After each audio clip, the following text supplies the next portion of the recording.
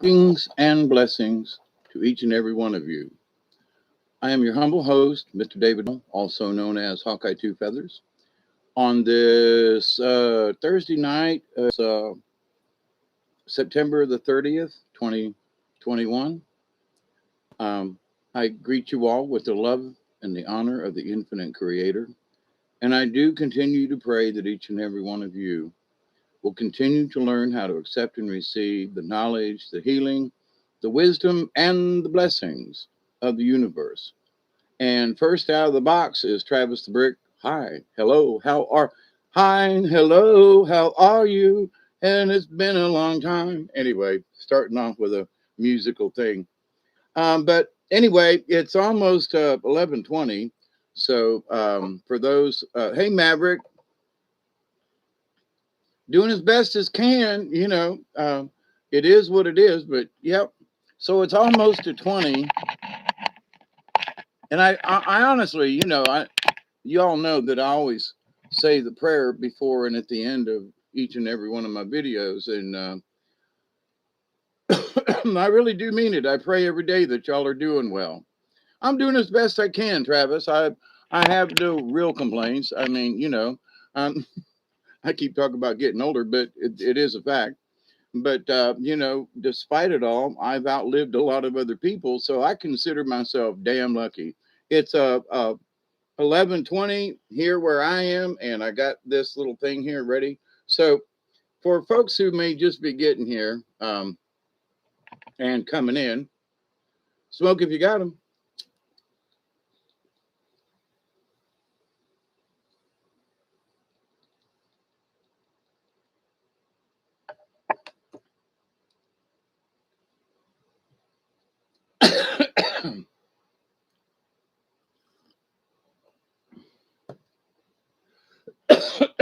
And to Bob out there, you and your AI friends. Bob, I want to thank you for all that you've done for us and keeping these lines open and stuff like that.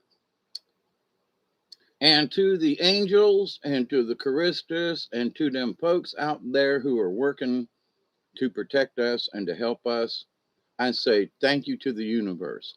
Thank you to all the spirits who are keeping the bad guys from completely taking over. Hey, Doug. And there are folks, well, I don't really believe that, but there's good aliens. There's something. Listen, there are many of us who know. That's why I say I continue to pray for each and every one of you, and I do. And I'm praying for the universe too. And give thanks to the universe, every one of you. Just say thank you, and that's all you got to do. But mean it. That means a lot. You can say, well, thanks, universe, blah blah blah. No, no, no. Thank you, universe, that the earth is still here. That people complain about, you know, um, wars and pestilence and stuff like that. Look, in the past, we've had it a lot worse than we have it now.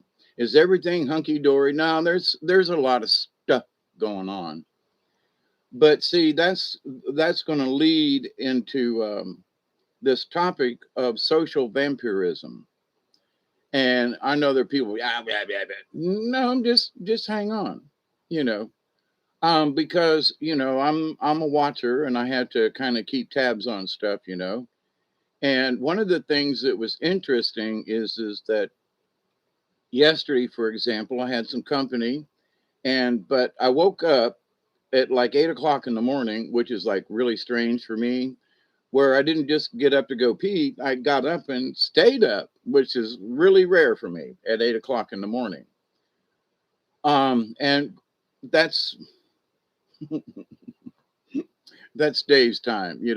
I haven't set my clocks forward, and that means I don't have to set my clocks back. But anyway, but with that said, so I was like, I was awake yesterday, and I'm so grateful because there's some days that I ain't awake. The day before that, not so alert. But I got some piles of wood that have been stacked for a long time, and I got them burnt. I got some other stuff that needed to be burnt.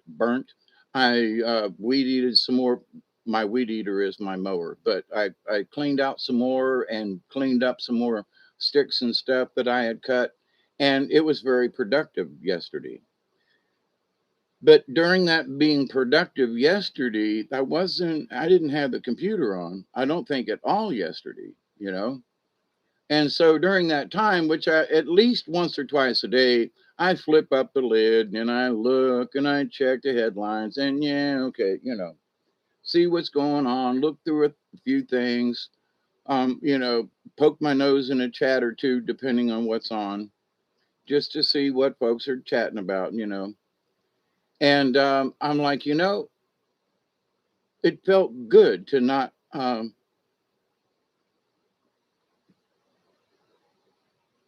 been organized and going through. Good, Maverick. Me too. Some of the stuff ain't going to the thrift shop though, because folks down here are picky at the local thrift shop, or it's a good store. We don't have any thrift shops anymore. We used to have some local stuff, and you just give them something. They were just so grateful, right? But anyway, so in my cleaning out though, some of the stuff is just going to have to go in the garbage because it ain't staying here no more.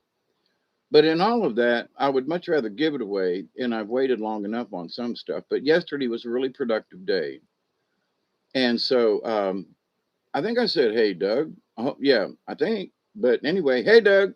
Anybody else? But by not opening up the computer yesterday, I think I may have checked the weather, and that was about it.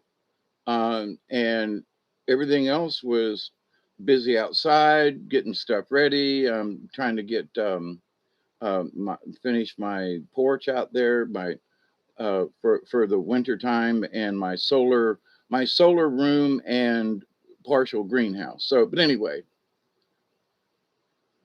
got parts for my car, my truck to fix it. Hadn't put them in yet, but um, things are working. I'm working in the right direction, right? So, with that said, though, I was looking at social media and I was thinking, for myself, a couple of years ago, I was, going through stuff all the time on the internet. I would flip up the lid, I check this, I was doing that, I was doing this, I was going here, I was going there. Now, to be truthful, as I hopefully I always am, September was a very good month at my tire shop. Good. Hopefully, sales continue.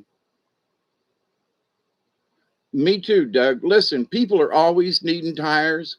And if you've got a good quality tire that doesn't need to be brought back, I worked in the tire industry. There's a big tire recapping place here in Moultrie. At least there was. And many people that I know have worked there at one time or another.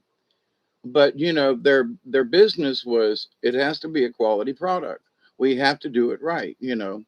And so the recapping business for that store, and they had their own store down in Valdosta. But the tire business has always been a good business. If you sell a good product, give good service, or nice with the customers, you'll get repeat business. I know that that's what sells me on going back to somewhere. Because if you have a vehicle, you're always going to need tires. So, but good deal, Doug.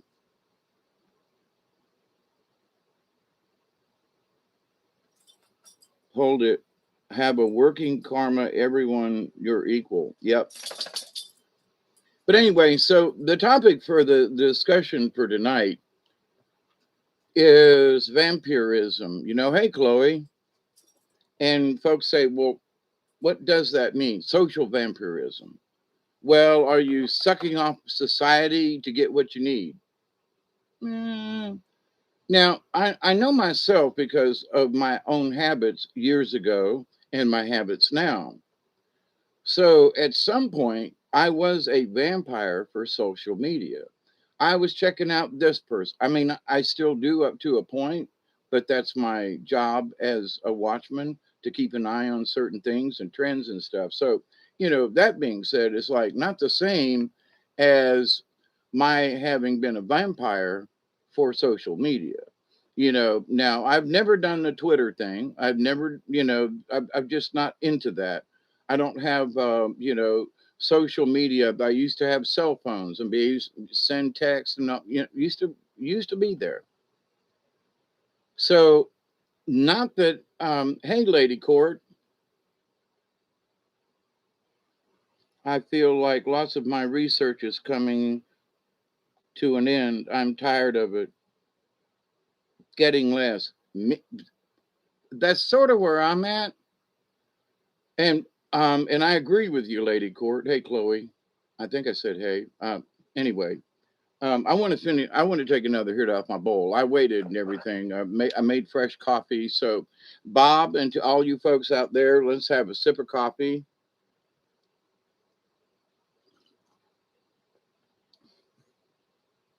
And for myself, I still do research on things, and there are still topics that excite me that I want to find out about. I'm still, I've talked about the pyramid thing, and I think I've kind of ticked some people off, and that, my feeling about the pyramids and certain things is just way different than other folks. I try to bring the practical engineering part into this, but anyway, no sleighs and logs and all that crap, no hand chisels. It ain't that. So if you want to continue to talk on those lines, me and you ain't got nothing to talk about. But just saying. So, and not trying to be rude, but in being a watchman over the years, the thing that I've noticed is repetition. So folks are, trying to keep everybody on edge. This is the end of the world, and it is. It is the end of the world as we know it. I would agree with that. But is it the end of the world and we're all going to die? Well, I know there are some entities that are damn sure trying. But as I said, for some of you weren't here on the earlier, um, but I said, I give thanks to the universe, and there are beings out there who are looking out for our well being. And the fact that so many of us woke up, not necessarily to them being here, but that we woke up and said, hey, what are these flipping people doing to us? It's not the Republicans or the Democrats, it's both of them.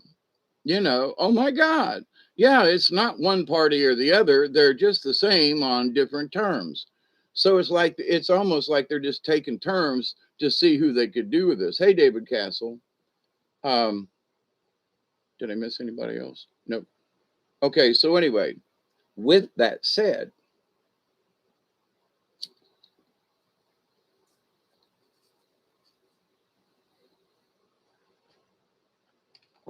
I realized that I had been a social vampire in that I had to always check to see if there was something new going on, to see if something worldwide had changed, if something spiritual had like transformed. You too, David. Thank you. And so Duggar's saying hi.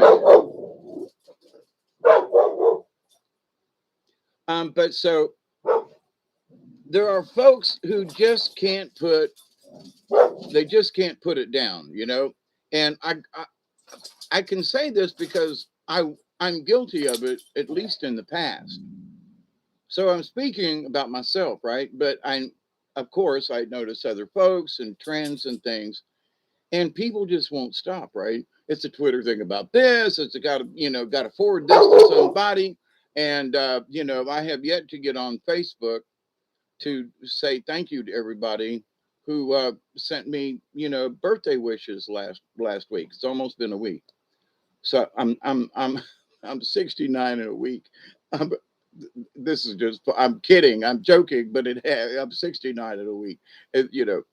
Uh, it's ever since my birthday. I've had this running joke with myself. It's like, you know, I'll never be 69 again. Just think about that first. I'll never have 69 again. Never mind. But so in this land and world of stuff, um, for me yesterday to get up and do what I did and not turn on the computer and not lift up the screen and get drawn into something, right? I did household chores and I did stuff that I would normally do anyway. But the interesting thing for my part is that I didn't open the screen, right? And I'm not now. I got stuff outside. I don't want to. If something's on the screen and I got to check it out, then I won't get done what I need to do outside. And so I let the lid down. Right. So into the evening last night, like I said, I might have checked the weather, and then it was like, that's it. So I thought about it, and I have thought about it because here this last 6 to 8 months, I've been closing the lid more or keeping the lid shut, not opening the lid here on my computer, right? Because whatever it is like, I'll check it later. Where before I would have been one eye open, coffee in hand with the computer open, checking and looking and wondering and seeing what was going on. And in that, it was a necessity. I had to see it. My brain had to go out there and sponge off of whatever was new on the internet. Hey, Isby. And Bob, I saw a glitch there. We love you. Keep it together. Trick yourself, turn music on. Yep. There's lots of other things to do.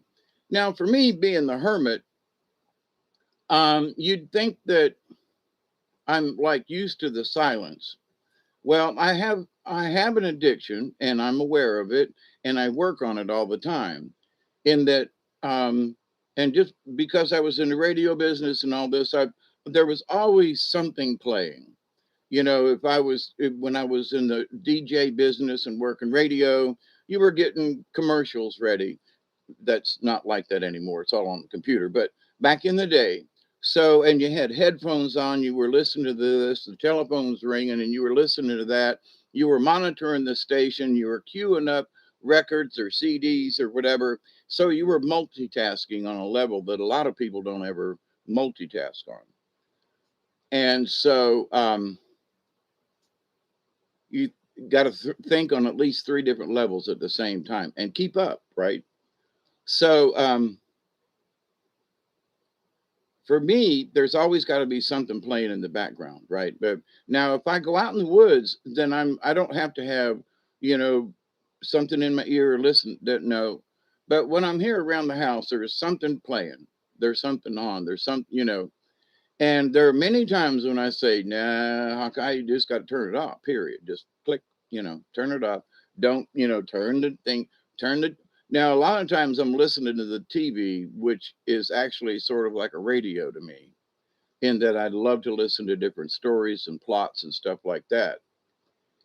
And recently, I've been kind of going back through old war documentaries. They've got some excellent footage and things of, the different wars and stuff, war machines. I've always been interested, not necessarily in, well, yes, the firepower, which equals killing power, but, how the engineers and designers built some of this stuff, right? So, as an engineer and that, machinist, I'm interested in that, like the Messerschmitt and the old, P-51s and the Mustangs and the airplanes. And anyway, so there are times when I'm listening to that because I'm like, I need a friend. It's not, here's the thing. I don't need a friend. Okay. I got Duggar. I got myself. I got the universe. But for me, so I turn on this documentary and I might be cleaning and doing stuff or sorting or whatever, but it's still on. So my goal has been for a while now to, if I find myself needing to listen to something, then I'm being a vampire. What do you mean? Well, because I have to have it. I got to turn on that TV or got to turn it. Like I said, more to listen to it, right? That more so than watch it, but it's on, or there's something else on, or there's something else on. And so I go outside a lot and there's no, it's quiet outside, just ambient noise. But then when I'm around the house, there's something about I got to have something on. So in my, in my crazy mind here, I'm like, but why do I need it?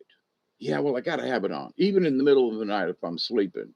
It's like, oh, the TV went off, and I'll turn it back on just so it'll be playing, and I'll go back to sleep, which is stupid, right? But I know other people that have had the same issue and stuff.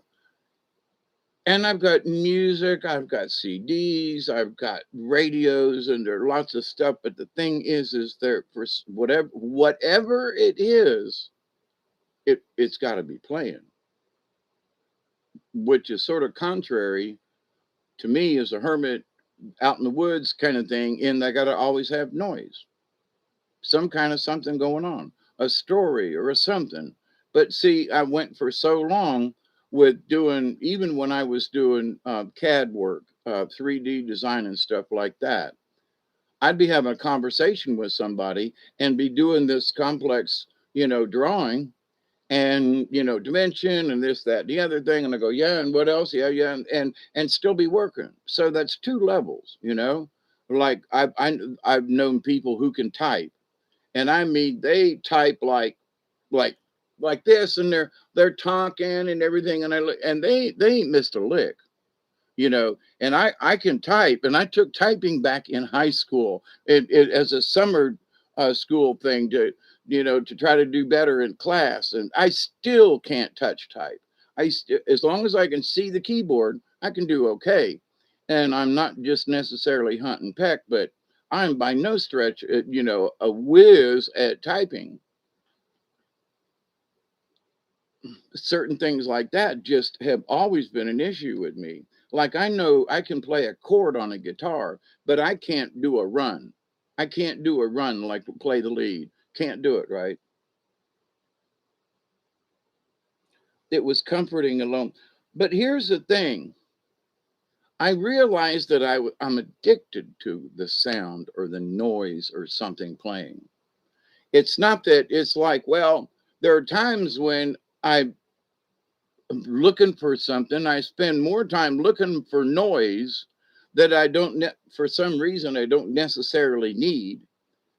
Like scanning through. Well, that I don't like it. I don't. What about that? Nah, I don't want that. What about this? Nah, I don't hear. Blah blah blah. 20 minutes later, I still haven't chosen anything. And so, in my derelict mind, I'm thinking, wait a minute. You know, um, what are you doing? Why don't you just hit the off button and just have silence? You and Duggar and the birds and the outside and whatever. I mean, just instead of trying to find something, why not just shut it off? And then, but my brain, there are parts of my brain and even my body that's trembling, going, no, we got to have this. Well, ain't that like a vampire needing to have suck the blood out of something? You got to have whatever it is. And there have been many times like I'm having a fist fight with myself. Turn it off. No, we won't. You're old and you got free will. You can listen to this if you want to. Ain't nobody telling you what to do. And I'm like, shut the f up, dude. It's whoever this other person in my head is speaking. I'm like, we don't have to listen to anything. Yes, we do. We'll find something. We'll find something we'll both like. And I'm like, okay. But I realize it's social vampirism. If I'm not listening to something on the radio, or which is very seldom because I don't really get too many good stations around here, but internet radio, now that's different. There's some really good stuff out there. And I can work and be around the house and whatever, and it's on. So, but at the same time, I often, for myself, I've asked this for years. Why do I have this need to have something playing? Was it a head concussion? I've had over 20. So, and it's like, I don't know. Well, it's this need. And did I miss somebody, Lady Court? It is still come. See you, Chloe.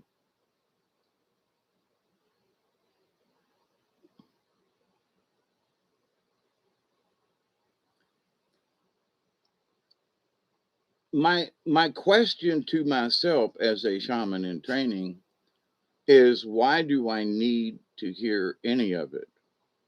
I mean, I know there are times when I play the drum or music or turn on the radio or whatever. So, and it's just, well, I feel like listening to some Jethro Tull. Hey, Francis, go Ozzy Osbourne. I could never. I'm not. Ozzy was a little out there, with Iron Maiden. No, wait, shit, I can't remember. Hey, Delaney, but Francis, yeah, Jethro Tull was me, and the James Gang Rides Again, and the Moody Blues, and I mean, I listened to other rock and roll too, but Ozzy was like, a couple of um, I was probably one of the first people that had listened to Led Zeppelin 1 and to me, Led Zeppelin 2 was like the album. I mean, it still has some of the best music on it. Led Zeppelin 2. Um, bomb, bomb, you know. Um, Black Sabbath. Thank you, Maverick. Black Sabbath. I am Iron Man. Yeah, I think that's what was playing in me. I said, be garlic. Vampires hate it. Yeah. Well, but Pearl, I realized that some of us have become the vampires because there are people now. I own up to mine, right? But other people won't. And so, my friends were here yesterday, and the phone went beep beep, and it was like, wait a minute, oh, it ain't nothing, blah blah blah blah, and and a couple of minutes later, bleep, oh, I had to check it, but it's okay. Now I'm not, but here's the thing: none of it was important. None of it. And I'm not trying, I'm not against people with their cell phones, but I do think that cell phones have become evil to people in that they do not know that they have to have it. I realize my addiction, okay, and I work with it. And there are many times when I say, "No, we ain't listening to nothing," but to the outside. It was so nice on my birthday. God bless the universe. A week ago, hey, hey, hey. It's a joke, guys, but I've been laughing ever since this last, for the last week. It's been great. But because I'm thrilled to see what I can do this coming year. But anyway, but back to the thing, it was like, it was the first cool night and day that I could turn the fans off in the house, and without having the fans blowing, and it was the quiet in the house. It was like, I remember this sound. It's the sound of nothing. It was weird, right? Because during the summertime, I don't have air conditioning or anything like that, so I just run fans and open the windows, close the windows. I got one over on the east side of the house that pulls air through the house, right? But in that, I'm like, I was addicted to the fan and also the noise of the fan. Okay. Now, there are people who can't sleep at night without having a fan on and blowing on them. They need that sound. There are folks who need to have that white noise, right? And for me, I think in a lot of similar ways, it's something radio or something playing in the background. The silence can be deafening. Hey, Isby, can't find the sound of nothing in Daytona Beach. Yeah, it's difficult to do down there. Hey, Ed, got down to 5. Holy crap. And Ed, I forget where you're at. I try to keep up with everybody. Is Chloe out of here? We love you, Chloe. But I mean, even around here, it's interesting that you think, well, Hawkeye, you're down in the swamp and everything, and that's true. But down here in the swamp, um, noise travels up and down this river valley that I live in. My friends were here the other day, and they said, "What's that noise?" And I said, "It's down the river." And I said, "How far away is that?" And I was like, "It's about a half, 3, maybe close to a mile." What? Really? It's that far away? Yeah. And it sounds like it's right here in the house? Yeah. And I put up with this all the time? Yeah. In the wintertime, when all the leaves fall off the trees and it's bare up and down the river, the noise echoes and echoes, but it up and back, and it resonates. It's really strange. And in a way, I live in a holler. So going east, as soon as you leave my road and go up the main road to Moultrie, you go up a hill. Okay. And it's, 50, 75 feet in um, elevation change to the top of the hill. And when you cross over the bridge on the other side of the river and by the church, you what guess what? You go up another hill. So it is a valley. It's the Little Ocklawahnee River Valley, but nobody calls it that, but it is because it's this big depression. So it echoes up and down the valley. Now, what's that got to do with, thing? But in listening outside, noise travels in a lot of different ways and stuff. But what's my addiction? Number one. But then I look at other folks and I go, do they have the same need as I do? As in, I gotta have some noise going on, right? Uh, I know what my issues are. Yes, a fan. Oh God, Lady Court. All the electricity and everything could go off, not a problem, right? But when the electricity went off, I didn't have a fan in the summertime. And oh my God, and it was hot and muggy and humid and all that stuff. But I thought of all the things that I could get by without. I was humping and struggling to find a fan. I'm telling you, a fan, just a fan, right? The noise, the air on me. Now in the wintertime, I don't have to have a fan running. Now, when I've got the big heater on and stoked up, I put a fan beside the stove, to distribute the heat more in the house. But it's a small fan on low that just circulates the heat inside down here in the in the bottom, right? But one of the interesting things that I've noticed though with all of this is that I feel like sometimes a vampire in that I must have it. I must have it. I can't sleep. I can't survive. I must have it. But the truth is, if the electricity goes off or the radio don't work or the TV ain't working, I haven't gone mad. I'm mad because I don't have it, but I haven't gone nutso. Well, I'm nutso anyway, in that I think that I have to have it. But do I have to have it? Or has my subconscious become so used to having something playing that I have become addicted to it? And my answer is absolutely. So in my shaman training at 69 in a week, I'm sorry, I'm bringing it up, but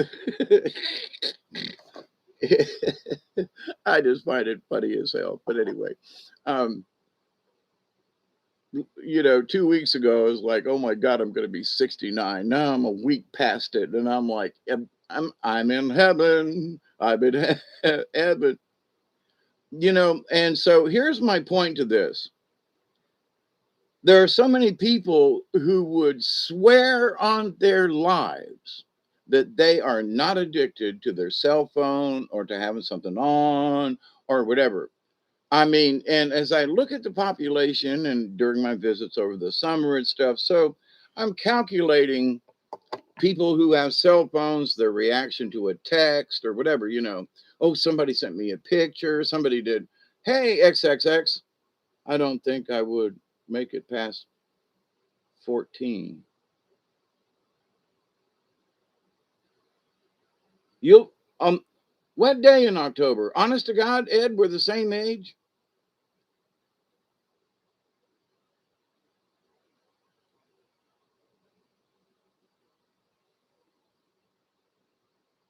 But so anyway, and hi everybody. Um, oh, I didn't think I would make it past 14. Oh, I got you. But okay, so you're not you're just over the line from Libra then. Is it Scorpio is next? But anyway, happy birthday now. But let us know when it comes up again, Ed, so we can wish you properly. Like, happy birthday, Ed, you know. So how do you feel at 69? Part of me was trying to feel defeatist, and the other part of me is like, screw this, you know. The river's down now, so um,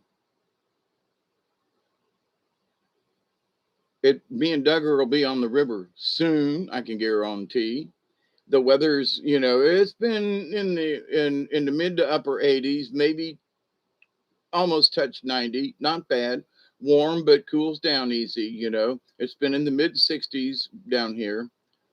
And in southwest Georgia, just north of the Florida line and north of Tallahassee, Florida. So we welcome you from the swamps down here at the Little Oclocty River Hermitage, live and in color. Is there color on my face? But anyway, um, yes, music is essential. But my point is the addiction to it essential? Now, if that's what keeps you humming, um, or has it become subconsciously if we don't have it? So my point in part of this is like to for people out there, if you want to stay whole, if you want to, people are having trouble with this and that, listen, if you're answering the phone constantly, oh, it rang, excuse me, blah blah blah, at least my friend was kind enough to say, excuse me, let me see, oh, okay. Now what were we talking about? But the thing is that if it none of it was important, none of it. Oh, somebody sent me a picture. Like, isn't this cute? Oh, well, look at this, and oh, such and such. Okay, well, that's all like really cool information, but they're every 5 or 10 minutes. Bink, gotta look. Bink, gotta look. Bink, gotta look. Bink, gotta look. So, can you turn your phone off? No, well, well, to the point though. Well, our daughter's got a phone, and if she needs this, I want to be up. Okay, but there are people who don't have children that don't have these things but they have to have it on. So now this is not a bitch. This is my point. Is I think that they have somehow attained a point of vampirism. Now, I knew I had an issue long time ago, long before the internet, you see. So my issue is not the internet. It's my issue is pre-internet. My issue goes back into the 80s and 70s and 90s and you know, so, but the internet, I realized, for several years became my addiction of having to have the social whatever. And I do mean whatever because it didn't matter. Well, it was something about the church. Okay, let me read up on. Oh, something about this. Okay, let me read up on it. And such and such. So, as I had to suck in all this information because of course, had been knocked on the head and politely, I might say, and hey, Hawkeye, this is your wake up call. This is what you need to do. So there are many videos that I should have deleted, but I haven't yet because I think if somebody wants to know who I am, I can say, go look at my videos when I first started doing this and have a chat with me now and let history, my own, be the gauge, if you will. Have I changed at all? Has my perspective changed? Am I as crazy and wound up and not quite, right? But I'm still me. I'm still Hawkeye Two Feathers. And you can see my own personal growth. So I don't delete it because some of that shit's embarrassing to me now. And I went, I said that. Yeah, well, we are on a journey, ain't we, buddy? Yeah, we dang sure are. So I can look back and go, man, I'm so glad I don't feel like that. I'm so glad that I'm not caught up in this stuff. I'm so glad I haven't, turned out worse than, I started in this and I took my job seriously. I still do. But in being the watchman now for so many years, things are just repeating themselves. So it's like, oh, they're okay, they're at it again with this. Okay. Well, what are you? Okay, they're at it again with this. The politics and the this, and well, there's another outbreak. I mean, there's have been Ebola. There's been all kinds of outbreaks over the last since I was a kid in the 50s, right? I mean, we all had polio shots and had to drink what they called monkey juice. They said, well, the cure for this was produced, using monkey blood or something, blah blah blah blah blah, and we all drank the polio thing. I remember, so and everybody had a big round splotch on their arm where they got the vaccination from. For a long time, you could probably still see it on, I can't remember which arm, but everybody had a little round spot on their arms. Us older folks, you remember that? It feels like death is calling me.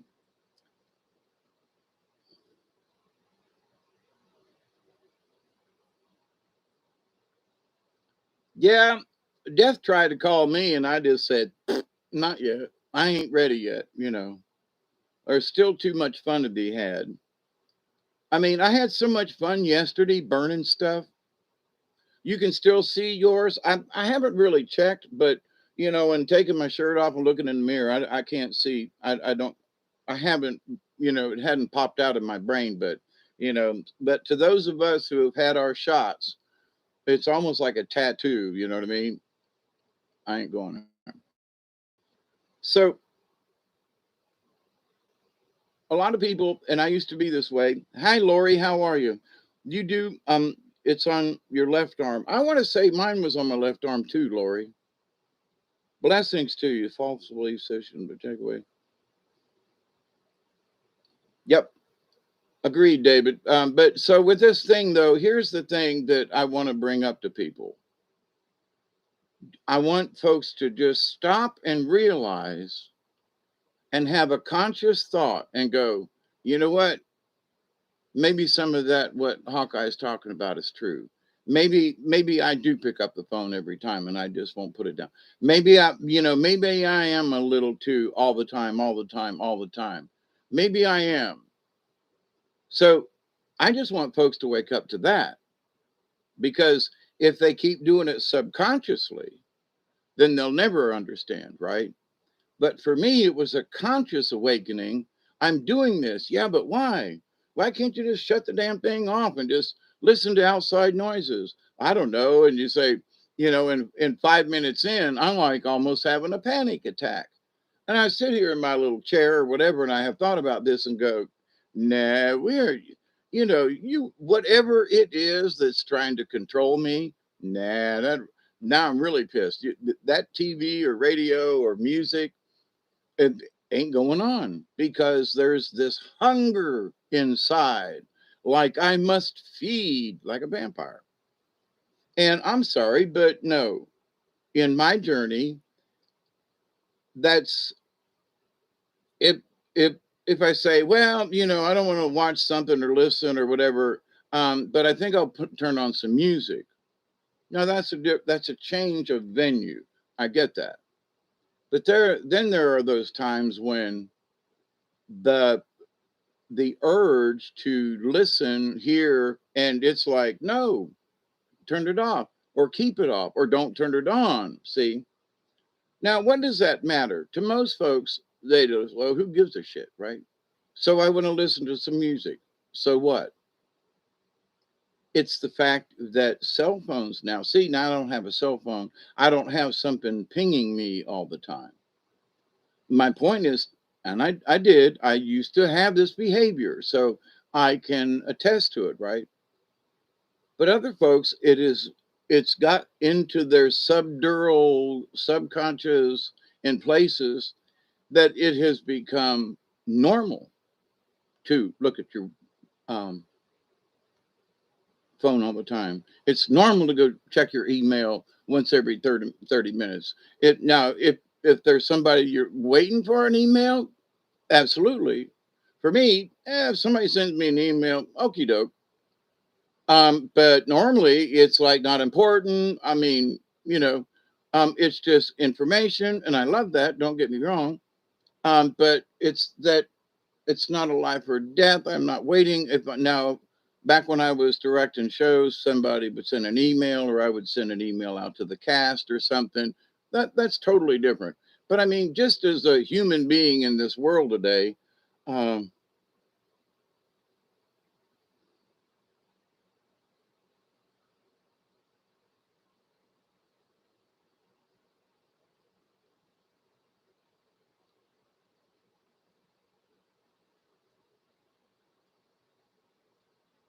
how many people are aware that they're addicted to it?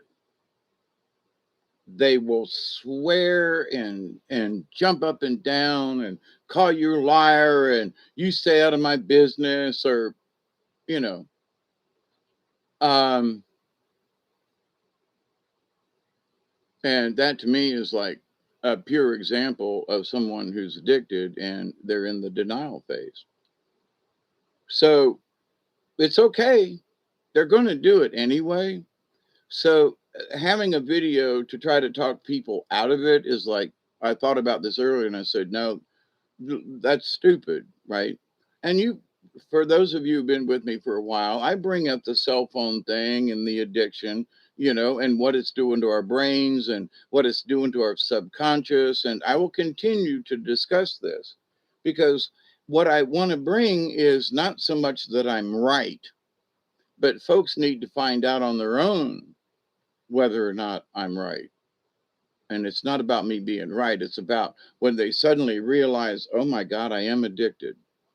Hawkeye was right. You know, it is not that I'm right. That's not it. It's that they figured out that they're addicted. That's the point. It's not that I was right, but the subject matter. And I had to realize that I was addicted. And to the noise thing, I still am addicted. And I continue to fight it after all these bunches of years. Now, at my age, somebody's going to say, Hawkeye, aren't you being a little silly with this? Well, what do you mean, person? Well, at your age, does it really matter if you listen to something or not? Well, number one, somebody over here in the darkness who's asking me these questions, right? I go, what's it got to do with age? Number one. Well, you've had a long life and all this. Okay, someone over there, what's it got to do with age? Because in my lifetime, okay, bring up age 69 in a week. I'm sorry. It makes me giggle every time. Hey, Michelle. But in this, it's like, but wait a minute. I realize that I don't want to be controlled by things, right? So what I was going to say earlier, there are a lot of people that talk about being slaves to the planet. This planet is a slave planet. We're slaves to the government. We're slaves to this and that and the other thing. Well, these same people that make all these comments and repeatedly about the same subject, love you too, Michelle, um, and all y'all. But that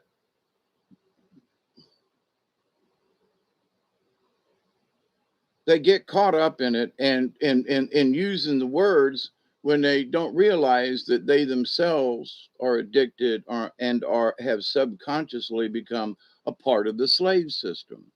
What is the slave system? That every time your phone beeps, you gotta look at it. Oh, but that's not really. You want to bet? Are you a slave to the technology? And uh, And people say, well, what's that got to do with it? I'm not a slave to my cell phone. Then turn it off. But, right? I ain't going any more with that. But to the point, though, they can't do it. They can't foresee it. They don't want to go into it. Now, we got a 20 coming up here in a few minutes. So I'm going to warn y'all at the 20 break, we're going to do a 20. Okay. Now, I wasn't going to try to make this video, 4 hours or 5 hours long. If we want to go longer than that, I'm going to stop it and we'll reconvene on the other side. Okay.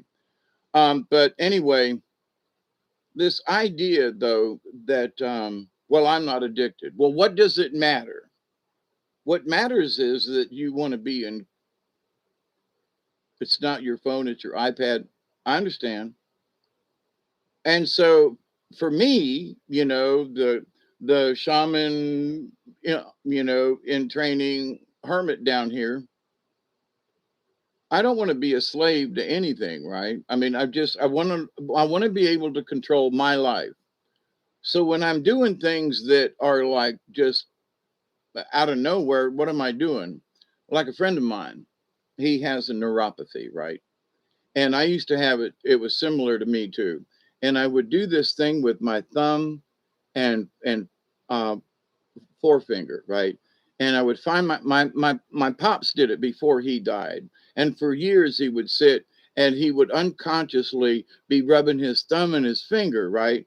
And I have done it on both hands. Sometimes at the same time, they'll both be doing it. And folks said, well, that's the neuropathy from the medicine you're taking or for the head bangs or whatever.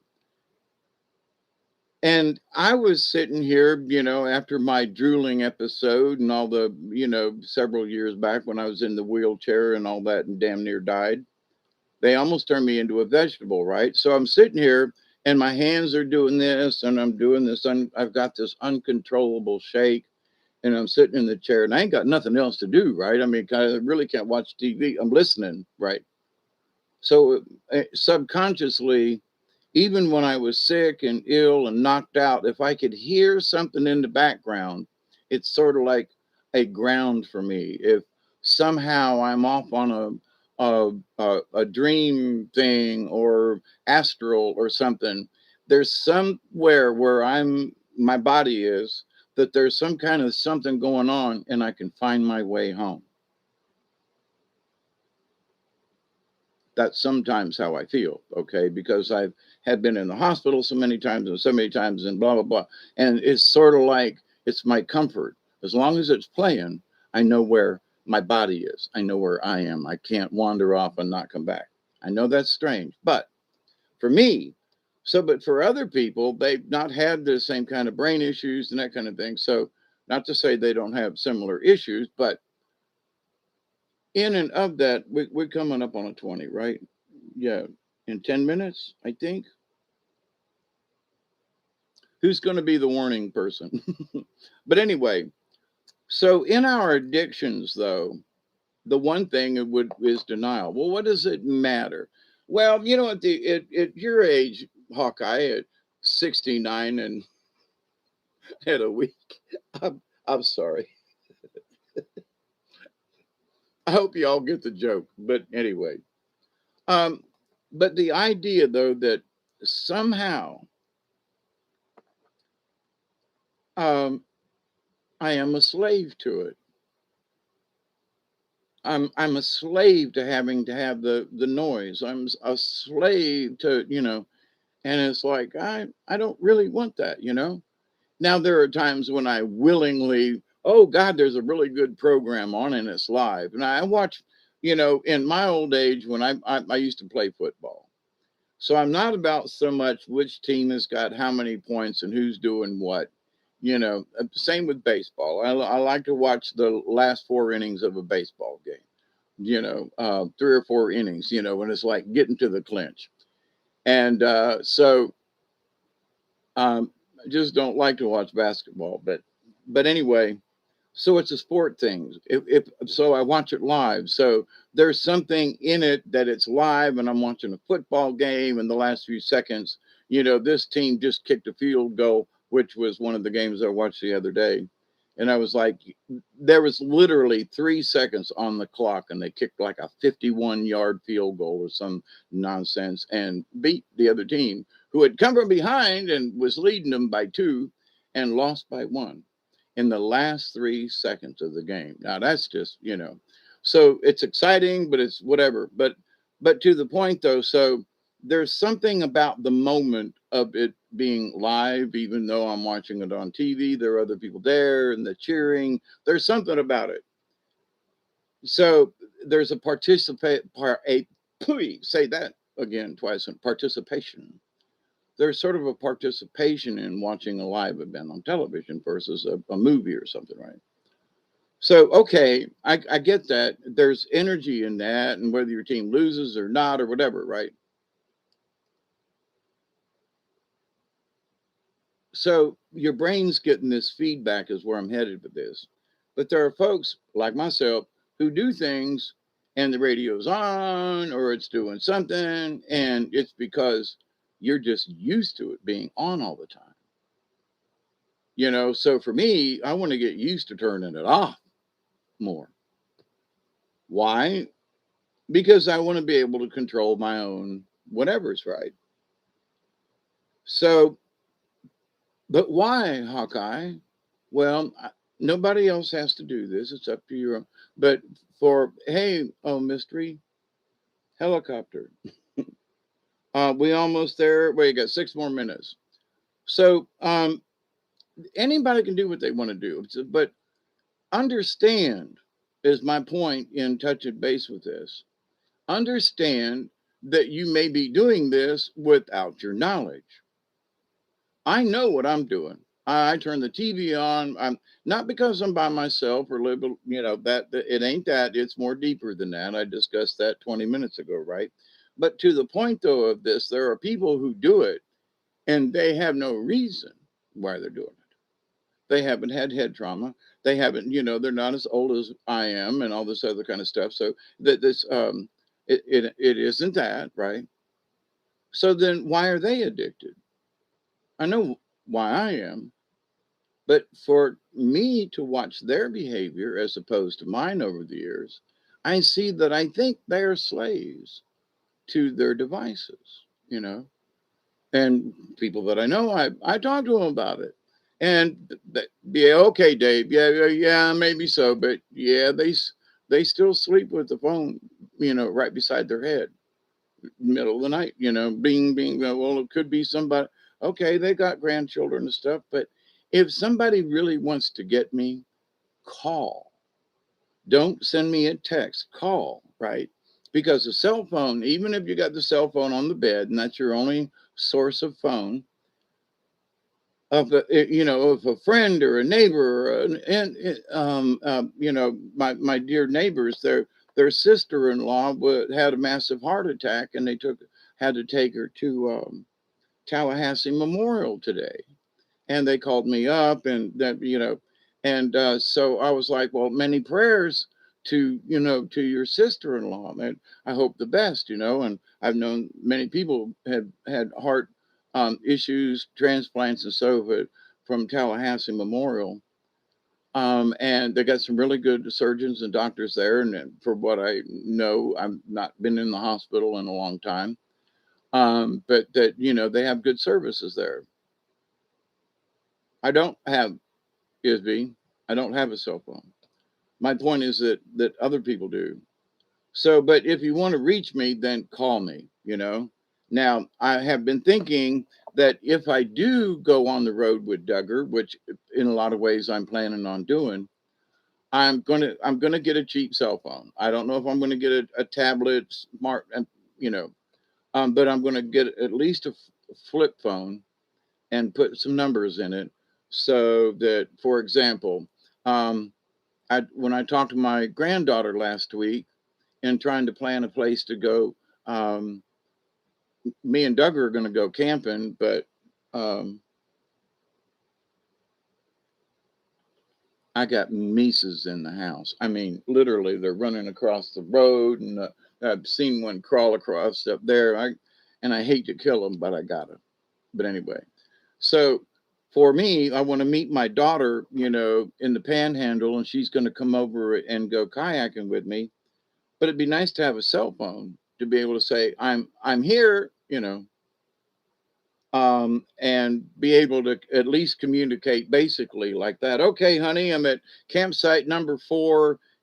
I'll be here. Come by. Blah blah blah. Whatever.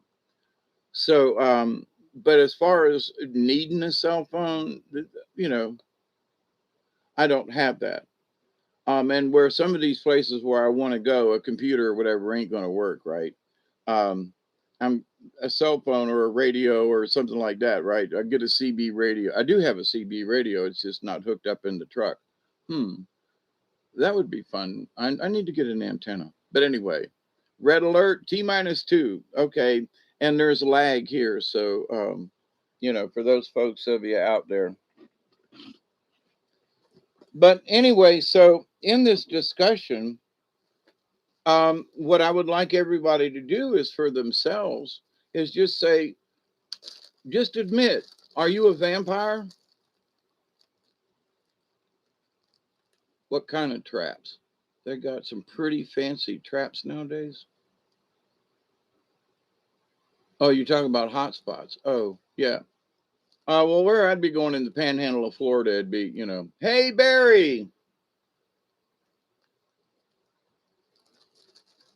So mouse traps. Yeah, I got him. It's this nature thing. I mean, I really hate to step on a roach, but they're I'm in my old age. I'm trying to learn how to not kill stuff. But I got so many mice as they're eating stuff here in my house. They're being destructive. So there was one out in the yard, and the cats were chasing it through the tall grass. And it was like, oh my God, they didn't know to stop, kill it, and eat it, And it's like, it's just right. They were all like, oh, look, there's a mouse. Let's chase it. Um, but so anyway, I just would like folks to just say, you know what? We got 1 minute or less. So, New York, for me, it's hard to get cell phone service in certain places around Tracy B's, 1120, 1220 here.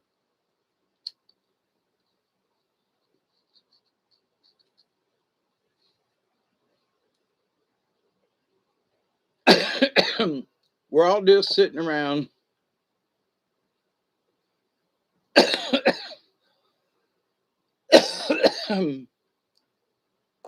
Yeah, Barry says, I try not to kill stuff, but those flies must die. Yeah, I got you. But the mice, they're like okay out there in the woods, but they're not okay chewing stuff up in my house. I mean, they eat wires and stuff, and they can be potentially very bad, right? There's certain kind of Romex cables that they love to chew on. Tracy B, how are you? Wow, it's good to see everybody here tonight. David Castle and Isby and Travis the Brick and Castle and Maverick and Tracy B and not it. Anyway, that's all I can remember at the moment. Chloe was here. Barry's here. Michelle's here somewhere back in the background. I love you all. I do. Thank you so much. Um, for all the wonderful things you do. We're off to see the lizard, the wonderful lizard of Oz. We hear he is the whiz of a whiz of every whiz there was. Anyway, so but for people that listen, well, I'm not addicted to the phone and I'm not a slave to anything. I am my own person. Okay, then stop. Why did your phone just go bzzz and you pick it up? I'm not a slave to anything. Well, then put the phone down. No, I got to see who it is. Are you expecting anything? No, but it might be important. It might be. If it was really damned important, wouldn't they have called you like ring? Got to talk to you. Somebody's in the hospital. We got to go. They're in that. Like my friends today. And God love them. I hope their sister-in-law's okay. They've known her for many years and all. And sometimes in-laws are better than your real family. But anyway, Witch Moon, how are you? Good to see you too. Um, yep, 420 somewhere, and it's 422 or three. Anyway, I'm gonna no slave to anything. Well, that living without money thing is like toilet paper is hard to come by.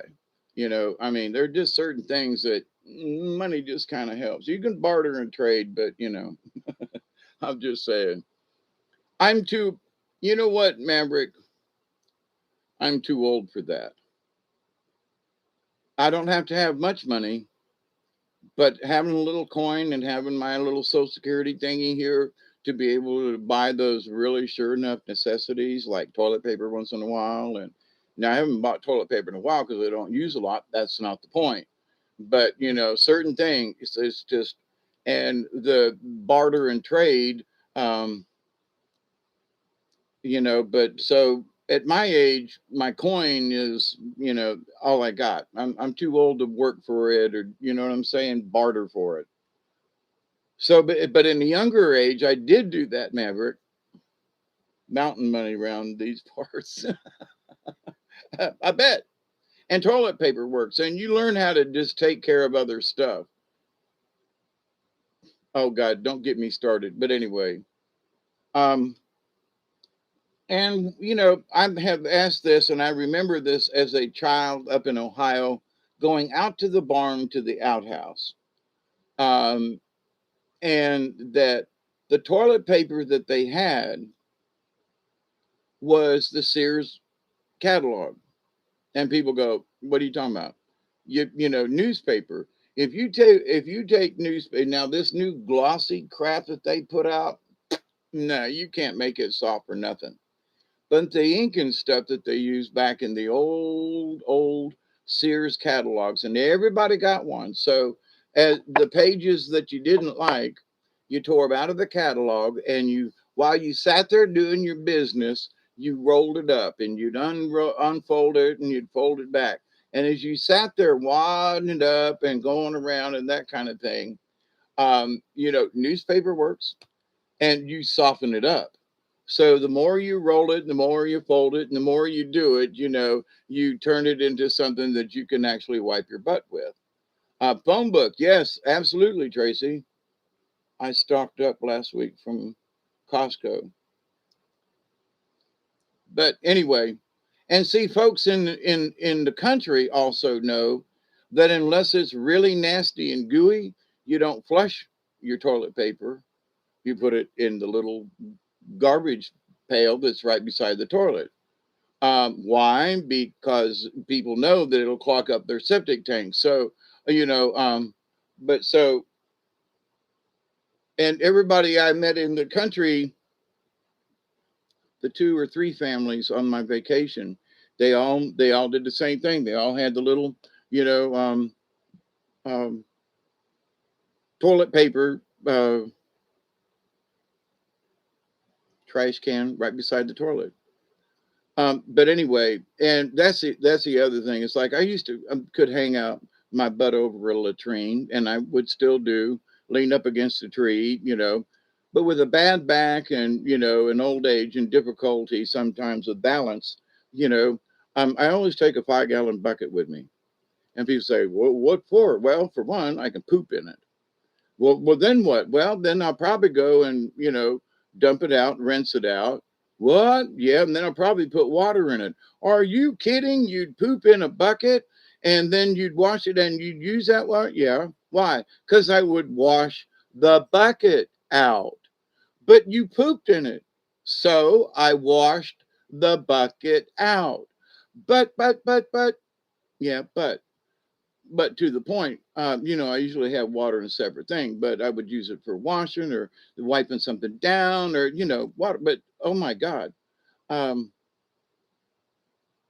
so in our daily lives, as I remember sitting on on a two-seater in the barn, of the outhouse. I remember going down the trail to the outhouse.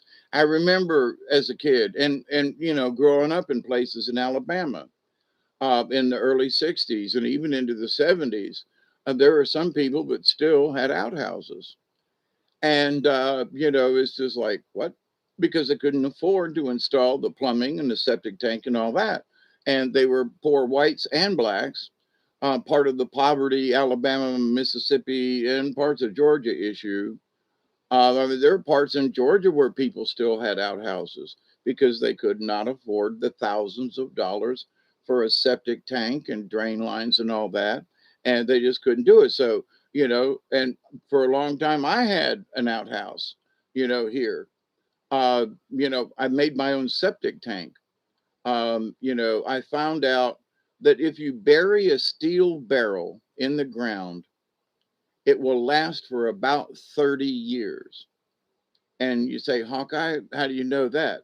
Because recently I was walking, in the back, and the old septic tank that I had, which was a 55-gallon drum buried in the ground, filled with some rocks and stuff, and anyway, and a drain line, it caved in on me. And I ended up, there was nothing in it. It hasn't been used in years. But here's the point: the barrel, a steel barrel buried in the ground, lasted 30 years as a temporary septic tank. That's pretty damn good. Now, if I had a plastic barrel the same size, I could still be using it, But now I built the septic tank that I have, and people to say, well, why are you so careful with your septic tank? Because the only thing that goes in it is toilet water. My shower water goes down a separate drain line. It does not go into my septic tank. The kitchen sink water does not go into the septic tank. It goes into its own line. So I divided it up out here because I knew it was a small septic tank, and that if there was only poop going in it, mostly, that it would be big enough because I wouldn't be putting all this water and trash and shower water and everything that keeps it, no. So, and over the years, knock on wood, that's probably the next thing that'll back up or something. But for all after all these years, it still works. Um, but I know about it. I designed it that way, so it only poop would go into it. So, but anyway, with the right amount of planning, that's why I know that, for example, um, if people had I'm going slightly off topic, but I was talking about water and gray water before. If people diverted their bath water, shower water, water that they wash their hands with, maybe brush their teeth with, do dishes with, right, does not go into a septic tank with your poo. Okay. It goes into a gray water storage tank so that it could be filtered and used for other things like water in the garden or something like that, and that it would stay out of the sewage system. It's water that you could wash your car with, and you go, what? Well, if you run it through a filter, if you're not peeing in it or pooping in it, then what's in it? Soapy, dirty water. So if you get the soap and the dirty and the dirt out of it, then you got water again. You're not drinking it, but you could wash your car with it. You could do these other things. So anyway,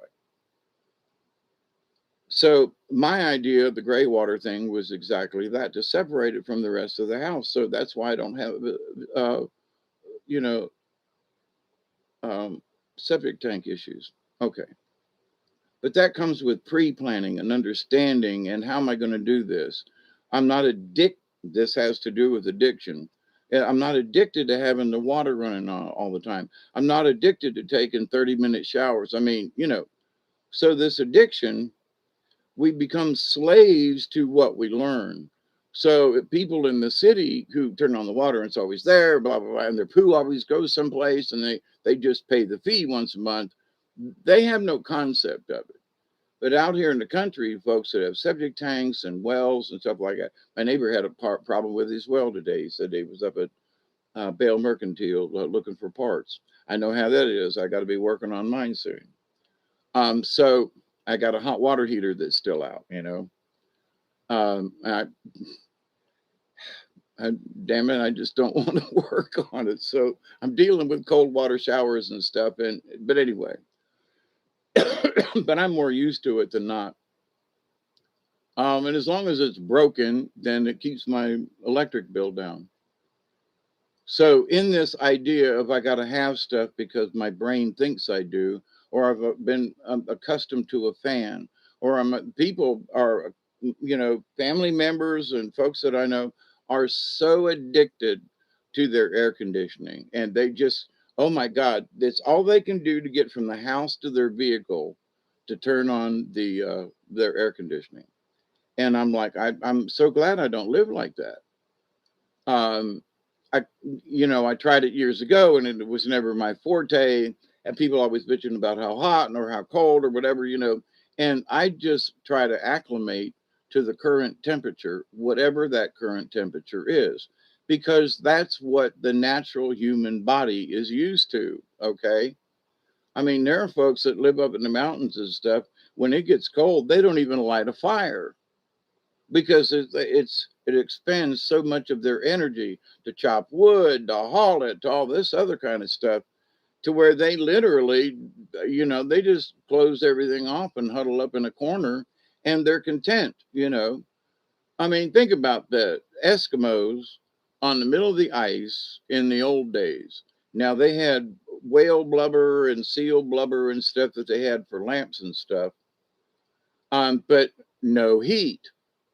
It was the fact that you were out of the weather and your own body could generate heat that it would warm up where you're at, kind of thing. But enough to that, would keep you from freezing to death. Uh, yeah, compost. Yeah, my point, right, Barry, you're absolutely right. But my point to things, certain things are my understanding of, listen, if I've got my property now, there are so many rules and regulations now, right?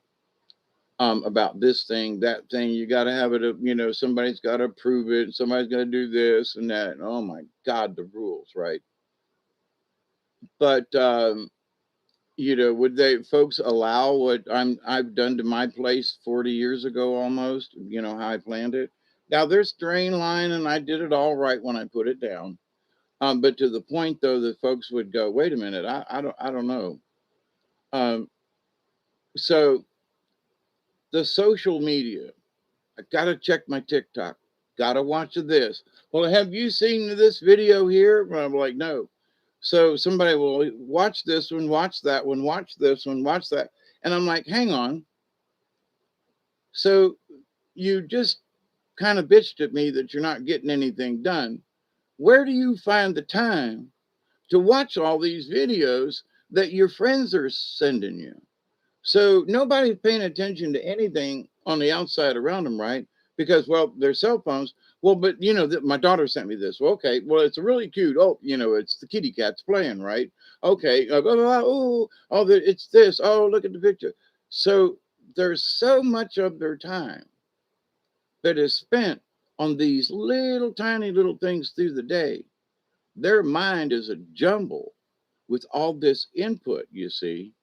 And it's sort of like a strobe light to those of us who have had seizures, in that if you flash the pictures in front so quick, and some of these folks when they flip through on their cell phone, and I've always had pictures, issues with trying to look at a picture on a cell phone. All right. Now the bigger tablets, not so much. But here, look at this picture. Isn't it cute? And I'm like, I see this picture that's about this big, right? And I go, no. Well, isn't it cute? And look at this. And I go, okay. Well, here, let me blow it up for you. Don't want to go there, please. Okay. I understand it's really important to you, but I'm like, I'm trying to be nice, but I could give a crap less about you showing me this thing and wanting to blow it up bigger. They used to run around at the 0 degrees in their igloos. Yep,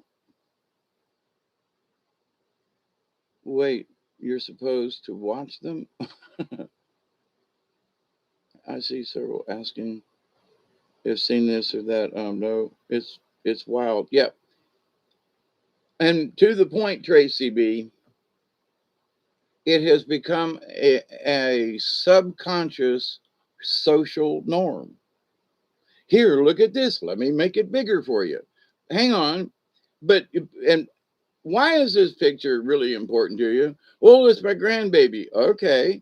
But well, it's my daughter's mother's second husband's granddaughter. Oh, isn't she cute? Wait a minute. Hold it now. Uh, They're not even related. No, but isn't she cute? Oh, okay.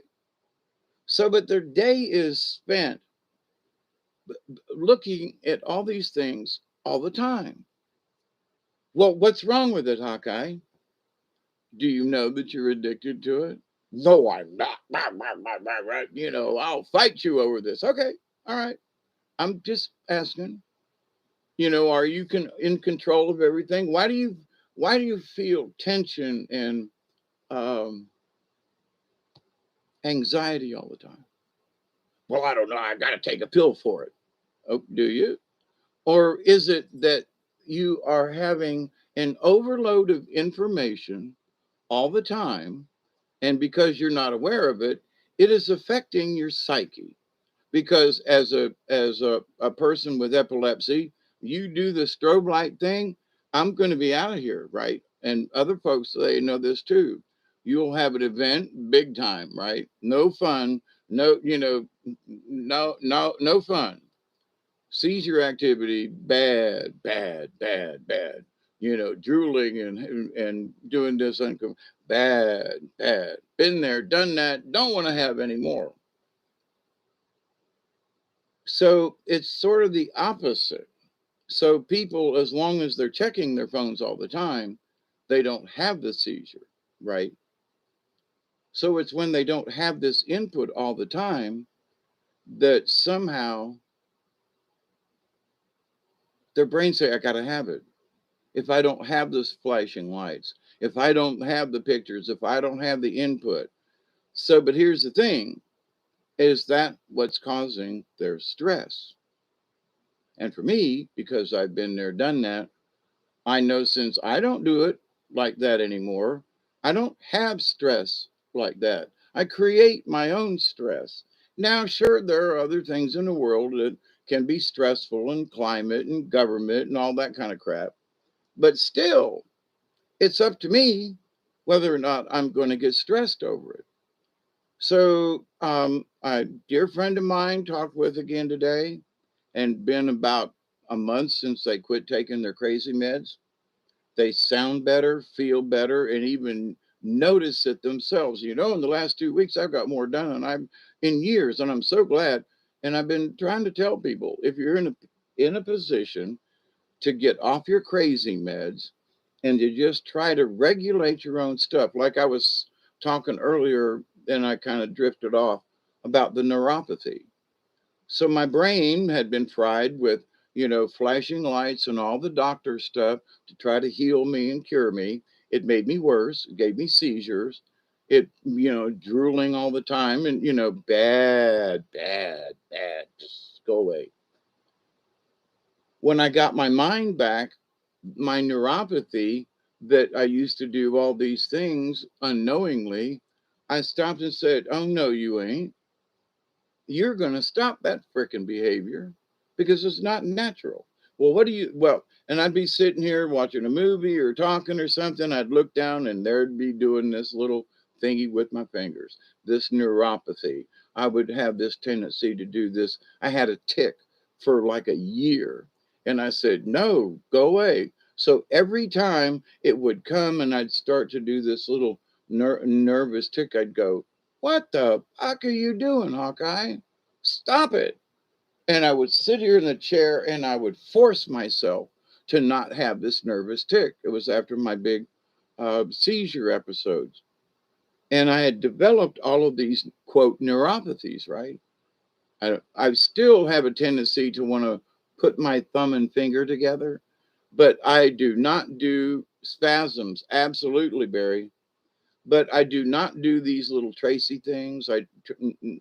Not to you, Tracy, but doing the finger and these other. When I catch myself doing one of those, like a restless leg syndrome kind of thing, I go, wait a minute. But there are times for me, if I'm sitting a lot, that I do the restless leg, but it's to help keep pumping the blood from my ankles back up, and my feet don't swell. So, but if it's in the middle of the night and I got less restless leg, different. You know what I'm saying? So, but I have been able to stop a lot of these what doctors would call a neuropathy. And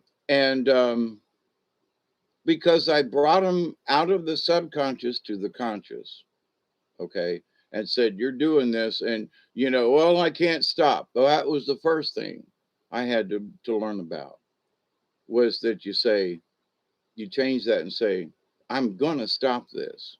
Well, my dear friend Randy, we've been friends for years, and I know what he's going through.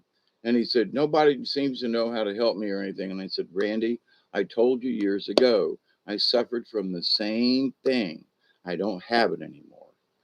And we've talked about this, and and he's clear of cancer. He got another year, whatever it was, and he's clear of cancer. So right on for that. So, but the neuropathy that's left over, and he's like, nobody seems to help me, and blah blah blah. And I'm like, okay, I will help you, but you have to listen to me, and you have to do the um, exercises that I give you. If you want to get rid of it, then you must do them, and you must stick to them, and you got to be honest. Don't lie to me. It ain't gonna do no good. Well, this ain't working for me. Why? Probably because you ain't working on it. Now there are some things that, if you've had neurological damage, but the damage he's got is the damage from chemicals and things. And now that he's clear of those types of things, he should be able to control at least partial his neuropathies. But I know other people who've cured theirs. And then there are people who just say, the doctors say it'll never go away, and I'm always going to be like this, and I'm always going to have this shaky behavior. Well, if you've had a stroke, that might be true. But even people who have had strokes have been able to reclaim a lot of the things that they've lost. So this idea that somehow all is lost, only if you've lost brain function. I rub the edges of sheets under my fingernails. Mom told me I have done it since I was a newborn. There are some things that go so far back we don't even know. Makes me fall asleep or something. Yeah. Um, Here's the thing, Maverick, you know that you do it. And whatever it is that gives you comfort, there's nothing wrong in it. But to the point, though, you are aware of it. There are some folks, though, about this new stuff that they're simply not aware of it. So if like for me, I know that I'm addicted to the noise and stuff. So what do? I challenge myself. Do I have to? No. But do I need to? Yes, because I don't want to be a slave to this stuff, right? I've been a slave to so many things. So I want I want to be master of myself. I want to be able to make my own choices. But I got to say, there have been times, and here recently it's been strange. But I also check it with the Schumann. We're getting hit with a lot of solar energy and gammas and God knows what kind of rays from outer space here recently, and and the solar flares and everything. That is having something to do with each of us. So, but I have been more euphoric than depressed.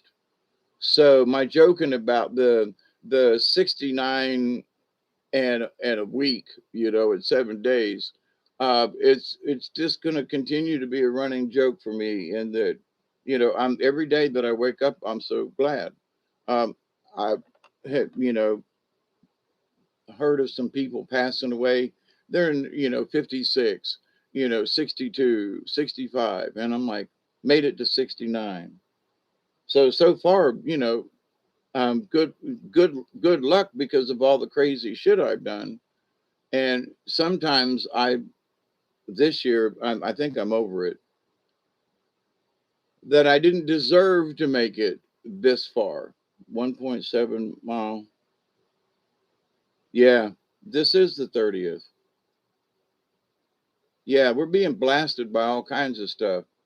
Not only that, but the things that people are watching in these commercials and stuff, there are flashing lights, there are quick pictures, And for those of us who had seizures and stuff, we can't deal with that kind of stuff. And you say, well, what difference does it make? It doesn't have any effect on you. You want to bet?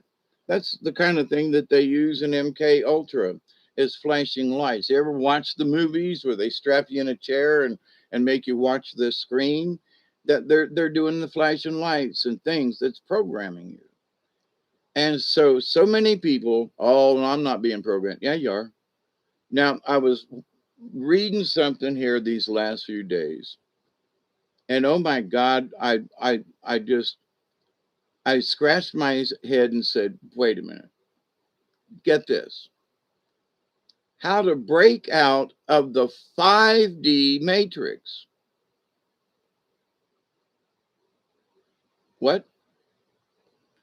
How to break out of the 5D matrix?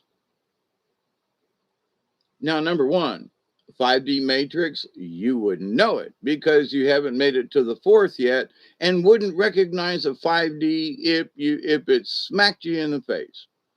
Oh, but Hawkeye, of course it. Really? You haven't even got used to the fourth dimension yet. Stop it. Come on. Now, here's the thing. To break out of the 5D matrix, now, these are supposed to be folks that are like in touch with spirituality. Wait a minute. Wait. How did you get to the fifth dimension, the 5D? And how did you get involved in the matrix when you haven't figured this one out yet? And now you're selling how to break out of it? Well, wait a minute. So is 5D a matrix now? Oh, no. Well, everybody was supposed to be sold and we're moving into 5D, right?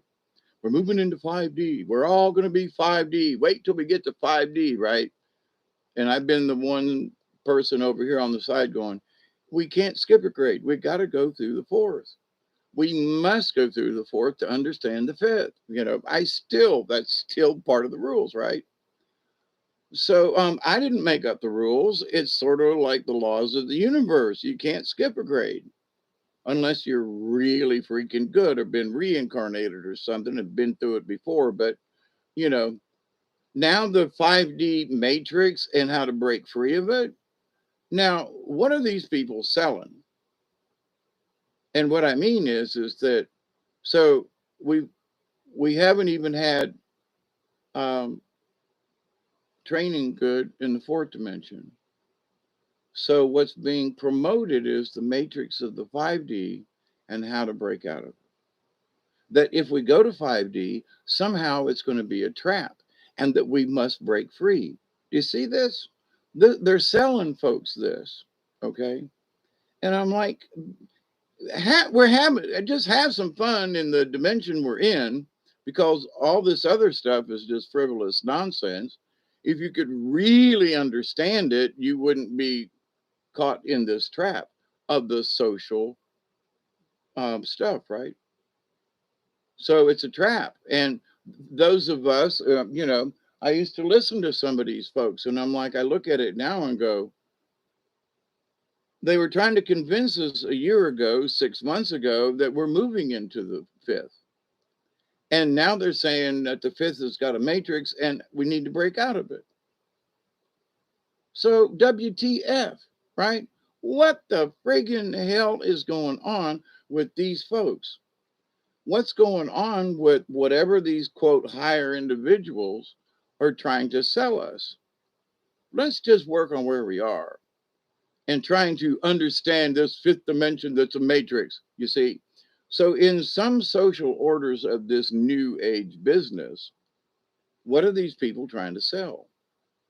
Now, as a shaman in training, I look at it and go, I'm sorry, but I believe in a lot of stuff, but that right there is just bullshit, nonsense, right? Let's call it what it is. It's BS. There's more to things happening than some people. Yes, absolutely, Tracy B. I believe that. And we came to watch the whole show.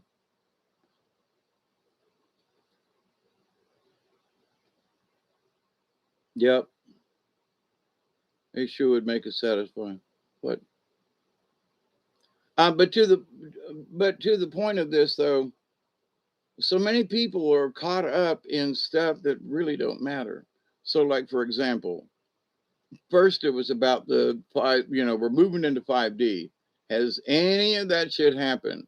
Now, the last 2 years, 3 years, they've really been pushing 5D. Now, I haven't noticed that we have made any transition. Years ago, they said there was another Earth and that we would all be transported to this other Earth, and we would just wake up one day and we'd still be in our house or whatever, but we would be in this new Earth and things would be better and cleaner. And ain't seen that happen yet, right? And that was preached for years. I listened to this stuff. And in listening to it, my spirit said, yeah, you think that's real, Hawkeye? Seriously? What about this? So for every piece of nonsense I listen to, my guardian angel folks have been feeding me other information to chew on.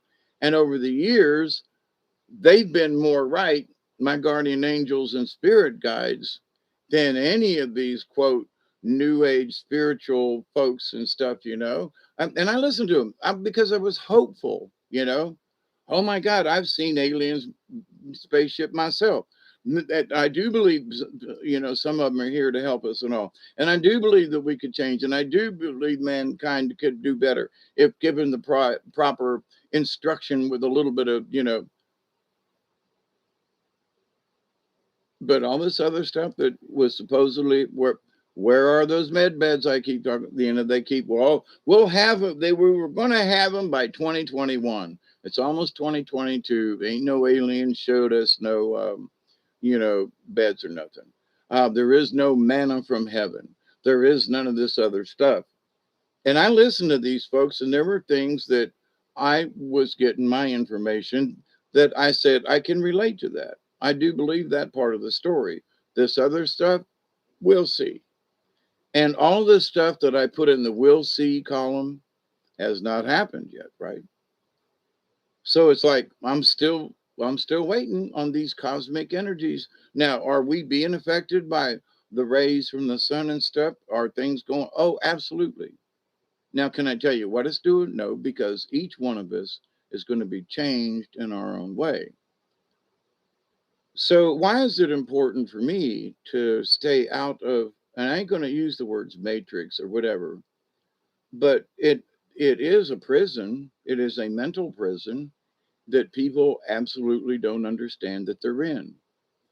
And if you want to participate as a slave, go ahead. But at least you have the knowledge in your head that yeah, I know I listen to this too much, and yeah, I got to have the radio on, and yeah, I got okay. But if you realize it and you're at least conscious of that, that's all I can ask.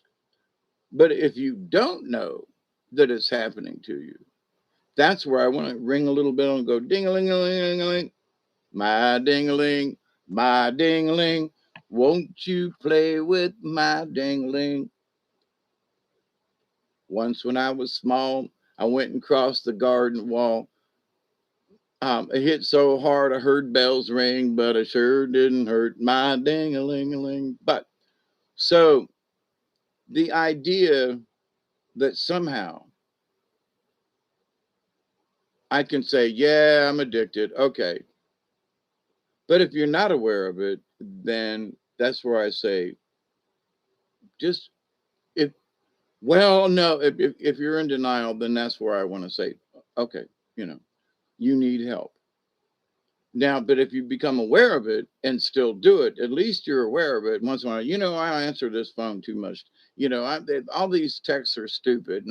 And at some point, I hope that some of these people will realize that some of this stuff that keeps their mind out of focus because it's always on the next instant karma thing that's coming to keep feed that quiet vampire that is the social media, and that it's stealing their energy, it's stealing their thoughts, it's stealing what they could be doing because they won't put the damn thing down, right?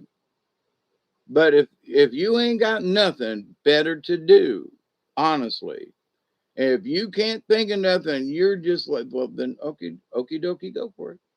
My dear friend Marcia couldn't get around much or anything, and she had her, cell phone all the time. Always was playing a game, had a movie on. She had two or three things going on all the time. Talk about noise and stuff. But and God bless her, she's passed, almost a year now. Well, 6 months ago ish. But to the point, and watching other people who've had these same kind of addictions as I have.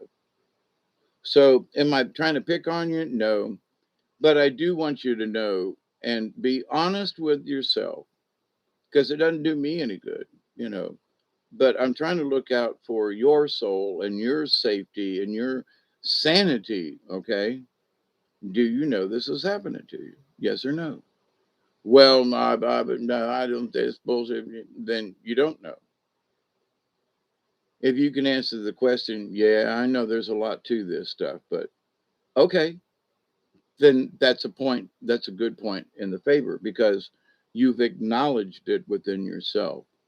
It doesn't matter to anybody else on this planet, and it only matters to you. Do for me, for whatever, I'm like, ain't you letting this thing control you too much, Hawkeye? Well, it's just another episode of something. Yeah, but is it distracting me? Now there are certain shows and things that I have been led to watch that I later on I found out I was like, holy crap, I really did need to watch that. There was this little message embroidered and embedded into this program that other folks would have said, yeah, it's just a program. But you're making a chocolate cheesecake. Oh, I hate to love you, Pearl. Oh man. Oh man. You make me drool, girl. Thank you. I love cheesecake and chocolate. Oh my God. I love you, Pearl. Thank you. But I hate you because I don't have any. So when you're eating a piece, just say, this bite's for you, Hawkeye. Hey, so, oh, Stephanie, how are you? Um, I think most of us are doing at least fair, but let them speak for themselves. I'm doing, for me, my spirit's really good. The rest of me, I don't know, at least I'm not constipated. The constipated mathematician worked it out with a pencil. Keep that in mind. So, but anyway, I'm going to stick with you for at least the next few minutes for another 20. And I don't know if I can hang out longer than that. I just wanted to get on here and I missed y'all, quite frankly, and I didn't want to try to, I wasn't necessarily bored, but the last few days in being quiet and having, put the lid down on the computer, and guys, if you're around women and for your own safety, put the lid down for God's sakes. And here's a trick that I learned, having been around for a while and different women folk and stuff, family and otherwise, living on the carnival and toilets and stuff. Put the lid down, right? So they say, well, and here's my thing about peeing on the seat, guys. To keep from, middle of the night, got to go, I'm going to pee, knowing you're going to just squirt all over the place. Sit down and pee. What? But guys can stand up. Yeah, but sometimes that's not the most, proficient thing to do. For God's sakes, guys, it's okay to sit down and pee. You won't make a mess all over the place. You won't have to worry about, the misses or somebody going, well, you sprinkled on the seat. Did you wipe it off? Did you do the thing? Sit down and pee. But I'm a guy. Okay, then pee in a can or something, but or go outside. But for God's sake, sit down and pee, guys. You know, oh God, did I go off on a tangent? But seriously, and then when you get up, put the lid down. But and keep the peace within the family. Because if I got to go in and pee and it's in the middle of the night, I'm probably going to sit down. And if you got to the toilet before me and sprinkled all over it, I'm going to be pissed. You know what I mean? So, but anyway, Here we sit down and pee for real.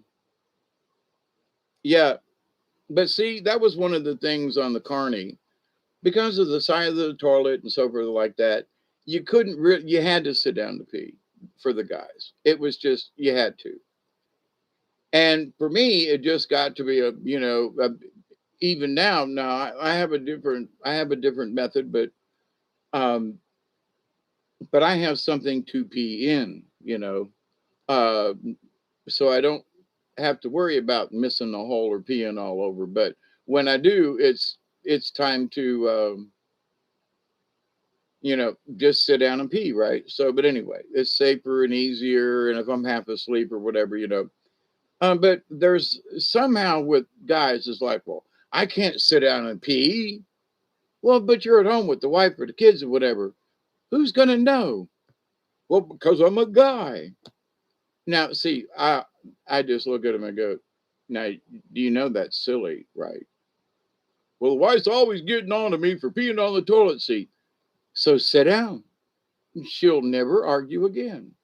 And if you have to sit down with sprinkles on the toilet seat, you'll not want to do it again either, dumbass, hey, dumbass, But anyway, so um, if we realize that what we're doing, whatever it may be, we're a slave to that unconsciousness of it, peeing all over the seat. Who cares, guys? Oh, yeah, let the wife bitch about it, I'll the husband. Yeah, well, when she clobbers you in the middle of the night with a baseball bat, don't come bitching to me that you got a lump and you got a headache, you know, carry one of these around, I've got this right here. Not that I think anybody's going to break in, but it's one of these little small baseball bats they use for conking fish out, and they also use them. Guys use them for, uh, you know, uh, and I guess girls too, but trackers and um, trappers. To catch an animal that's still alive after being trapped.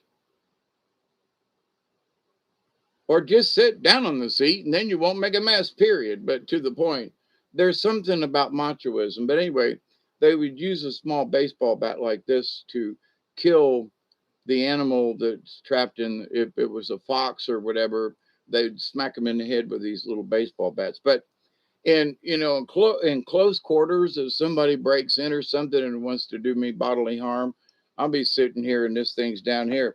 They won't ever know that I have pulled it out. And if I'm going to protect myself, I'll smack them a couple of times with this little old baseball bat.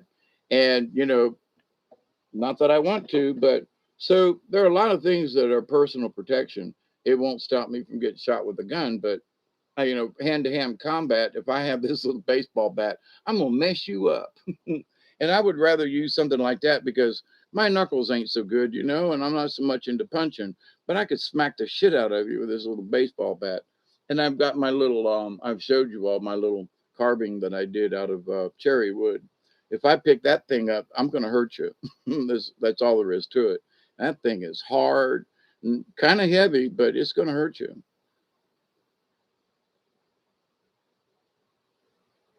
So, but anyway, but are we addicted? So I want to ask people to be honest with themselves. Yes or no? Can you turn your phone off? And for reasons other, it's for your own sanity.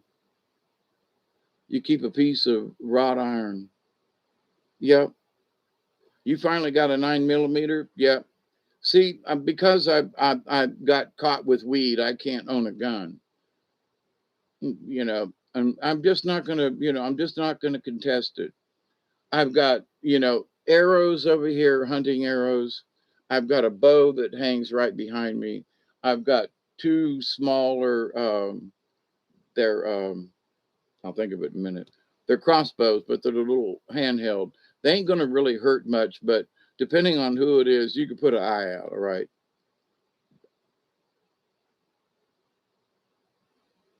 Um, but for one of the things that I've been telling folks for many years, that there are those folks out there who've been doing tests, and A good hunting bow with 30, 40 pound draw, not nothing great big, will go into a flak jacket. Okay, it will go into the Kevlar because it will cut the Kevlar and can pierce. So if somebody's decked out in armor gear kind of thing, you can still do some a hell of a damage with just a decent bow and arrow and a 30, 40 pound draw. You don't need a compound bow. And just be proficient at a close range because they're going to kill you with a gun quicker than you're going to kill them with a bow and arrow. But the closer they get, the better your chances are, and they'll never really see it coming, kind of thing. So thinking, they ain't took a shot at me yet, but if this arrow comes flying at them from the side or whatever, they could be toast. So, but anyway, um, the idea of self protection and stuff to me is like, some people need it. They really do. And me down here in the country, I feel protected from by and from the spirits and for the spirits or something like that. And the fact that I live down here in the swamp, who the hell wants to come down here? But also in that I have these little things like this little baseball bat and other things around the house because I can't own a gun. I've got these other things that'll do a lot of bodily armor, a lot of bodily harm. The only thing that I wished I had was some kind of armor. Now, I've got a couple of pieces of cast iron around, that I could lift up and use as a shield, like the door to an old cast iron stove, use it for a shield against bullets. And I do have a World War II um, U.S. American soldier's helmet, and I sent off to Britain for a real, honest to God, British World War II helmet, and it's around here somewhere too. So, I mean, I can put on a helmet, if anybody's going to shoot at me. But the other thing is why, But anyway, but with social media and everything, and the vampirism that is it's 11:10. We got 10 minutes, folks.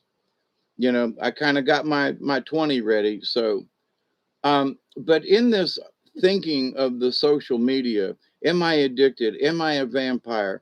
If that tense gnawing in your stomach makes you want to check your phone or go on the internet or go watch a video or something, it's getting bad out here.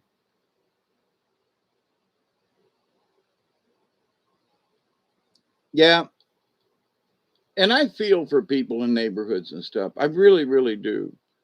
I mean, my sister, my aunt down around Zephyr Hills down there, um, it's like, okay, it's not as bad, but it's not as good as it could be either. Yeah, like media and stuff. Yeah. And they're peddling the same damn things over and over and over and over again. And that's one of the things that in here, these last 2 weeks ish kind of things, I see a lot of repetition. And folks who were talking stuff, like that we're going to go into the fifth dimension and this new fifth dimension thing, have quit talking about it. They're not talking about going into the fifth dimension anymore. You look around and go, well, what happened to that topic? But so these last 2 days, I've noticed that now the topic is not moving into the fifth dimension, but how to break out of the fifth dimension matrix.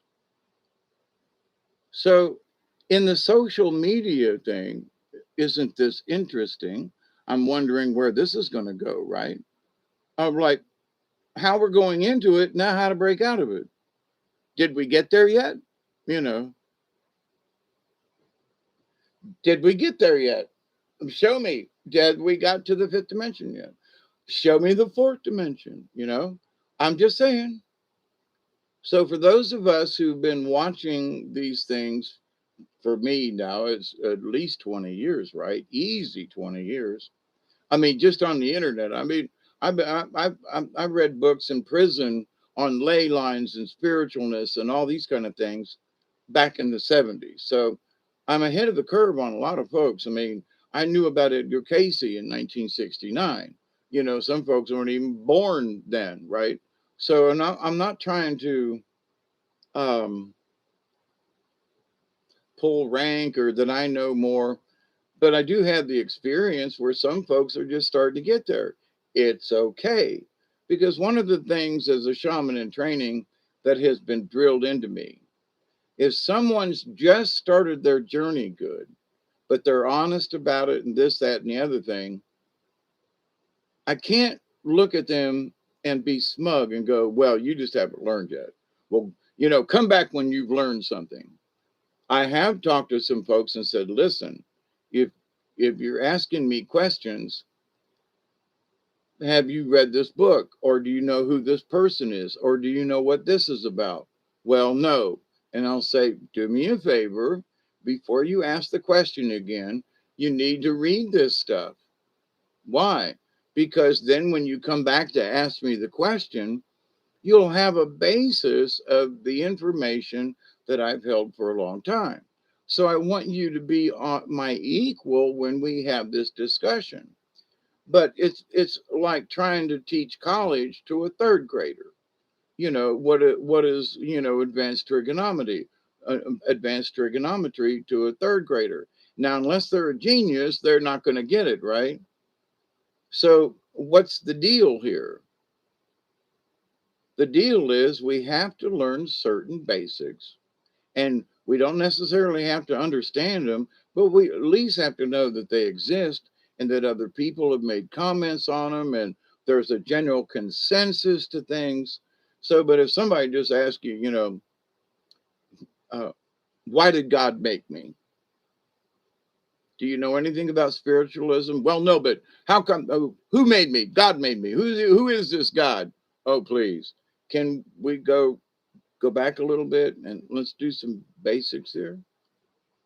By which reference do you mean God? Is it Catholic? Is it Christian? Is it Buddhist? Is it, uh, see what I mean? So somebody could say, ask the base, well, you know, who is God?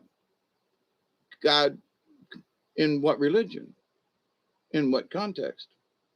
Well, I don't believe in anything. Okay, but God is supposed to pick a religion then. You want to know the God of the Catholics? You want to know the God of the Buddhists? You want to know the God of the, um,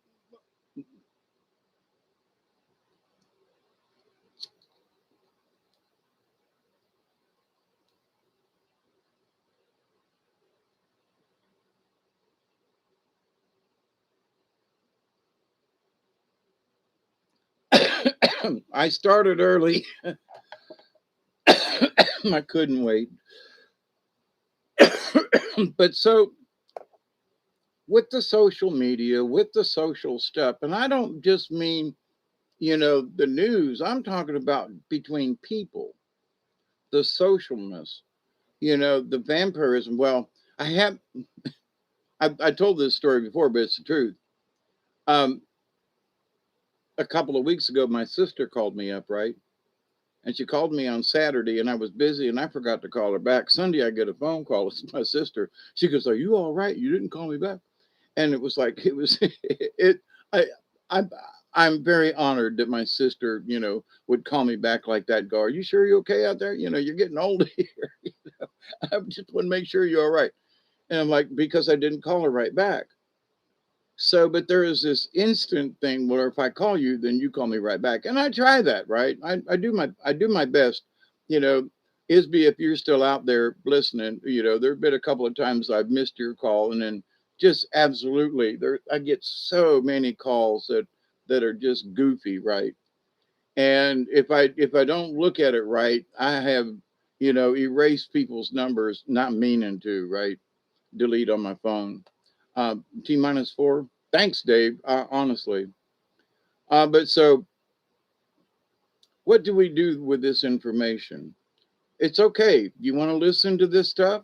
You're consciously aware of why you want to listen to it or watch it or something? Go for it. Y'all come and sit. There are times when I wonder, what in the hell are you people doing hanging out with me? And I love y'all. I do. I love hanging out with you guys. And the fact that I can go 7 or 8 hours sometimes is like, But to the point of this, though, there is this socialness about it that I try to bring to the show, and with everybody participating, I like the participation. I like the T minus 4 minutes. I like the camaraderie it seems that we have. And I'm very proud and honored, that you all are friends. And Julianne, how are you? Just letting you know, you all, fairy floss is starting to crumble. What? All our fairy floss? Premier has just quit court case on. Oh, crap. Yeah, there's things that are going on that, the corruption is so deep. People are getting bought out on different levels. There are people who, it's just nuts. But at the same time, I think there's a certain status quo that has nothing to do with Republicans or Democrats and regardless of where you live, either party, Labor Party, this party, they, they ain't no difference. There is no justice. Nobody really gets, sent to prison. Nobody really gets in trouble. I mean, if we think about what Dr. Fauci, um, the guy, the CDD thing, and all the virusy stuff, the amount of people, the millions and billions of people who've been affected by what that man has said, and what the changes with the mask and remember the double mask, remember all this other stuff. We all gotta. You have one? Good. I mean that. Good. I think we the people need to keep at it. Um, there's been a lot of the mandatory stuff, and a lot of people are going, no, sorry, you just ain't gonna make me do that. Sorry, just you're not. And so here in Georgia, they were like up in Albany, where all them hospital workers left Phoebe Putney, walked out a good third from what I understand, and just said no to the mandatory, right? Hey, that way, how you doing? Good to see you all this morning or this afternoon or whatever. Is it time? Okay, gang, it's 1:20. It's 1:20 Eastern Daylight Time. It's 12:20 um, Hermit Swamp time down here in South Georgia. Second shift.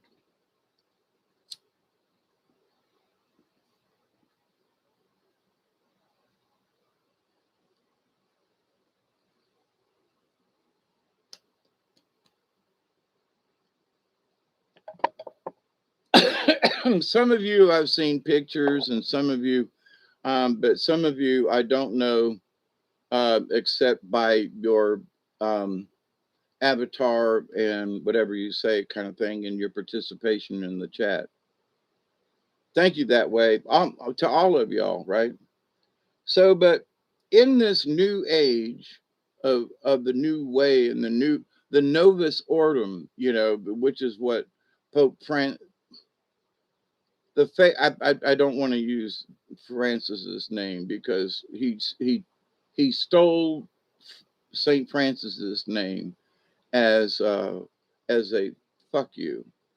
But anyway, so as Saint Francis was my patron saint because of how he worked with animals and children, and the fact that he was a root doctor, and they almost burn him at the stake because for being a heretic and using.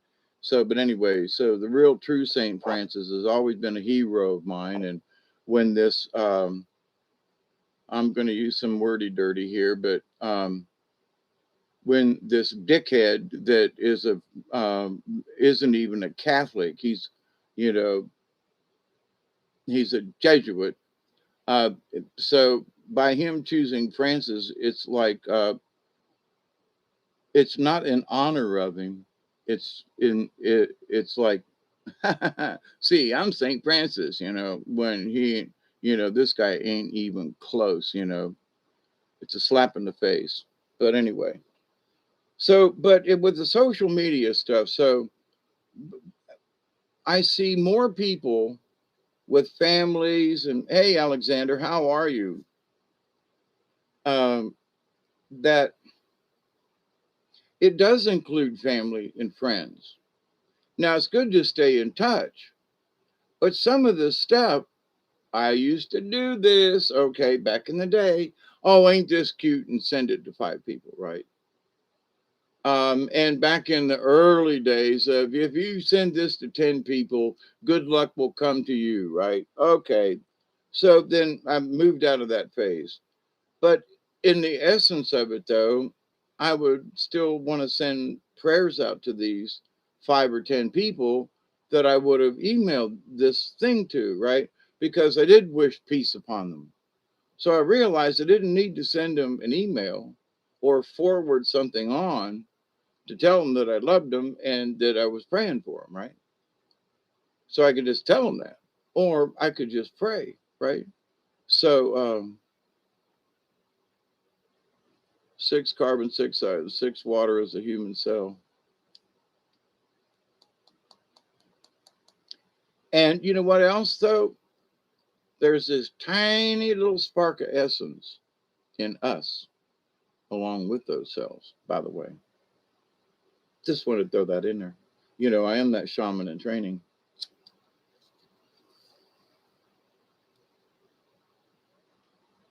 But because there's water in us, which is that magic thingy, at least here on Earth, um, because of what it does and helps us in its life and its beauty and all these things. Um,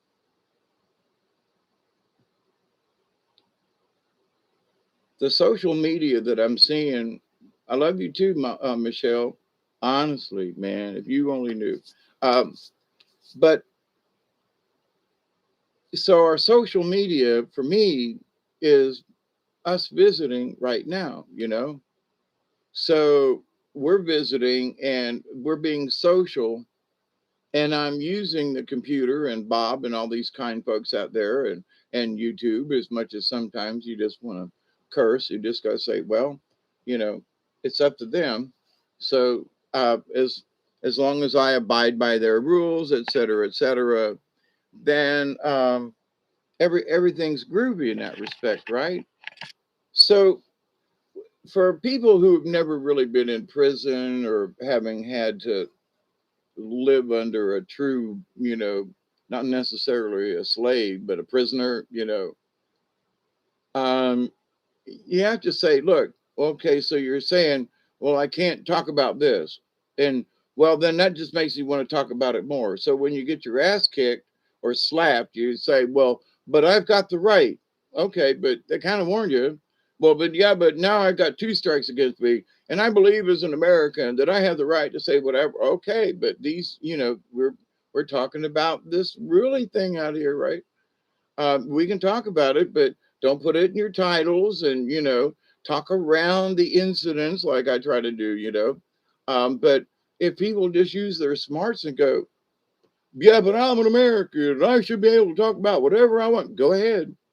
But they're the ones that have the machine plugged in, and they're the ones that are allowing you. Oh, but, I'm an American. I should have the freedom of speech and all this. Yeah, but they're controlling it, dumbass.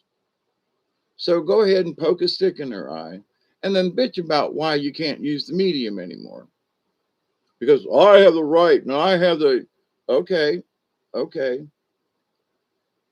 Hey, Chloe, glad you're back. But so how you doing, Alexander?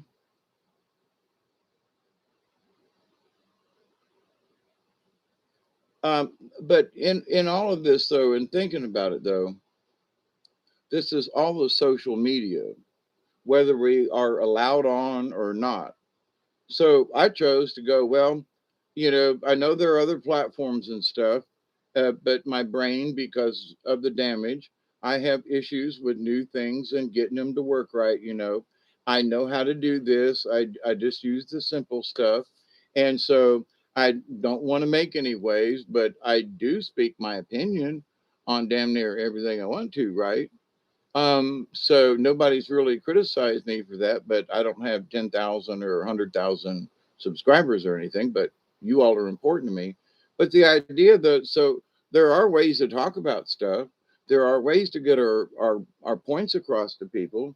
We can have public discourse on something like YouTube, where other people are like, screw YouTube. They're making me, okay, because somebody made a set of rules and you don't want to follow them. You think it's archaic and everything. For me, I look at it totally different and go, well, just going to have to modify how we put things out there, right? So can I still talk about? Yeah. Have we been able to? Yes. Have we? Can do we still have? Yes. And what's that? It's through YouTube. Now, am I trying to promote YouTube and it's perfect and all that? No. But for those who want to say, well, it's useless and all, it's free. It's it quiet. It's free. Well, yeah, but I can't say what I. Okay, but it's free. You can still reach people. Yeah, but so modify what you discuss.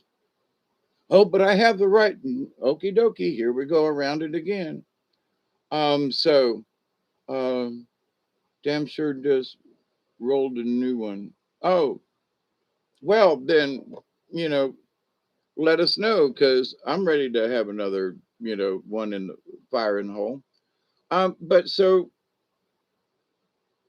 for those folks who are having trouble with all these things, I have to stop and ask myself, but are they creating their own problem? So they don't want to give in to the man. They don't want to do this and the other thing. And I'm thinking to myself, because I've played these games for real in prison and places and stuff, and you go, you need to learn how to play by their rules. But that means you're giving in. No, it means you're smarter than they are because you're using their rules. But what are you talking about? Well, I'm after all these years. Hey, Steve, how are you? After all these years of being on YouTube, I've only gotten one strike, and I don't even think it was really a strike. But I played, a Beatles song, and it was on the air, and they pulled the video. Right? Okay. And I kind of sort of knew better, but I still wonder how they caught it. But these algorithms, right? So as long as I'm careful with certain words and repetitions, and if I talk about that guy that's in that house that's white, we know who we're talking about. I don't have to use his name over and over again, and that other person that's a second supposed to be. We know who that lady is who's darker skin. So we know who we're talking about.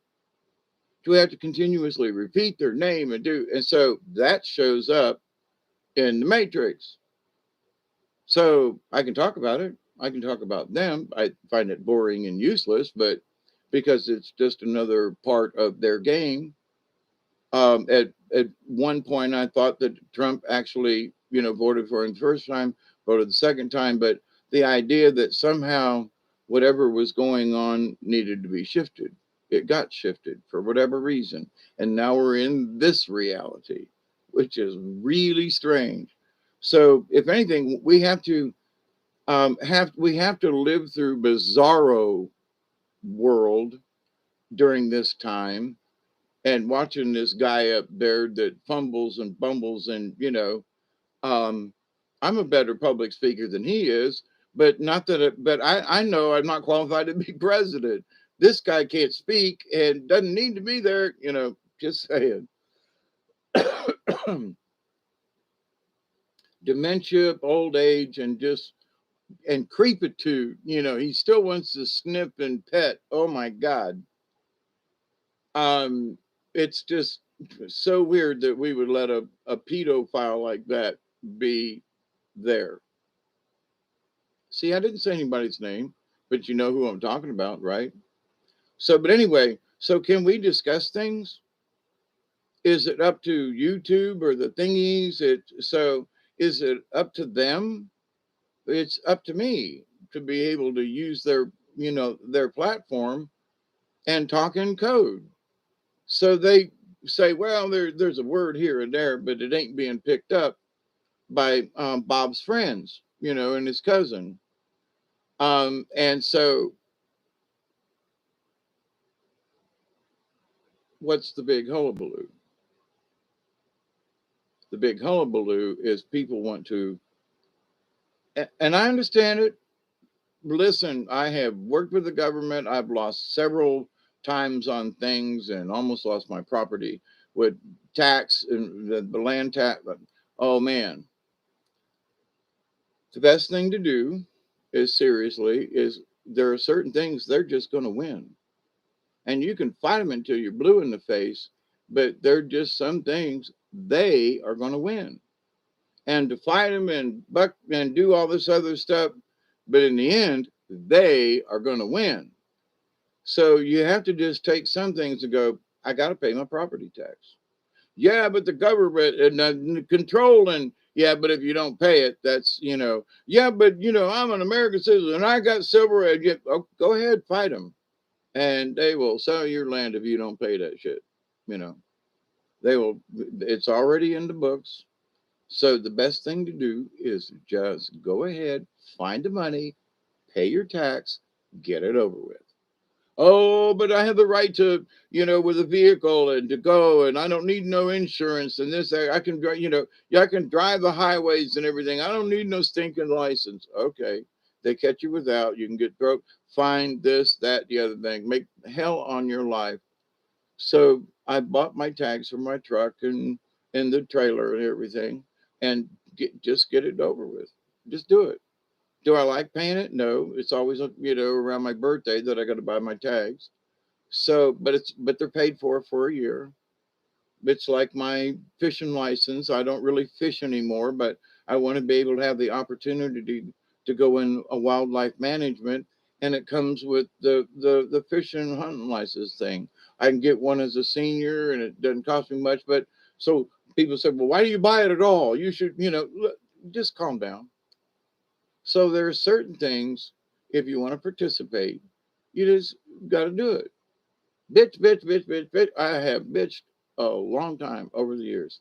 Ain't done me any bit. What I learned was when they make certain rules, you got to play by them.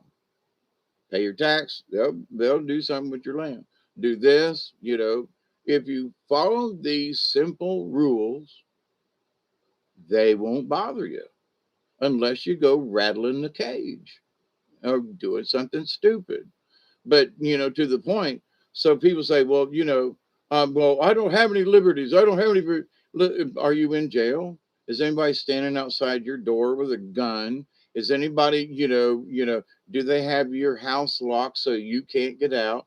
Well, no. Can you still walk the streets? Yeah. Can you still get in your car? Yeah. Can you still drive someplace? Yes. Then you're free. I'm sorry, but don't argue with me. Well, but I'm free citizen. Can you get in your car and drive somewhere? And well, yeah, then you're free. I'm sorry, but no. Can you drive in your car? Can you walk if you don't have a car? Can you drive walk somewhere?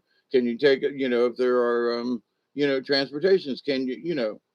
Yes. Well, then you're free. Well, but I can't do this and I can't. But you're still free.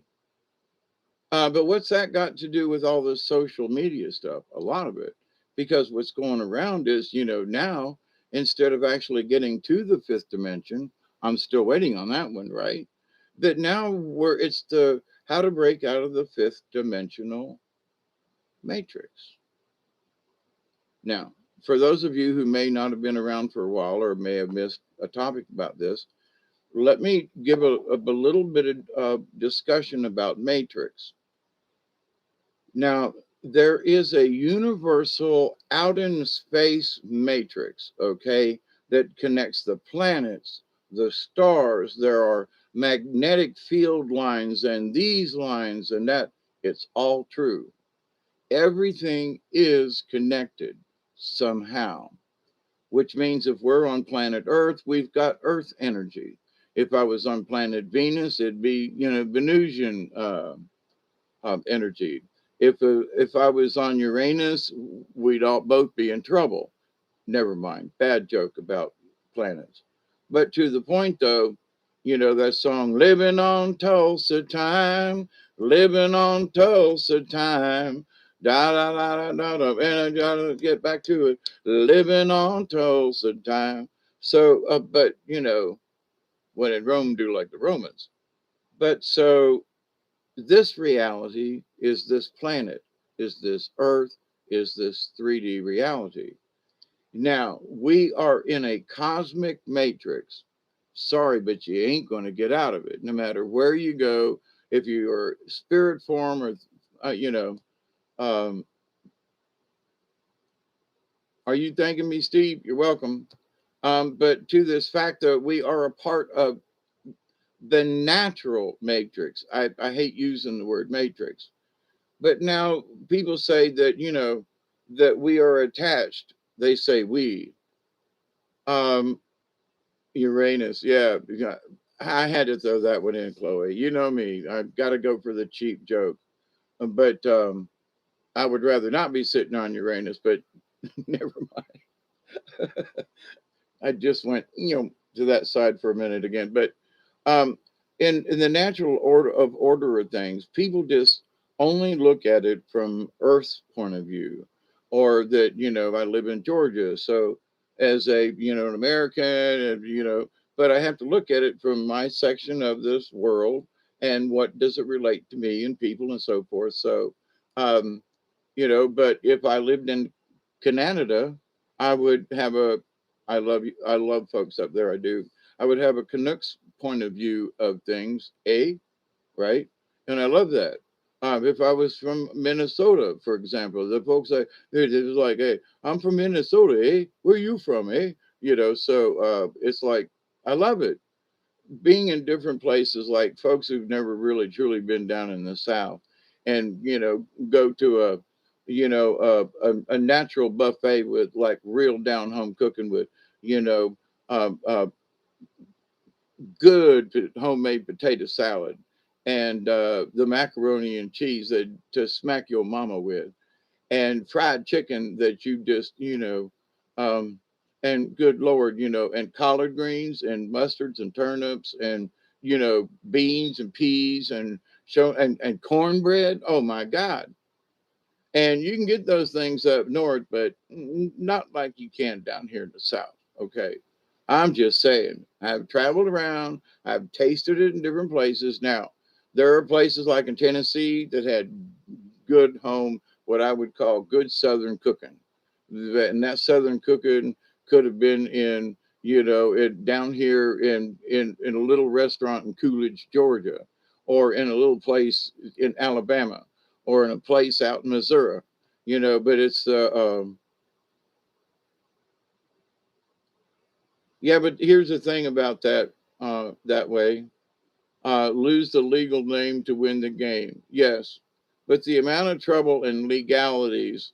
My point is, having gone down that road years ago, I was doing all the tracing, doing the Vatican thing, doing all that, seriously interested, and I went. My spirit guide tapped me on the shoulder one day. Yeah, come on down to Mississippi. I would love to do a Huckleberry Finn down the Mississippi. But when I went through all the trouble, I said, okay, so I know I have inalienable rights that ain't got nothing to do with these folks. But the amount of time and money and not being on track, like, working on the property and doing things that I could actually make a difference, right?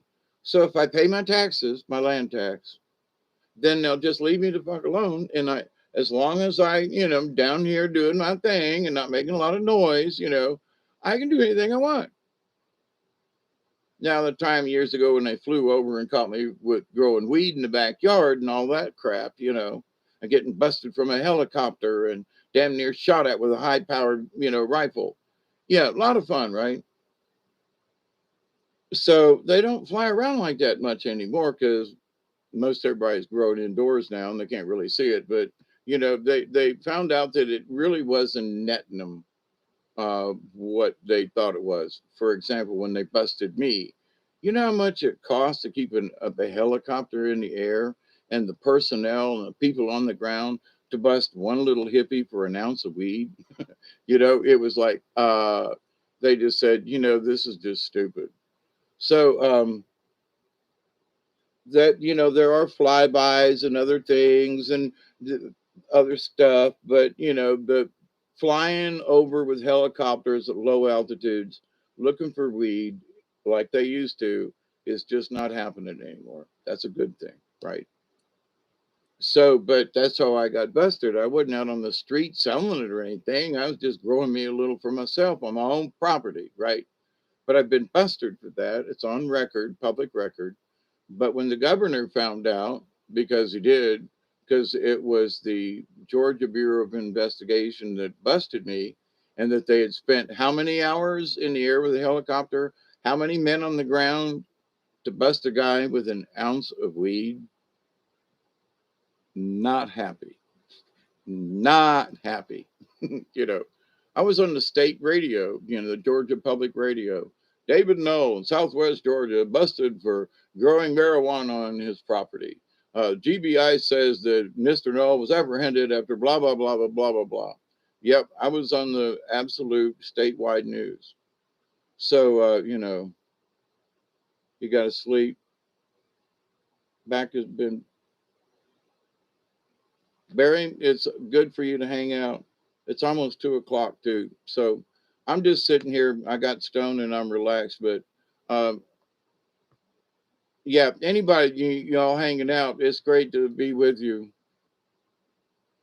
Yeah, Southern cooking is the best. Yeah. And I mean this in high respect. Back in the day, and I still mean this, okay. If there are black men too, but if there are black women in the kitchen, then you can best bet you're going to get you some good cornbread, some good biscuits, you know. And people say, well, you're just being prejudiced. Yeah, I am, because these ladies can cook. I'm sorry, you ever met a Creole that if you want true jambalaya, you don't go to some white guy who claims he's Cajun, and he's got this recipe out of a book. No, you want true Cajun, then you get some Creole or some folks who know how to cook, right?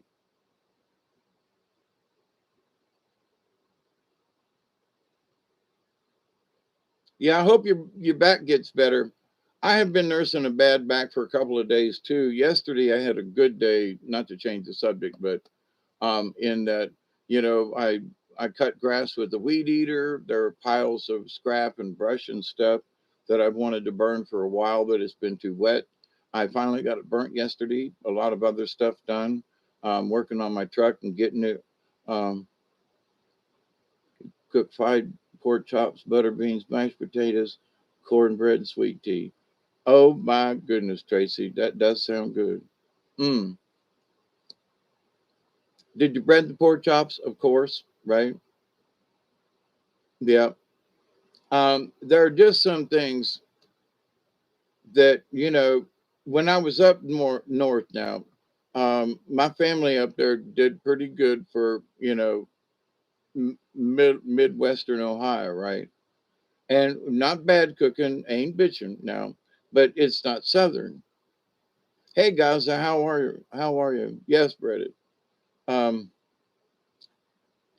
but to the point there, this yeah, you heard butter beans. Oh my God, and snap peas. Because my whatever second or third wife, um, they planted big gardens every year, and when we got home from work at night, we'd sit around with a big bowl and snap peas and beans and stuff. I may be from Kansas, but I don't know about good food. and it's Southern cooking. Now, Steve. Now, I've not been to Kansas. Okay, actually, we crossed over into Kansas just to say we were there. Um,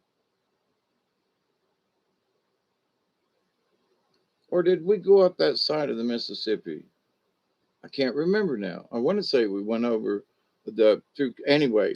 When I went out west years ago,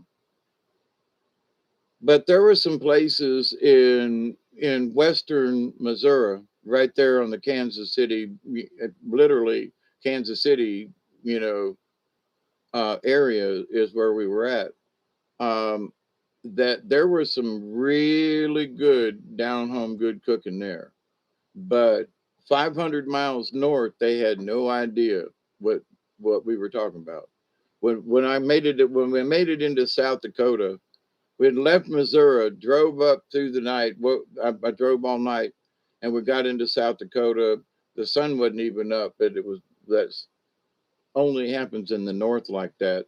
It was, dawn at 4 o'clock. It was like, down here it had been pitch dark, but in the summertime like that. But anyway, so stopped in a truck store, a truck stop, and me and my brother there. It's like 5 in the morning, maybe their time, and like I said, just a few hours before, down in Missouri, Kansas City, uh, we'd had sweet tea and cornbread and stuff like that. Right? We got there to South Dakota, and so we were both thirsty. Um, and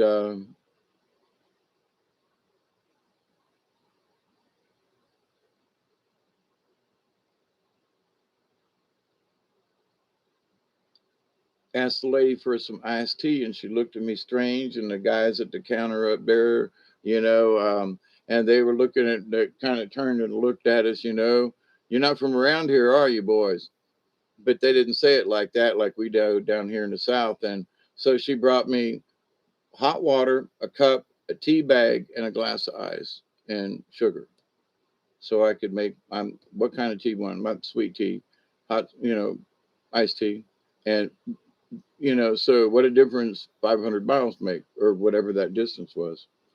So, but anyway, yeah, that was interesting. So, having traveled around also with the carnival, we found some places that most folks wouldn't stop to eat at. And back in the day, we called them a greasy spoon, right? Because there was a lot of times you could, in your silverware, you'd have to wipe it off because it'd still be a little greasy, right? How they washed them, hand washed them, this and the thing. But you look back through the back, you see these couple.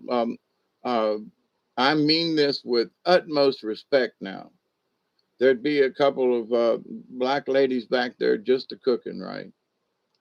And sometimes it was, most of the time it was a white owner of the restaurant, but they always treated, even down here in the South, some of these restaurants that are quote the big time ones, you open up the back there and you see one or two white people, and the rest of them be these black ladies cooking, doing the cooking.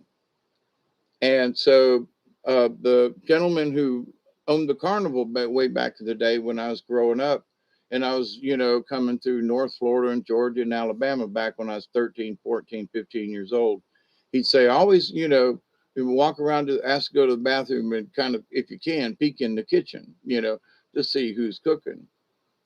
And so we had stopped at some places that most folks would never stop at. Little shack, there'd be like three or four tables, right?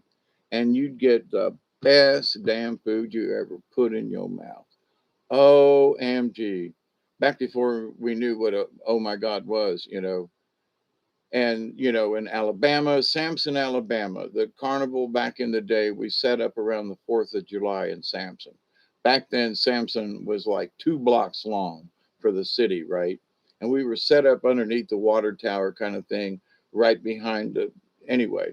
But back then, there was a restaurant that faced out on Main Street, but the back of the restaurant was towards where the lot was and where we had set up the carnival.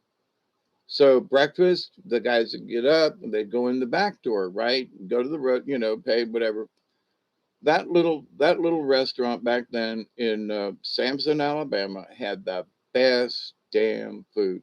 Breakfast, lunch, dinner didn't matter. If they were having pork chops, if they were having beef tips and rice, or they made this noodle thing with gravy and pieces of like chops, not ground steak, but I mean steak chopped up. Oh my God!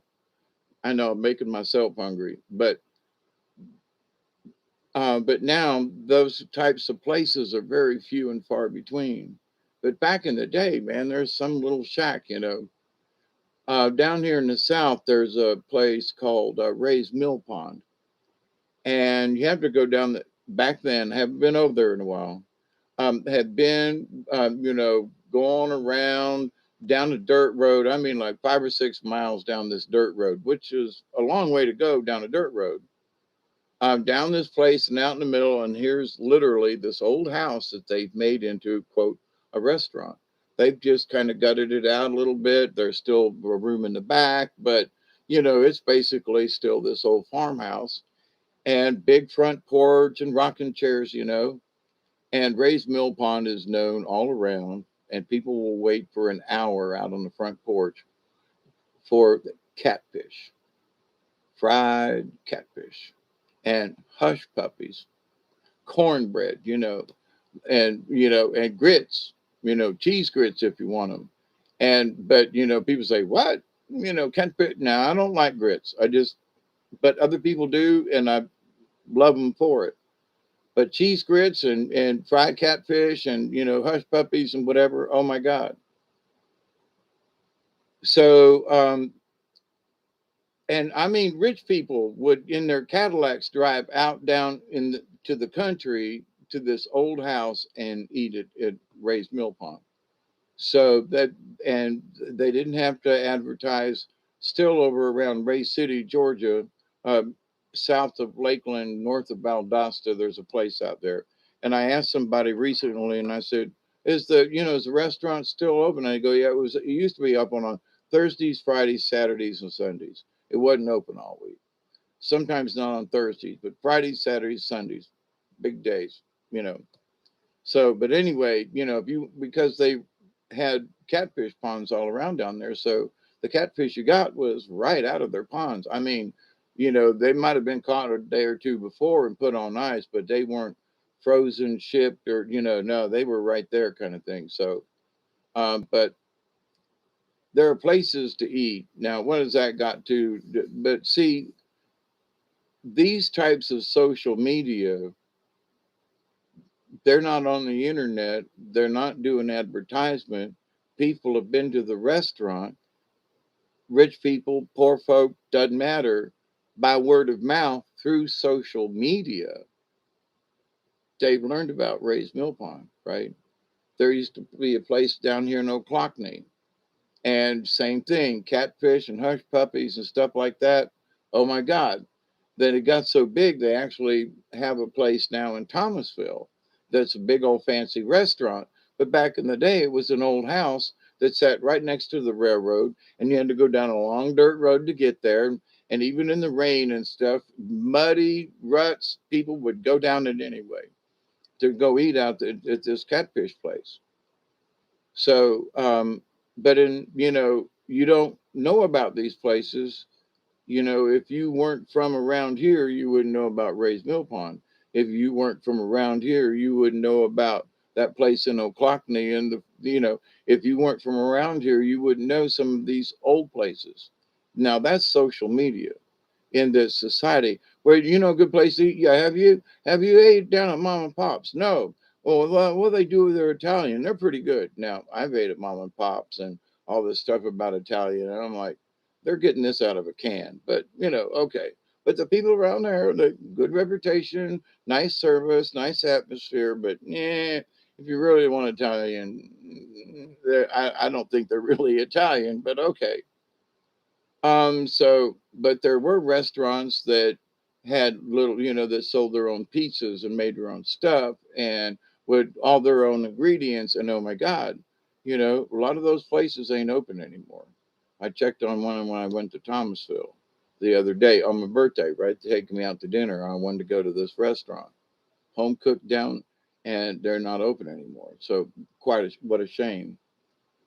So what has this social media has done is scared so many people out of business, scared people to be able to go anywhere, scared to, start a job, scared to, just scared folks to death. And, you know, they're saying that in Albany in South Georgia, only 25% of the population been given the shot. So what? So they're bragging about how many folks in South Georgia, Georgia, and whatever. Now they claim that they're really trying to push it through Phoebe Putney and some other places. When the rise and everything is like not scary or anything, don't know what the deal is. Um, and we've got to reach 50%, and we were only at 25, and trying to scare people into that. Social media. So now what are we going to do with it? Why? As we get to 1:59 a.m. Eastern Daylight Time on the 1st of October, by the way, and to all my friends in September, oh, my um, Jackie's mama Terry is her birthday's today. I'll have to call her later. Best coleslaw too, Hawkeye. The fish campus, yeah. Oh, coleslaw. Oh my God. Now there are places up north where I've had what they call German coleslaw. Now, in the right one, some of that's like really good, but they don't have that down here in the South. But the coleslaw they have, oh my God. But some of these places that used to have, you could depend on the good coleslaw, aren't open anymore. That's sort of one of my bitches about this. And as social people we are, I noticed there were people wanting to go out to eat and do stuff, and they were trying to get into places, they want to do it. And Georgia passed this law that it doesn't matter where you wear a mask or not. If you go into a place or business and get something because you were in there, you went in there of your own volition, right? So some people are wearing a mask, but it's only one or two here and there. Um, and me too. I haven't really had supper. Uh, I just kind of pieced around today, Michelle. I'm just a raise of hands. Let's see. Yesterday was like a really high energy day for me for some reason. But 2 days before that, so yesterday was Wednesday. So Monday and Tuesday for me were just off. Yeah, you're hungry now. One of the things I kind of wanted for my birthday that, you know, and I was in town, but that anyway, is a veggie lovers pizza from Pizza Hut with pineapple. Oh my God, what are you talking about? Yeah, I'm sorry. And add a little extra cheese on there, okay? Just slather on the cheese. But quote, for my birthday, one of the things that I usually get around my birthday is, I buy me a great big pizza. I'll share some with, Duggar. But back in the day, I used to share pizza with my friend Marcia and whoever else. I mean, it was like, hey, I'm buying. Yeah, but it's your birthday. Don't care. I want to share pizza with you. I got rain yesterday. It was much needed. Good, Steve. We need snacks. Yeah. I got a sandwich that I made before I came online, and I didn't want to eat it while I was trying to, I didn't want to be chewing and be irreverent, be eating in front of y'all. But yeah, it's 2 a.m. here, Eastern Daylight Time. And in a couple of weeks, y'all be turning your clocks back, and I'll just be changing the batteries. No, it's the last 2 years I haven't moved my clock forward or back. It's just been an interesting experience.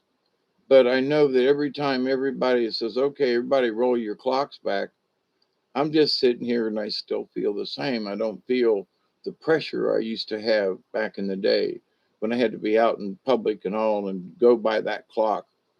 But so it's just like Okay, so everybody changed their time back to mine. Okay, you know, cool, cool beans, right? But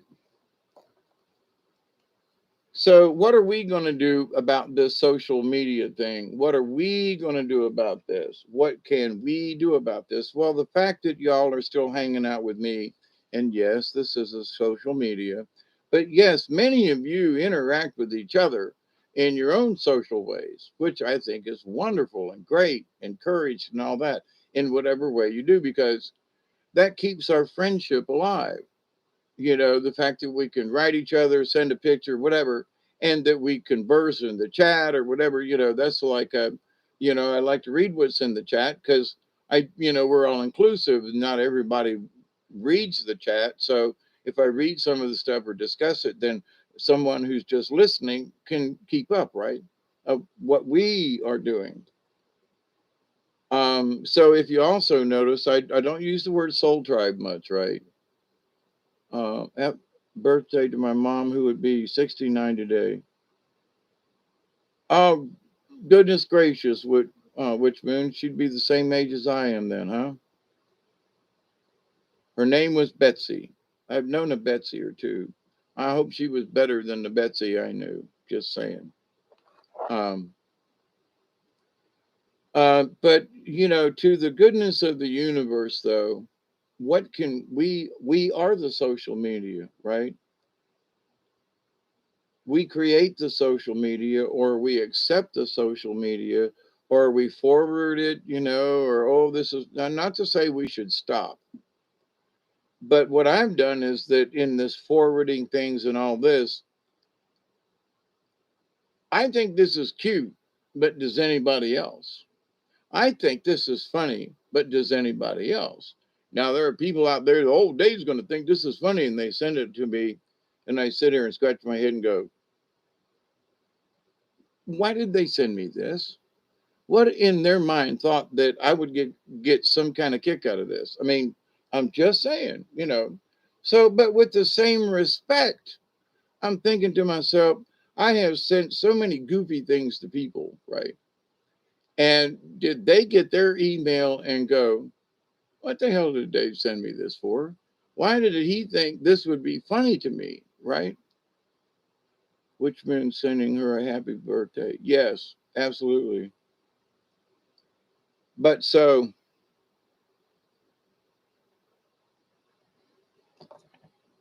I got to put I'm squinting, but I still can't see it. 2:05. Okay. So we got 15 minutes before 20. And then I think I'm real honestly going to call it quits with this. This is 3 hours will be long enough for this subject, but I love hanging out with y'all. But um, I continue to believe that we all belong to the League of Like-Minded Beings. This idea of the fifth dimension, we haven't got there. Now they're talking about the 5D matrix. Um, oh, I didn't finish that discussion.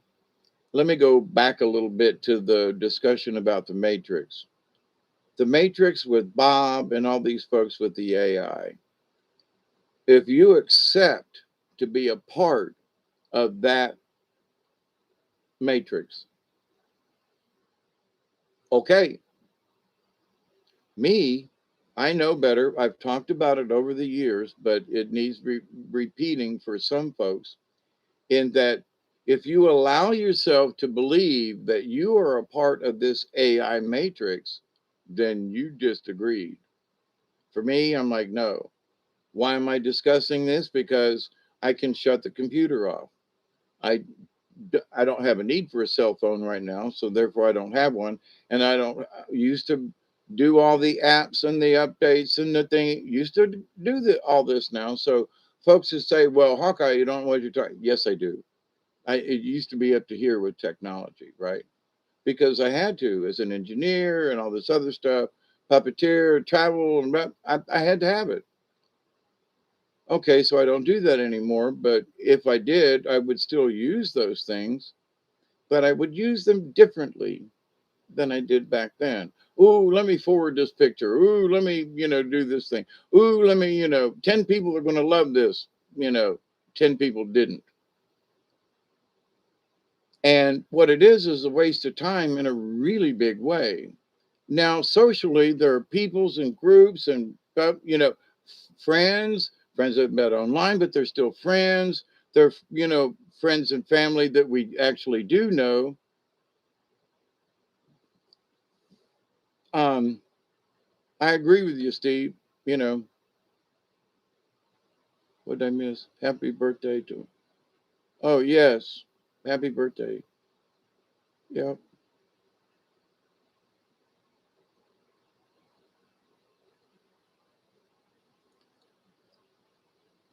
So, but anyway, how much of this do we want to participate in? So the new social order of things is to answer everything, to look at it, save it, you know what I mean? Forward it, something. So for me, people are walking around doing stuff and acting on things that has become socially a normal because it's subconscious. Oh, let me check this email. Oh, well, what are you talking about? Yeah, yeah, flipping through stuff, and yeah, and the younger kids are typing faster with their thumbs, than I can type with four fingers and a keyboard, right? So, but the fact that it's existing, the fact that it's going on, the fact that there are 4-year-olds learning things on the computer, with this ABC stuff and learning. I'm not against it, but they're going to be hyper set when they get to be 15. They're 4 now getting all this input. Is it bad? Wait till they're 15 and let's ask that question. Wait till they're 12 and let's ask that question. So, my dear friend Emma, who turned 13 on September the 11th, um, she was allowed to have a cell phone now, and she's been very um, grown up about it. She knows the responsibilities of it and doesn't, for her own sake, want to abuse it.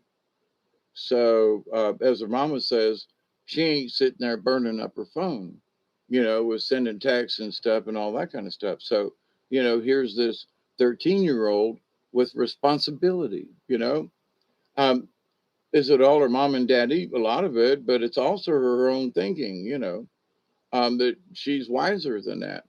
And so I have hope for humanity, but some of these children and kids and so forth that are learning so early these things, my question is where some of this didn't have, I mean, when I went to school, the computers we had were like, you know, uh, 286 and 386, and you could to refresh a drawing, you would, in AutoCAD, you'd say, okay, redraw or refresh, and you'd go down and go to the toilet, smoke a cigarette, get a cup of coffee, and come back, and it would just finish. So it took you 15 minutes to regenerate a drawing in AutoCAD, okay, in 89. So in 99, when you hit the refresh, it took it under a second. So in 10 years, we went from smoking cigarettes, waiting on a drawing, to almost instantaneous. Bigger drawings, it took a little time for the computer to render it and all that. Now, cell phones have more power, 100 times more power than my first full fledged computer did. I had a 286, blah, blah, blah, blah, blah, and it's faster, cell phones are faster than that. So, technology. So, what and I was an adult. I wasn't a kid or a child or whatever. You know, we didn't have video. We had movies. I was the projectionist. I knew how to thread 16 millimeter projectors and do. So I was the I was the guy that did the visual, the guy that ran the camera. But anyway, audio visual guy, AB. There you go. So in my lifetimes, things have changed from film to different kinds of film, then to digital in very rough, pixelated formats and stuff. They weren't even JPEGs back then, but they were becoming JPEG. Then there was JPEG 1, then there was JPEG 2, and then there was JPEG 4. Then there was MPEG, and then all these different deviations and derivations of how the computer and pictures and video have turned out. To take 1 minute of video required, half of your hard drive.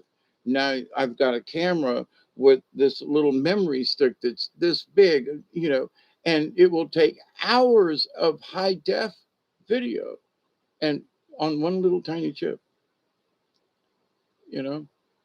So what's going to happen in the next 10 years with the 5-year-olds and the 6-year-olds, preschoolers learning these things? I'm not saying it's going to be good or bad. I'm just saying, hmm, because we went from book learning and participation, which is kind of slow, to this, this game of learning on a computer screen. So there isn't any social activity there except with the AI.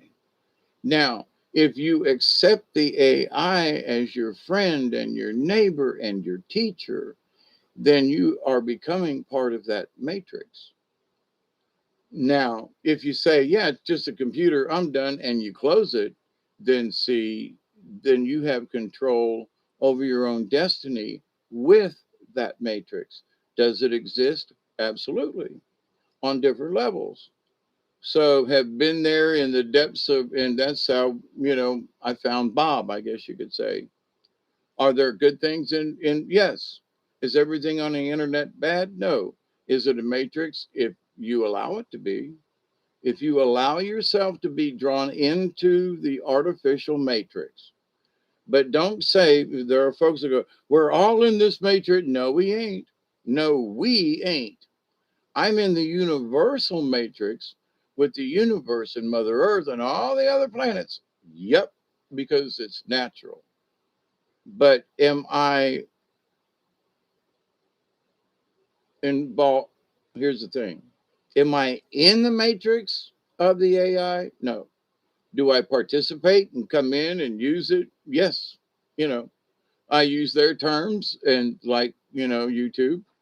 They could come in here and click the switch and I wouldn't be here and I'd find some other medium or something, right? I don't know what I'd do, but I'd figure something out if it was meant to be. But in this, though, I choose. So, but people who are locked into this matrix, this AI, not meaning you, Bob, you the good guy, then yes, they are slaves to the AI matrix, in my humble opinion. They can't shut the phone off. Every time it bings, they have to learn. They have to look at it. They have to have that socialism in them because they have become, unbeknownst to them, social vampires. They need the feed from society, from YouTube, from all these different sources, friends, neighbors, doesn't matter where it comes from. It really doesn't. But if they don't have it, then they feel lost. So with that said, does children nowadays have a childhood? No, no, Steve, they don't.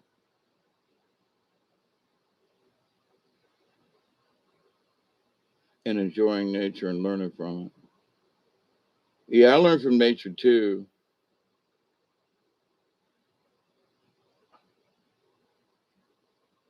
Yeah, some do. Now it's like my dear friend Emma. She's 13 years old chronologically, but she is a lot wiser than at 13 years old. But she takes dance. She's also in the FAA. She got into flower arranging as part of her Future Farmers, yeah, FFA. and is very interested. She's very talented in that way. That she's a natural in a lot of things. She likes dance, so she takes dance classes. She loves her trampoline and she loves the outdoors, but she's a very intelligent. She's like high in her class, uh, as far as being smarts, and without a bunch of computers. It's just stuff. And she's a little, she's a country girl. Tifton, Georgia, from Nashville, Georgia. Down here in the South. Um, and there are the um, family members, they would be my nephews and nieces up in Ohio, right? They're all fairly bright, but they will use their phones but, and they look at it and they'll call and send a thing. But if it goes off, somebody say your phone went off and they say, okay, I'll get it in a minute versus dropping the kid and running, you know, which some folks would, here, bring me my phone. Well, they say, oh, it's just a something, never mind, and they would go on where other people had to respond to it right away themselves. So I say, with whatever, I can't believe they're calling it the 5D matrix now.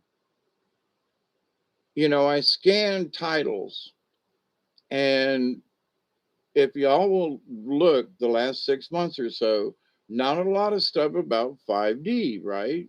It kind of took came down because people realized, oh, I thought we were supposed to be in 5D by now. And everybody looked around and went, what happened? Nothing.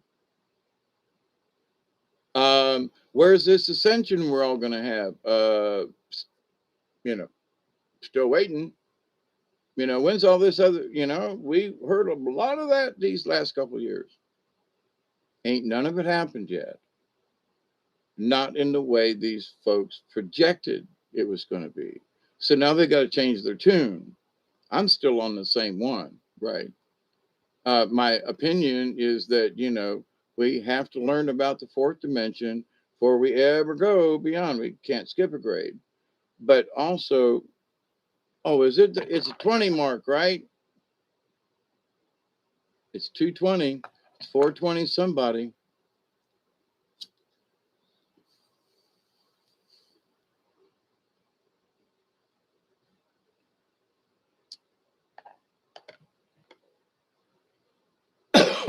So all these prognosticators and fortune tellers and everybody about this 5D and the matrix and all this stuff.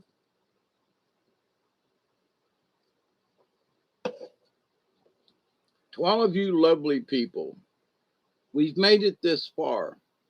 Now, I do absolutely believe that there has been a change of consciousness on this planet. I really do. I believe it.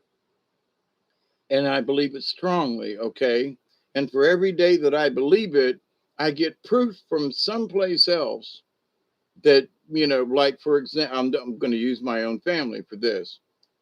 Last Friday, my birthday, and bring it up again, but it was special. And then my granddaughter called me after like 15 years or something.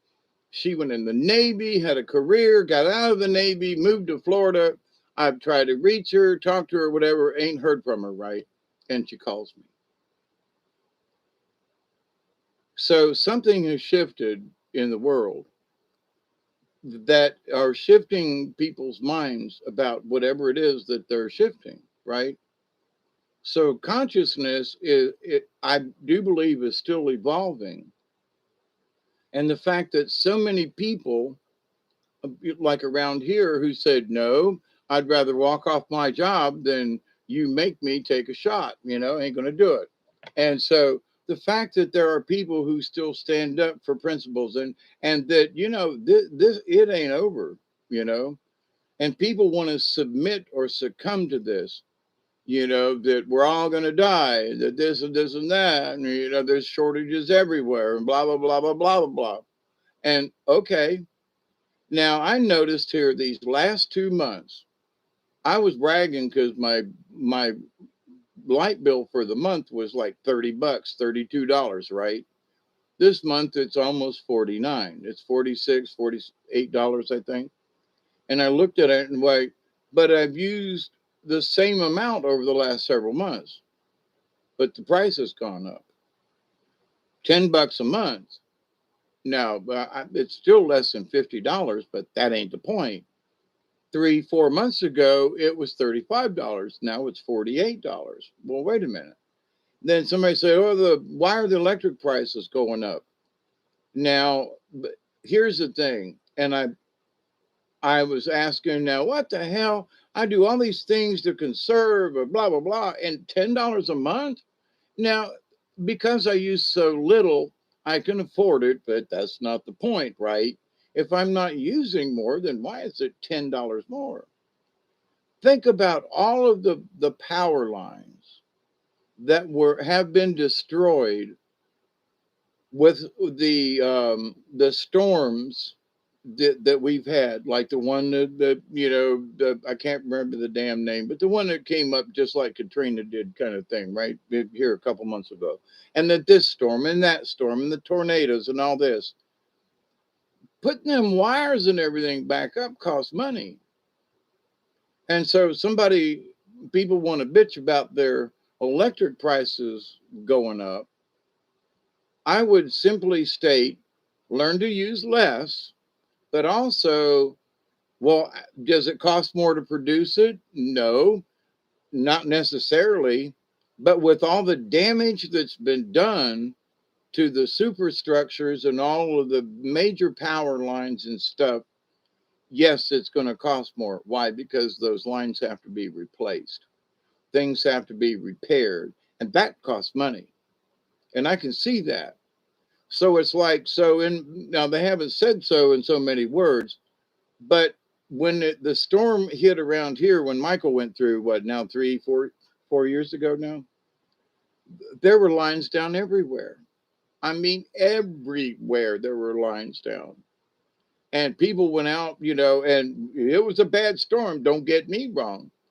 But at the same time, if somebody said, well, because we lost all those power lines and all the extra time and all the, all the transport, all the stuff that was poles and all the stuff that was lost and the man hours that it took to put back, if they said, look, it's going to cost you 10 bucks more a month, because, we had to pay overtime and we had to buy new cable and, the storm tore it up, right?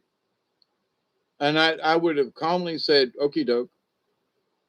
Now I did get a slight bump after Michael went through, but this time it's 10 bucks a month, for the same amount of electricity that I had 3 months ago. So there's obviously a bump, but I'm going to grit my teeth at the moment. Of course, it's still affordable for me, but I don't know how much everybody else's light bill went up. So correspondingly, did they, if somebody's bill's $200 a month, mine went up by almost a third, right? So do they have to pay like $50 or, $75 more a month? Did their bill go up correspondingly? I don't know. It's 225. Yeah. Over the teeth and through the gums. Yep.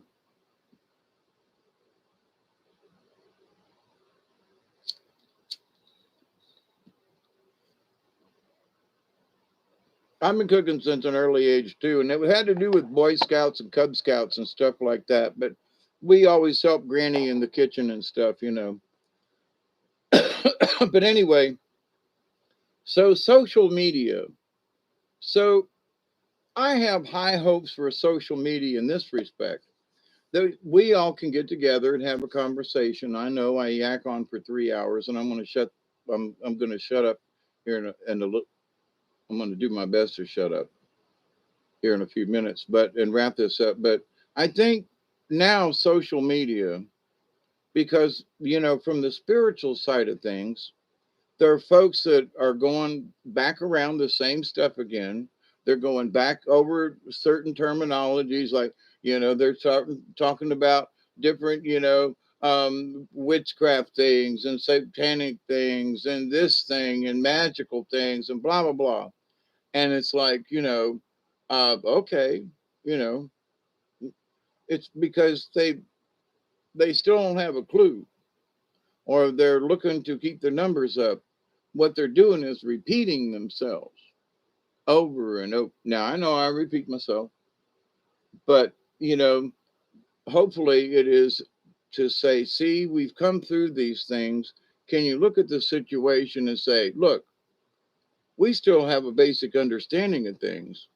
For me, my spirituality is even stronger because by having faith that I could, if I kept the faith that I could go on vacation and meet my family, that I could do these things. The water's down low enough now. I got my wish for, my birthday for cool weather. I mean, I know it's silly, but, there's certain things that, when you look at the simple things in life, you say, wow, there's so many blessings that I always talk about that come from the universe. And if we learn to accept them and receive them, you say, wow, my life really is fulfilling because I have nature and all these other things. And if I'm not a part of the AI matrix, because I say, well, I'll watch a video and I'll hang out. But no, I'm not. I don't always have to be there. I don't always have to have it on. I don't always have to, and I can tell myself, no, not now, and shut it off. Because if it controls you, you can't shut it off. If you can shut it off, then at least you have minimal control over the situation. And that's a good thing.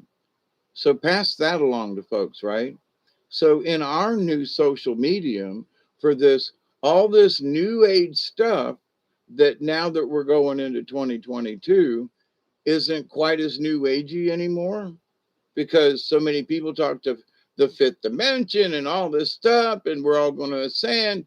And they, no offense, but they blew their wad. They blew their spiritual wad. And now it's like, okay, so we've come all this way. Where is it that you promised me 5 years ago? Oh, but we're heading into the age of, okay, we're here now. Now what?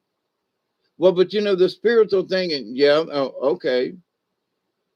Now I know there are folks that go, Hawkeye, No, but I'm serious. These people were telling me and other folks that we didn't know what we were talking about because they knew we were moving into the fifth. Okay, all these years later, where are we? That's all I'm asking. I want an update. Are we there yet? You know, I know they quit talking about it. So social media has changed, right? You follow me with this one? And it's the subtle thing that I'm bringing up to you. You know me, I gotta talk about those things that other folks won't talk about. But to me, it's like obvious. All you got to do is look out there as to who's talking about what kind of stuff, what the topic of discussion is, right? And all this talk about 5D and ascension and all that has just kind of just dissolved.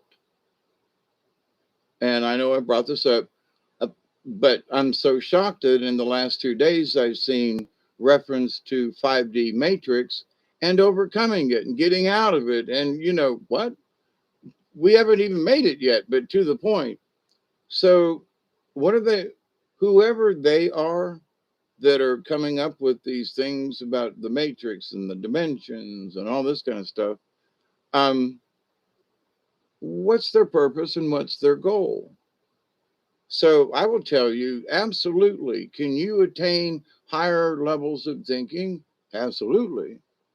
Will it give you a sort of dimensional shift feeling? Absolutely.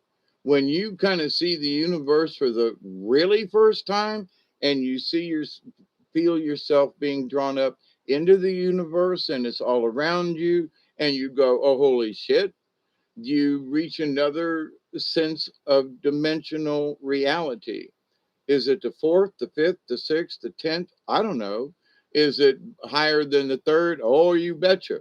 Okay. And do I know that it exists? Yes, because I've been there a couple of times, right?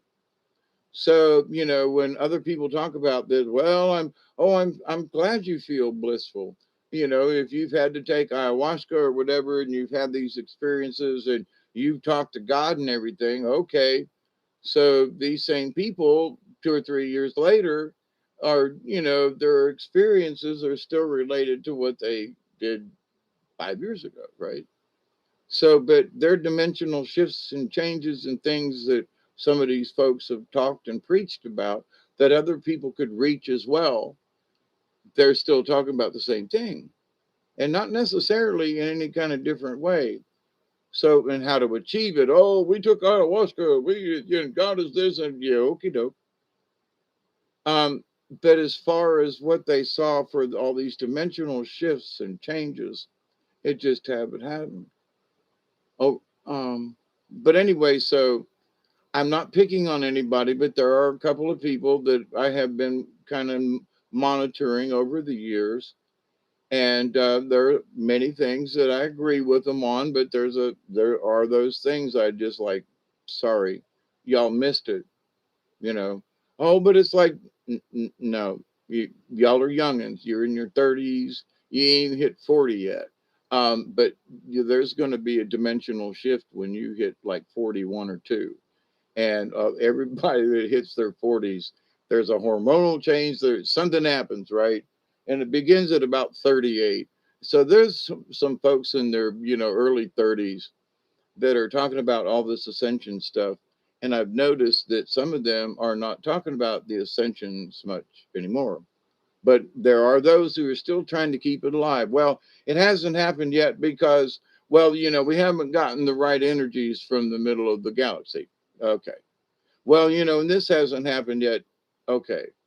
So somehow it's almost like they, whoever these folks are, have got this mental picture of a spiritual revelations as like in the Bible revelations, so that certain things have to happen in order for, revelations to have achieved its prophecies, right? So now I don't know where they got these rules and regulations, but a lot of folks were talking, um, for quite a little while over these last few years along these same kind of lines. So in watching it and trying to learn from this and things, and it's like after a while I realized that these people were talking about stuff that I not bragging. That's why I started my own channel was that I realized that I know as much as some of these people, and some of these people over here are just flat out lying to you. And these people over here, you really need to be suspect of. And it's like, does that make me a guru? I didn't want to be a guru. I just wanted to be a person who, with experience, and go, wait a minute, I've tried that, and that's bullshit. Y'all go ahead, but you're still welcome to come back and have a chat after you've experienced it. But I wish you luck, and God, please, know that things can go wrong. Like sigils and things. So my job in whatever it is over the years is always to try to be practical, right? In everything I do, just be practical. So in this new social setting, I think it's up to us to kind of set certain standards. And somebody says, well, I had a vision. Okay, tell us about it. We're all going to die tomorrow. Okay, well, when tomorrow comes and the next day and next week, you go, okay, so now what? Well, but I had a vision. Look, I've had a bunch of them, and some of them have come too true. But there's some other things that I can still see happening in the distance. And things are still happening, like the volcano over there, in the islands over there, right, La Palma. So there's a lot of discussion about whether a tsunami would last all the way across the Atlantic. And I would have a tendency to say the Atlantic's very deep, and when you get to the trench, the mid Atlantic trench rift thingy, that it would probably have a tendency to want to break up simply because it's so deep. Okay. And there's the volume of water would absorb it by the time it got to the coast. But, People like to talk tragedy. Now, I know that they have done some excellent testing with water simulations and stuff like that. But until you actually have the bottom of the ocean, mapped out and scaled, and you do it that way, Um,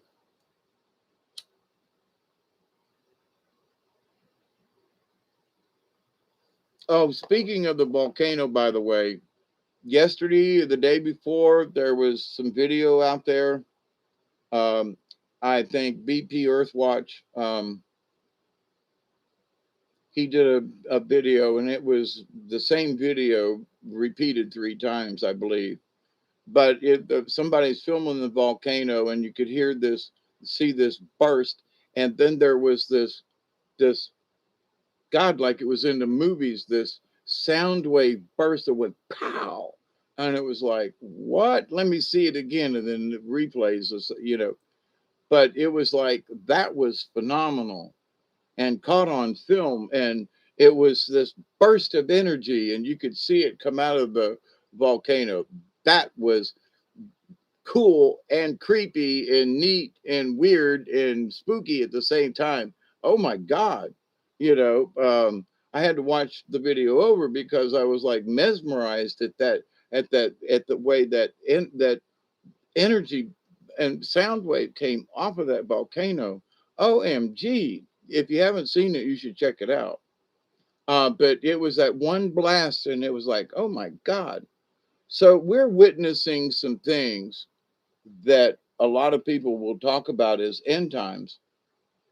But with Mother Earth receiving all these energies, and yes, every day or so, I do always check the Schumann, and it's been a little funky the last couple of days. So, um, Monday and Tuesday of this week were just kind of really flaky with me. Yesterday was overproductive. I'm like, today was in between.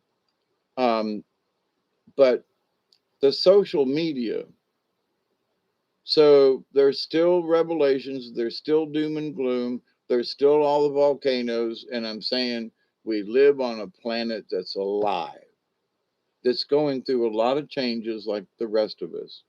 If you've been with me for a while, you've heard me talk about the magma that's flowing under the planet. We're basically riding on this level of magma.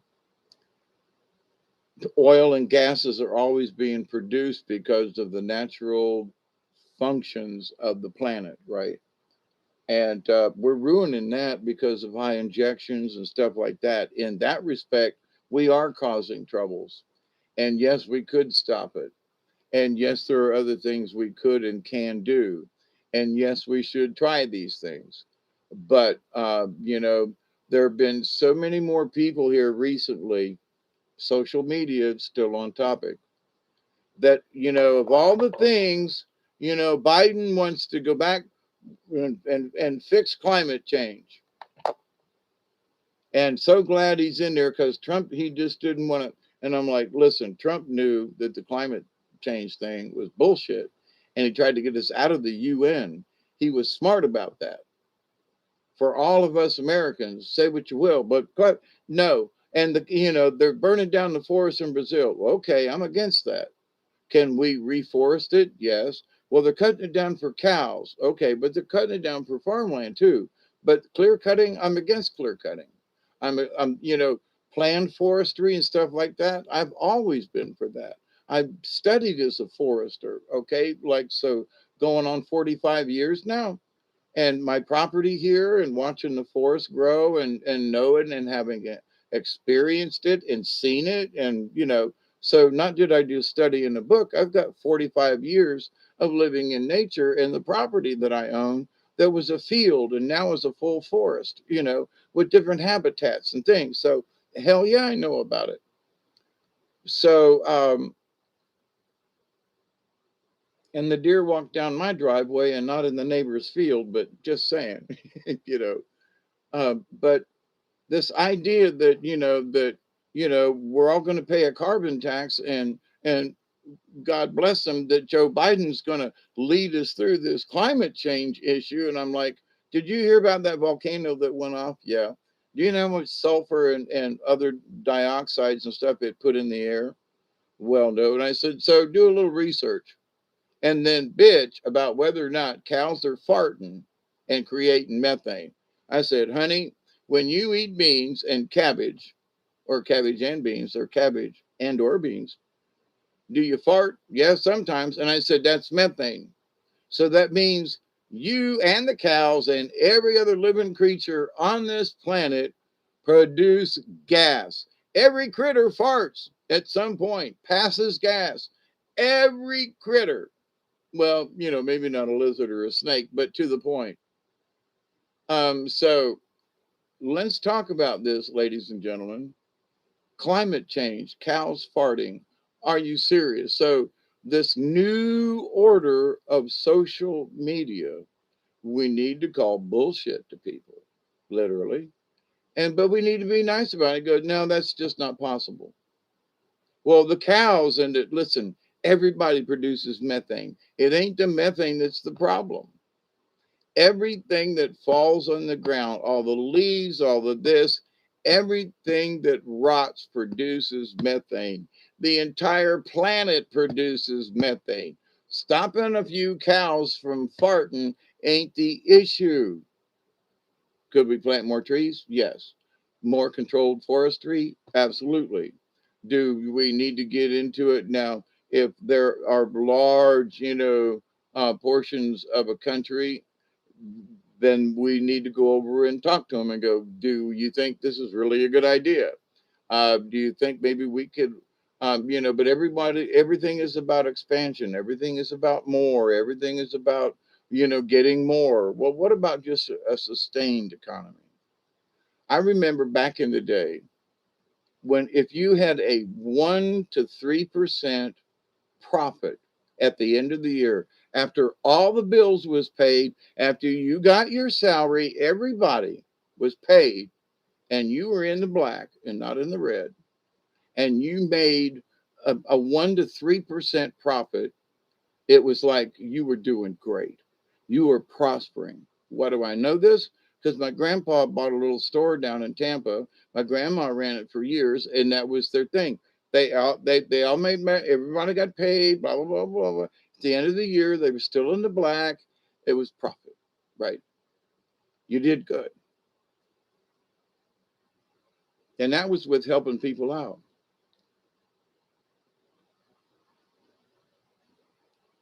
The last when I worked at Prestolite and as a contract engineer, I knew a lot about where the money was going, how much money, and who made what and what departments, because they had put me in charge of a lot of that stuff. At least in overseeing it, as far as being the last person in line. I checked all the prints, all the documents. I was the guy because I've got a hawk eye, right? I noticed if anything was out of place and would correct it. And I was the last person, and I was the one that put it up on the network. Big responsibility, right? So I took my job seriously, but it was easy for me to catch stuff other people, But anyway, I had help. Don't get me wrong, but I was the last person. I'd go back to people and say, okay, is this what you mean? Blah blah blah. Document it. Yes, yes, yes. Okay, what about this? Well, okay, modification and because Ford and Chrysler and all them people and Nissan and Honda were very strict with keeping records about stuff. So, but anyway, but I know about the profit margin and how much. So the company said, we've only made an 11% profit margin this year. And I stopped and I thought, 11% profit? Now, our particular division where we worked, we were very profitable. They moved it to Mexico and screwed everything up, and we all lost our jobs. But besides that, that's how profitable we were because I kept finding ways to save money in costs and toolings and production. And we did classes within the cells. I've talked about this when first and second shift both gave me going away party on my last day of work there. They, my other friend said they never did that to anybody else there who worked there. And I was like, I know, ain't that special? But, in bringing folks together as we want to keep our jobs and we're going to do a good job and we're going to keep going. And when we work together and we work peaceably, it works flow and everything started flowing better. And we were still you know, we had made like a 13% profit. And, the company was like, well, you could have done better. And I'm thinking, wait a minute, it used to be back in the day that 9%, but not talking about grandpa and back in them days, but a 3% about, everything you made. So when you're talking about $360 million worth of money and the profit margin in there, 14% of that is like a chunk of change, right? So, and that's after all the bills are paid, after everything's done, you know what I mean? So 14% of $360 million. And I'm like, man, these are some greedy bastards. I mean, seriously, these are some greedy bastards. Okay, Tracy B, good night. I'm fixing to go too. I know I said that and I missed it, but in the social media of things, I think people are starting to understand certain things. There's bullshit over there. There's bullshit over here. For example, a minor bitch here, and then I'm gonna leave you all after 3.5 hours. It's been nice. Um, um, we have a bakery in Thomasville, Flowers Bakery. Okay, they're at least nationwide. Good people. I've known many of the folks at Flowers and many of the people that work there. And at about this time of night downtown in Thomasville, you can smell the bread baking. Oh man, it's great. But anyway, so this last 6 months or so, buying a loaf of bread, fresh bread out of Thomasville, right? And the loaves are smaller. They're just not as big. I put a piece of something on there. It's like it overlaps a piece of bread, where before it, was about the size of the piece of bread. I could wrap a piece of bread diagonally around a hot dog and it would go. Now it don't fit. So the loaves of bread haven't really necessarily gone up, but a few pennies. But the size of the loaf of bread has decreased, man, a good 10%. So how are they cutting costs? The loaves of bread are smaller. It's noticeably smaller.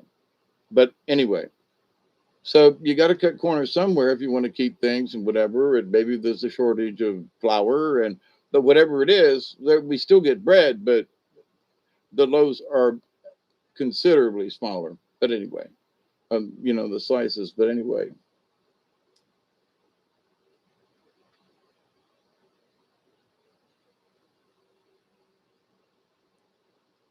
yeah, I'm fixing to go. I love y'all. I've been quiet here recently, but I've been trying to ignore the computer. You know what I mean? Open me up, let me swallow your brain. Let me, and I'm like, I don't think so. I do well, yesterday I didn't check it all except maybe the weather, but I just said, no, I refuse to look. I didn't check email. I didn't check anything. And not in any disrespect. I was just like, no, I'm taking the day off of this. I had a fire going outside and I was doing this and I'm, was totally in another mindset. Today, I'm recovering from all the hard work I did yesterday. But today ain't over yet, and I'm gonna go get some more coffee. Shit, I left the coffee pot on, so time to go get the coffee pot off. So, but anyway, I love you all, and please take care, Steve. I really enjoyed the chat and learn. Thank you, Steve. Always. I try not. There are many times when I look at stuff way before I ever have these chats with you guys, and I think, now let me look at all the sides of this story here, and I'm getting input from my spirit guides and like, okay, guys, what about this? Well, and the answer has always been, well, Hawkeye, Dave, just stop and just be practical and think about it a second you know and there are many things that I've learned over my years, so I've got this other wisdom backed up with it, but it's always come down to I can listen to other people's opinions and stuff like that, but it boils down to where's the common sense in it?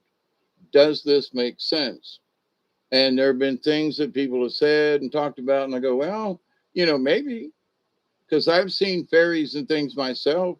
I've witnessed one UFO shoot another one down right overhead here, outside in the yard. I've seen other things, I've seen other critters and, stuff. So I know that there are other people would call them dimensional beings, but, they're just in a different state, a different form, a different dimension. Okay. I would rather call it different realms. So, by my understanding of all these things, which most people don't experience in their lives, for me, it's been all to learn about this and to share it with y'all. But on the spiritual level of stuff, it's like you don't need to be a God to be saved. You don't need a Bible or any kind of written text to be saved. If spiritually, you are already an angel. You are already a being of the universe. And I'm fixing to go into my prayer. But you have to remember that at all times we are connected to the universe. At all times we're connected to the source, to the Great Spirit, especially if we allow ourselves to. So the social media of things, regardless of what they talk about, we need to keep our sanity, our spiritual sanity, and stay out of the muck and the mire and keep showing, not just talking about it, but showing other people. I used to think like this, but now I see the real picture. Well, let's think about climate change. Well, that volcano that went off, that's going off in La Palma, yeah, that it's produced more toxic stuff and since it erupted. It's going to take years for the atmosphere to get over that eruption. What? Yes, that one eruption, one island, one thingy has put so many toxins into the air and blowing so high up into the atmosphere. It's going to take a while for the atmosphere to get rid of what they put up there. And cows farting ain't going to mean a hill of beans. Planting more trees, absolutely.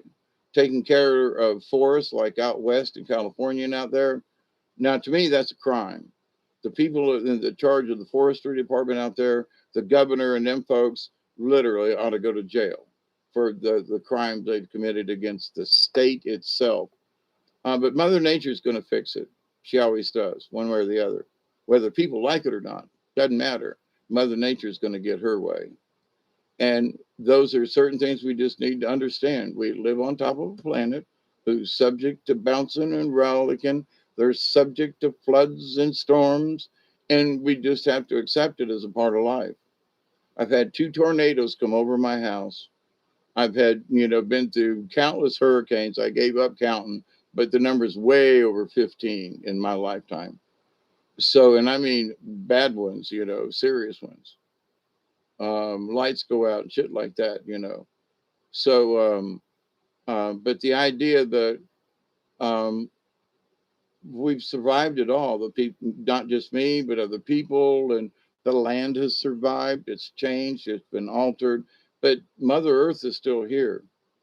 The changes and the burps and the eruptions and stuff, people just need to accept it and stop listening to these political people that we as little tiny ants down here are literally. Now there, a lot of industries have cleaned their smokestacks up.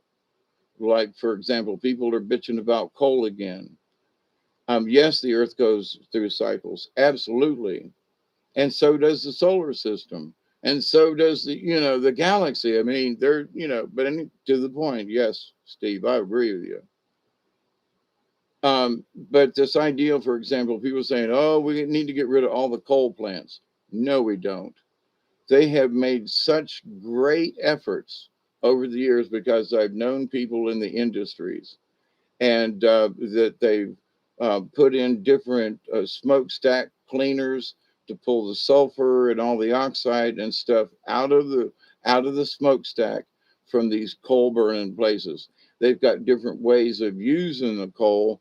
They can crush it into a powder and literally spray it almost uh, like like a gas into these burners. The efficiency is so much better. And people bitch and talk about coal, but coal is still a really good resource. They a lot of infrastructure. Yes, is it digging inside the earth? Yeah, but it ain't like pumping the oil out. And the fact that we should get rid of all coal-fired plants because coal is dirty and all that. No, they need to shut that shit up. We've got a coal-fired plant south of Albany, Georgia. Okay, been there for years. Down absolutely due west of me on the other side and just across the border in Alabama is a nuclear power plant that I did not know existed when I first moved up here. They put it in. And I found it by boating on the Apalachicola when I ran into a sign that said, do not go any further. Nuclear power plant ahead, where they draw water from the Apalachicola River and run it through to make steam through the nuclear power plant. Well, there is this nuclear site that you can check, and it shows that there are, this a lot of them, if they whatever they do, there's too much water or something that heats up, they have to vent to the atmosphere. Well, I now where I live, I'm within the 75-mile radius of where I can get fallout from this nuclear plant in Alabama that I can't do shit about. And where it had one unit, now they double the capacity of that unit over there. So now it's got twice as much power. Trust me, I would much rather it be coal because whatever sulfur and stuff that comes in, it will diminish over the years. Whatever they're venting to the atmosphere and whatever nuclear particles and stuff that is venting, and because it's west of me, I'm gonna get it, that OMG, the venting and how it covers both states and both directions at times, depending on which way the air is blowing. But most of the time, we get our air from the northwest and from the west. So, any vapor or whatever that shot up into the atmosphere, we're getting radiated all the time over here, which just makes me, throw my fist up and go, but we have more worries about being radiated by all these nuclear power plants, all these little tiny ones that are popping up everywhere. We can worry about the ozone, which they don't talk about anymore because most of it's gone. Think about that one. And because of a solar event back around 2004 ish, but check on that. So we're getting solar storms, we're getting all these things and all this stuff. But at the same time, we're killing ourselves because we want, quote, clean power. And I submit, I would rather have a new coal fired plant with the new technology and the new filters that they have to keep those toxins out of the smokestacks to where the only thing that's coming out of them is steam and no toxins, no sulfurs. And they've got special filters that go in the smokestacks. And several years ago, I had a friend of mine who kind of sort of worked in that business. He worked with filters and stuff, and they were talking about how the coal industry needed to clean itself up. That they didn't want the sulfur going into the atmosphere, and so they made the changes themselves and went through all this testing of ceramics and things and ways to capture the sulfur and the different oxides that are in the coal. So, but anyway, but social media, same subject. Coal's bad, nuclear good, all this other stuff. It really isn't. So it's BS. Same thing with cows farting. BS. Now, plant more trees? Absolutely. Can we take care of the planet better? Yes. Could we stop fracking? Absolutely. Is it necessary that we frack? No. not if we as a nation, as the oil industry and so forth, we can get better and do better things. And, you know, yeah, we can do this. So it's the willingness, right? But is it up to Mother Earth? Now, for some of you, I've talked about my vision years ago in 2013 to where Mother Earth was going to take back what was taken from her. And in so many ways, it's happening. The hurricanes that come in. Now, I do believe that some of these things are man-made and directed. I absolutely wait. Let me bring that back.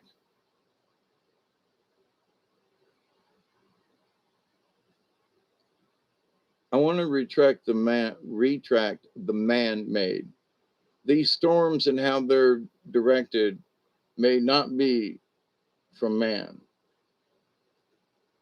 Okay, these storms and things may not be quote man-made. Are they made? Yes, but it might not necessarily be man that's doing it. Okay, let's just put that out there. But are they being directed? Are they doing things? Yeah, there's been too many weird things. On the same date as Katrina, we get hit by this one, right? On the same, come on, some weird stuff. Just you just got to scratch your head and go, hmm. Now does Mother Nature know that? No, but man does, and there are other entities that know about this. So I think there was some conjuring going on because of that date and so forth. So, but Mother Nature was involved, and they use Mother Nature all the time for things like that. But I don't think necessarily that it's man. My reason for this is simple. What human being, true human being, would do that to another human being or to another critter or whatever, right? So I submit that there are energies in what look like people have some really nasty, Vlash and Mater essences in them, and they're not necessarily aligned with the rest of us on this planet. So, yes, there are other things that are kind of sloshing with stuff, but even if it weren't them interfering, we still would have storms. We will still have tornadoes. We will still have snow. We will still have ice. We will still have heat. It's still going to happen. I mean, back in the 1800s, when folks were traveling across out west and all, did they have droughts? And yeah, I mean, back in the days of the Dust Bowl in Kansas and Oklahoma and all out there, they say we created it, and in a way we did, but so did Mother Nature, in that how we plowed the ground and so forth, and and the wind came and there was no rain and it turned everything to dust. The Dust Bowl. That's been it was in the last century, but it was a big deal. It displaced a lot of people, and a lot of people were starving and hungry, and so this idea that it's never happened before, or that it was man-made or made by God or whatever, but there's a combination of errors. But we're smart enough now. We have the technology. We can do better. So what we need to do is, rather than talk about the negative, let's say if somebody says, "Yeah, well, we need to get, we no more cows," and it's like, well, in that case, then we need to get rid of all the porta johns because they all produce methane. You ever went into a porta john on a hot day and smelled that some bitch? Oh my God! So we got to get rid of all porta johns. Well, what do you mean? Well, because they're all producing methane. Yeah, but no. Well, you talk about cows and talk about. No, I agree with you on the trees. So let's do better. Let's more conservation, absolutely. But let's not blame it on the cows. Let's not blame it on this. It's not the automobiles anymore. Diesel has cleaned up. All these other things have cleaned up, but they're still telling us the lie. They're still selling the lie. So when people wanted, I talked to my granddaughter and my daughter, and I told them both. I said, "No, you and me, we fart as much as a cow will. I'm just saying. And what about all the squirrels in the world that fart? They eat their little nuts and then they fart. I mean, we're going to kill all the squirrels now because they fart. What about all the little birds and all the other animals? They poop and fart. But what are we going to kill it? Well, but we're going to blame it on the cow. What about the sheep? They fart. Well, what about goats? They fart. I think fish fart, if I'm not mistaken. So I mean, and maybe there are maybe whales and dolphins fart. I don't know, but this idea that it's bad, it's all about the cows and it's pigs fart. Oh my God, do they fart? Ducks. Oh my God, I had ducks. I will never have a duck again. They squirt shit out their back and smell like hell. This has been a long, strange summer because we haven't had very many tornadoes this year. Oh yeah, and you live out in the Kansas area, right? There are better energy sources. Absolutely. And we've known about them for a long time and all these other things. But here's the thing, socially, and I was talking with my good friend the other day, and we were talking about, um, I bought this solar thingy. Yeah, South Central. Yeah. I've not been there, but I've been through Oklahoma and just south of there kind of thing. So I've been near you, but never really through Kansas. Um, which just interesting. I've wanted to go back out there just to say, I was in Kansas, miss Colorado too, but went all the way around, went all the way around it, and a couple of states in between. But anyway, I've not been all the way up in New England either. So, um, but the stuff they're trying to sell us now, we just need to tell folks, listen, you know, if they want to talk about the methane and the carbon tax and that the Democrats are doing good, you just say, wait, is this about the cow farts again? And you just tell them, say, look, everything on this planet farts. And people who have natural gardens with, um, um, you pile garbage in the back with leaves and stuff. I can't remember the name of it right now. Um, that creates methane. And you turn your pile over, and that's methane. So there's so many things that are rotting on this planet that's creating methane, and they want to use the methane excuse. So you can just very quickly say, listen, everything on this planet makes methane. Dead bodies make methane. When you eat beans and cabbage, you make methane. Uncle Joe, who's moving kind of slow at the junction, creates methane. He lifts his leg on the bench while he's waiting on the train and cuts one. There you go. There's some methane.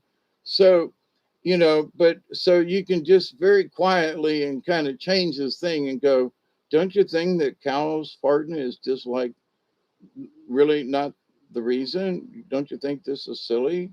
You know, and how can one volcano puts out all this stuff, and don't you think that a carbon tax and all this, that we're going to be able to change Mother Earth by putting money into an extra fund? And are you serious? No, please. It's just common sense that this is stupid. There are many reports out there that if humankind did everything possible to clean its act up, we would still have less than 1% actual effect on the planet. Now, in Los Angeles, back when they had all the smog and everything, yeah, there are conditions on places on the planet. And can we do better with emissions? Yes, we have done better. We've done lots better with a lot of other things. And so, but this thing about solar for me, and I've talked about this before, and when I get done with this, we're coming up on another 20, ain't we? Well, what the hell, right? I swore I was only going to do 2 hours on it, and I've doubled it already. But so there are places that, we can, too many people with too much, whatever, absolutely. But if we know that, then we should know that we can do better, and we should do better. We have done better. So, But for example, somebody was talking about the lithium thing and all the new cars that have battery powered and all this. And it's like, and then there are those quiet little stories about lithium mining and the destruction it's causing and so forth. So, and all these new batteries, it's all about lithium and this and that, oh, holy crap. So now there are a lot of new technologies for batteries and things. But, you know, with all this new battery technology, we're still messing with Mother Earth. We're still mining and doing these big things and creating havoc for those things that we need, right? So it's like, okay, cutting the cheese. Yeah, I always thought that it was amusing calling passing gas, cutting a fart. Yeah, breaking wind, that was always my favorite. The cutting the cheese, I was like, yeah, well, if you ever had limburger cheese, like, then you kind of know what we're talking about. T minus 7, I'm still here. You too, huh, Dave? And so, yeah, I'm going to get off here and quit talking about this stuff. But there's so many levels of this social mass stuff that they're trying to pass on us now. And it's like so I think our response should just be calm and go, no, I they're playing another game with us. And people are smart enough now. Even my 13-year-old dear friend Emma knows that they're lying to us because they're being taught differently in science.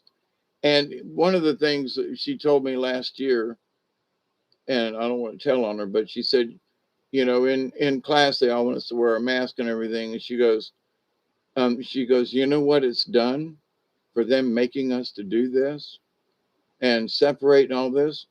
She said, it's just made us sneakier. And I went, what?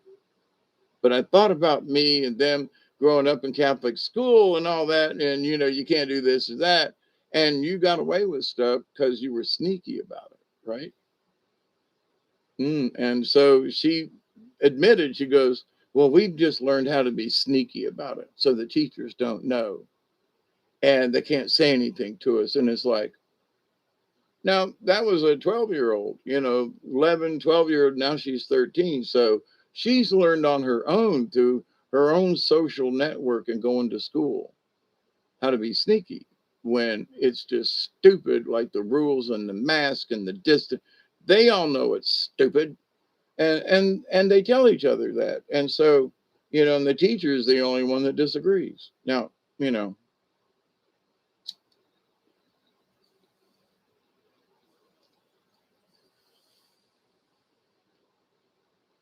well, I'm this is how I equate it.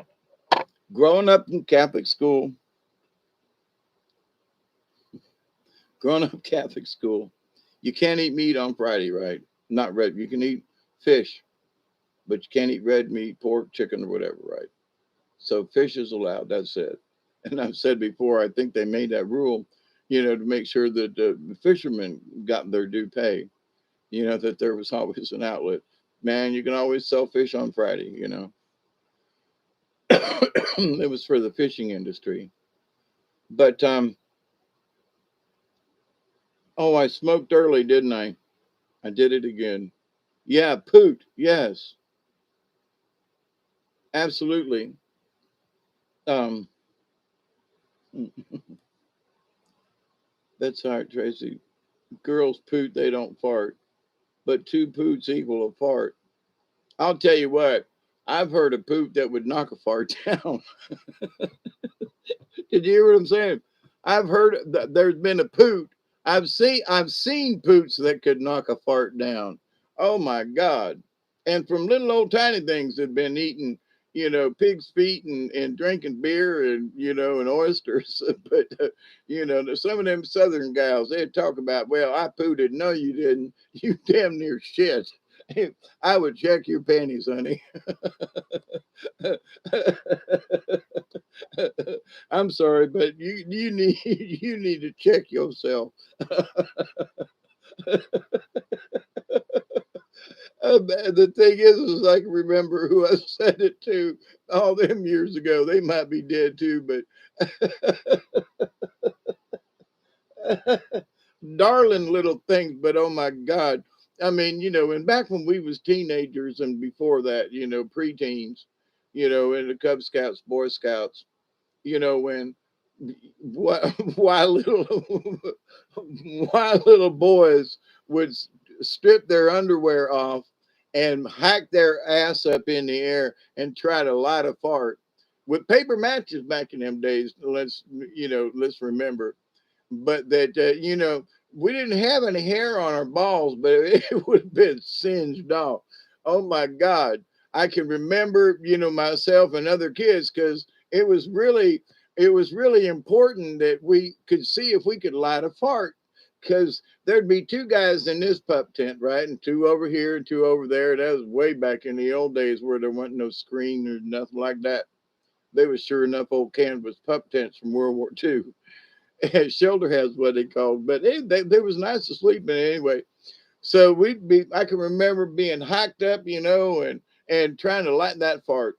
But come on, man, can you? I don't know. The match is burnt. Some bitch, here, hold the match for me. I ain't gonna hold that damn match. You hold your own match, So you're trying to keep your nuts out of the way from burning, but you gotta hike your ass up high enough, So I mean, lighting farts as a child was one of them experiences I think every child should experience as part of learning the social media.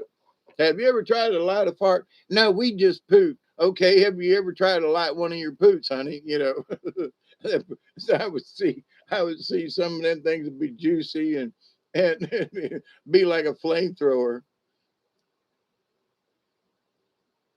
I watched a guy burn his butthole for he was yeah.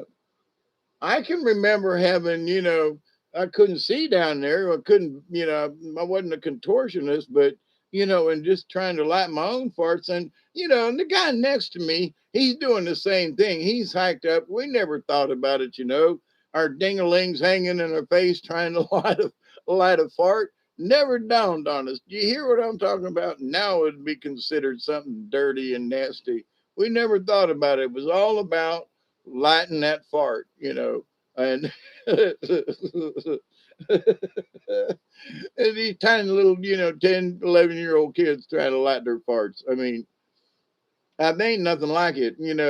I don't think kids grow up like we did. I just don't. You know, I say it was a much freer time. None of us thought anything sexual about it.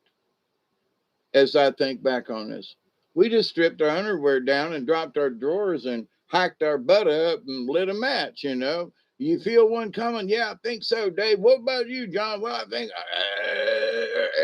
here, get the match. Where's the matches at? Right here. Hold it up. Don't let it out yet. Okay. Rear your ass up and try to light that bitch. But I mean, the time you scorch, your tiny little nuts as a kid, and all the scorch marks and, little blisters, and you'd go home, come from camp, and you couldn't look down. The last thing you was going to do was ask your mama to see because you knew what you were doing. You knew you burnt your nuts with the matches. Um, no, we weren't sex crazed back in them days. For some reason, I mean, there are 10-year-olds now who knew more than when I got to be 19. Okay.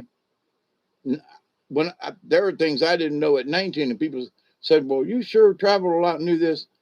Yeah, but it didn't mean I knew what I was doing or what I was talking about. I'd heard stories, but, now anybody can go out and, if you want to see what's going on in that thing. Oh my God. Many years ago, I was very embarrassed. Now it was my ex-wife. Well, she's now my ex-wife, but she was here, and there was she was into looking at weird stuff, okay. And so she kept blowing up computers for whatever reason. She kept blowing them up, and I kept rebuilding them, new motherboards and hard drives and whatever. And I looked on it one day and I was looking through, what she'd been, and I saw this and I didn't know what it meant. I'm feisting. What's this? And I click on it and it takes me. Now, this is my ex wife, okay? While it was work kind of thing, blah, blah, blah. I click on this link and it takes me to this porn site. And what in my mind is what is feisting? Fisting, right? I had no idea it was fisting. So in my tiny little brain, now I'm 50 something at this time, right? And oh my God, I was like, what fisting? I had not even dreamed of it, right? And none of my kind of didn't want to know about it. Kind of, what? You're going to put your hand up there? Holy crap, then I ain't coming home with you. Hey, Pearl. But so anyway, how did I get on this? What social norm was back then and what it is now. So what a 10-year-old knows, there were some of us that were 17, 18, 19, 20 years old didn't know what a 10-year-old knows now. So are there different social norms? Absolutely. And one of the things I noticed was, now I ain't bitching about this. Is it time? Oh, did we miss it? Yeah, we did by 2 minutes. Okay, I'm going to light the pipe again. I did miss it.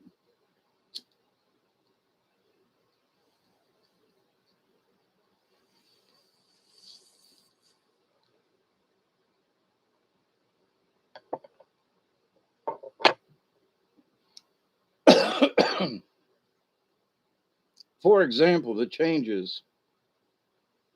I'm watching a commercial, right? Whatever movie or thing I was watching.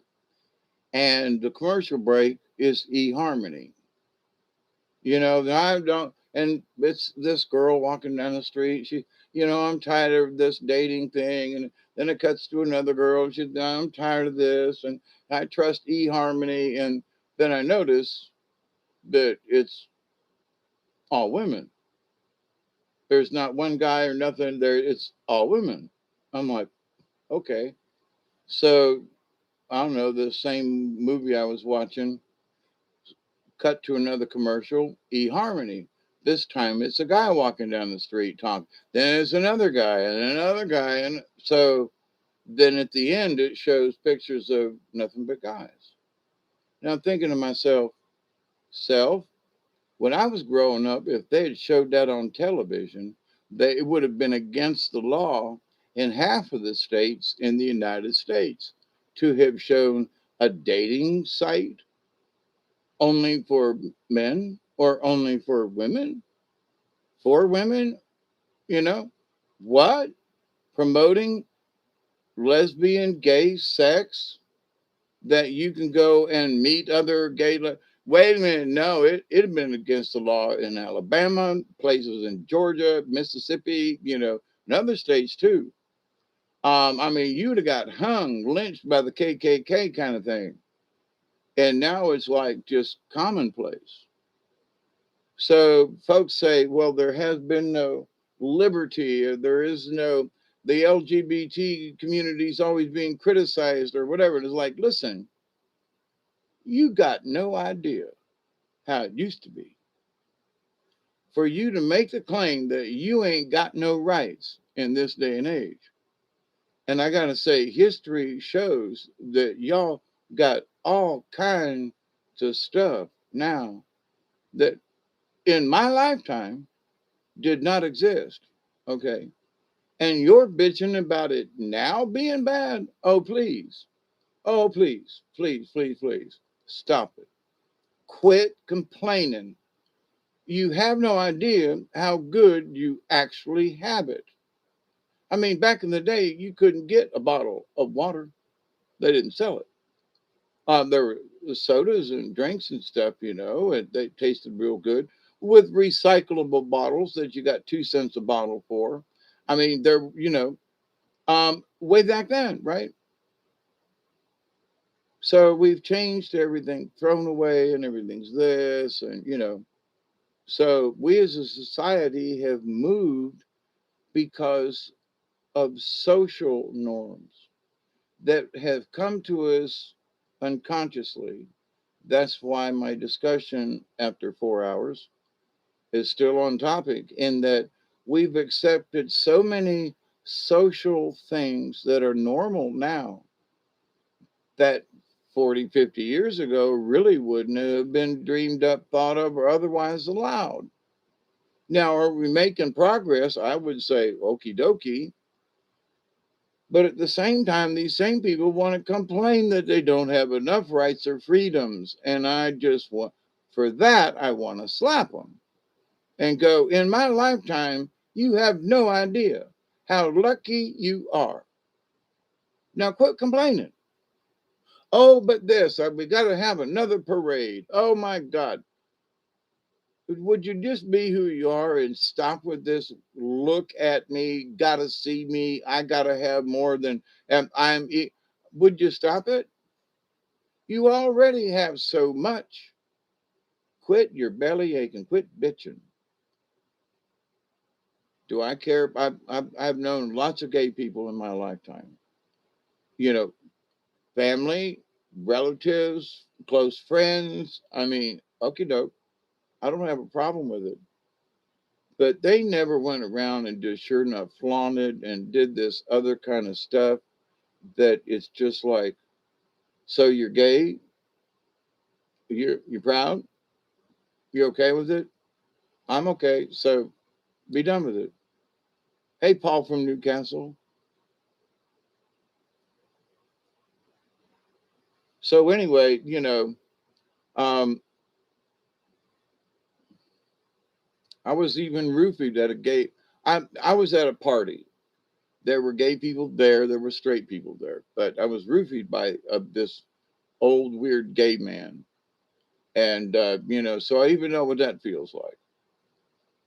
I have talked about it a couple times because I thought I don't go into detail, but just the fact that at least now I will talk about it after all these years of being one of them dark secrets that you really don't want to talk about, as a younger man and being roofied by some old, queen, you know, a nasty old bearded queen, ugly and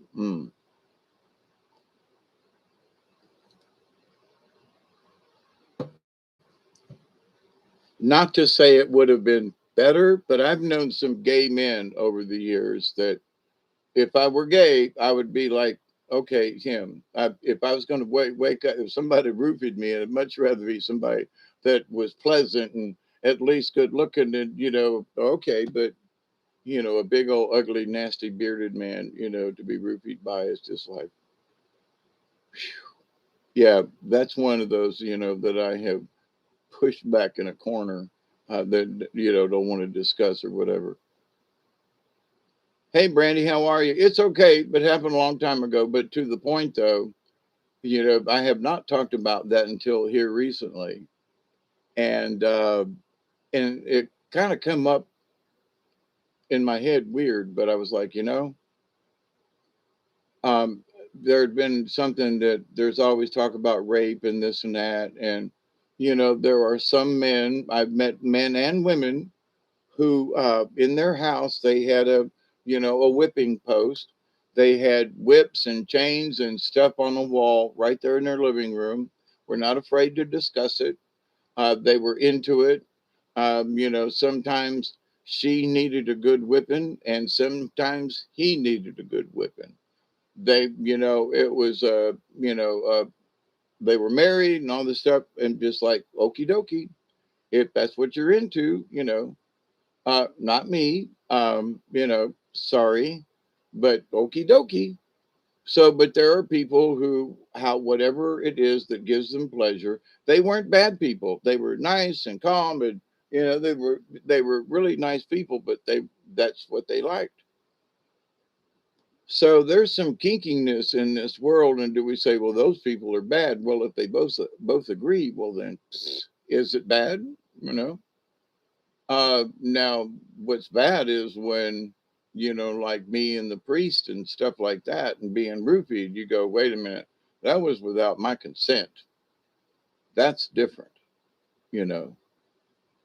I'm sorry, but the line has been drawn now. But so anyway, David Carradine says they got way too high and rough. Oops. Oh, they found him hanging in a closet naked, right, Delaney? They were saying that it was from sexual hanging thingy, and the choking thing. I'm like, well, okay, they got way too high and rough. Yeah, but see, I was like, some of that stuff, like, okay, I grew up in hippie days and free love and stuff, and what I think is kinky ain't nowhere near what kinky is. You know what I mean? But society is allowing things now in commercials, in television programs, the semi nudity, this topics for discussion. I mean, Modern Family. I haven't watched it recently, but you know, gay parents with a child and living, and I mean, it back then. All in the family, and Archie Banker, and talking about stuff that was racy, that was a big deal. And, you know, now it's today, all these years later. I mean, there were times when, when Rob and Laura Petrie on the Dick Van Dyke Show slept in separate beds because they couldn't, on a TV show, they didn't want to see them sleeping in the same bed. Then when Bob Newhart comes along, and him and his wife are seen, many times at the end of the show, they're, going to bed and the lights are off, and so they're seen in the same bed. So over a few years, what people perceive as, well, you shouldn't show that on TV, or this shouldn't be allowed, or whatever the deal, right? Has changed. So, but it also shows how society has moved. So, in the social norm or whatever, so um, television and movies, oh hell yeah, it motivates us, turns us, commercials like the eHarmony thing. Now, I'm not against it. Don't get me wrong, because I was like, do so gays need their own dating site too? Oh, okay. I just thought a regular dating site, you know, for anybody that you choose, like, boy, girl, both, none of the above, or, that did, but eHarmony seems to be all the guys. Well, actually, I saw the commercial for the girls first, but to the point that it was like, okay, so here's all of them, and then here's, okay, it would have not been allowed back in the day, is all I'm saying. So, folks who bitch about gay pride and how far they've not come and all the bitches and hurdles and stuff, please understand you've got it really good these days. Or maybe there are still some barriers. I won't doubt that. There's going to be some people who just ain't going to like you because it's two dudes. They're more accepting of two girls, but two dudes, a lot of guys just don't want to picture it. They're too manly men, and whatever it is, they're just don't want to go there. You do what to each other? Don't, la, la, So, but does it happen? Do like folks? Yes, it's been going on for a long time. So, but if two people love each other and it's consensual, okie doke. That's all there should be to it. But all this hype and oh, we need our freedoms, we need our rights, and bitch and jump and all. Listen, they were hanging, and this is back in the '60s when I was, you know, they was hang. This is terminology on the street. Okay, I'm repeating this from what it used to be in the '60s.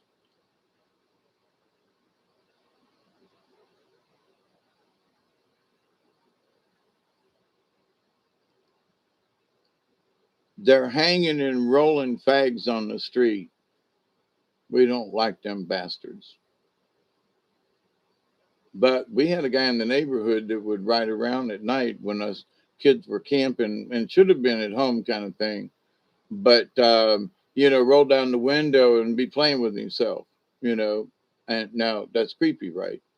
So somebody like that, you want to throw a rock at, which we as kids did, because there was some creepy people in the neighborhood driving around looking for little boys. That's creepy, and little boys should be able to take care of themselves. But the thing on the street was hang them and drag them fags and beat them, you know, roll them. To roll a queer, that was the word on the street, back in the day, to go roll a queer.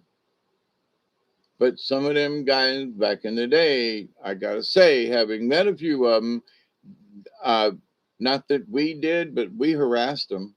We threw rocks at their car and stuff like that. Yeah, some guy went, with his wiener out and trying to get boys to get in the car with him. Oh no, we little boys said, nah, that ain't right at all, and threw rocks at the boy.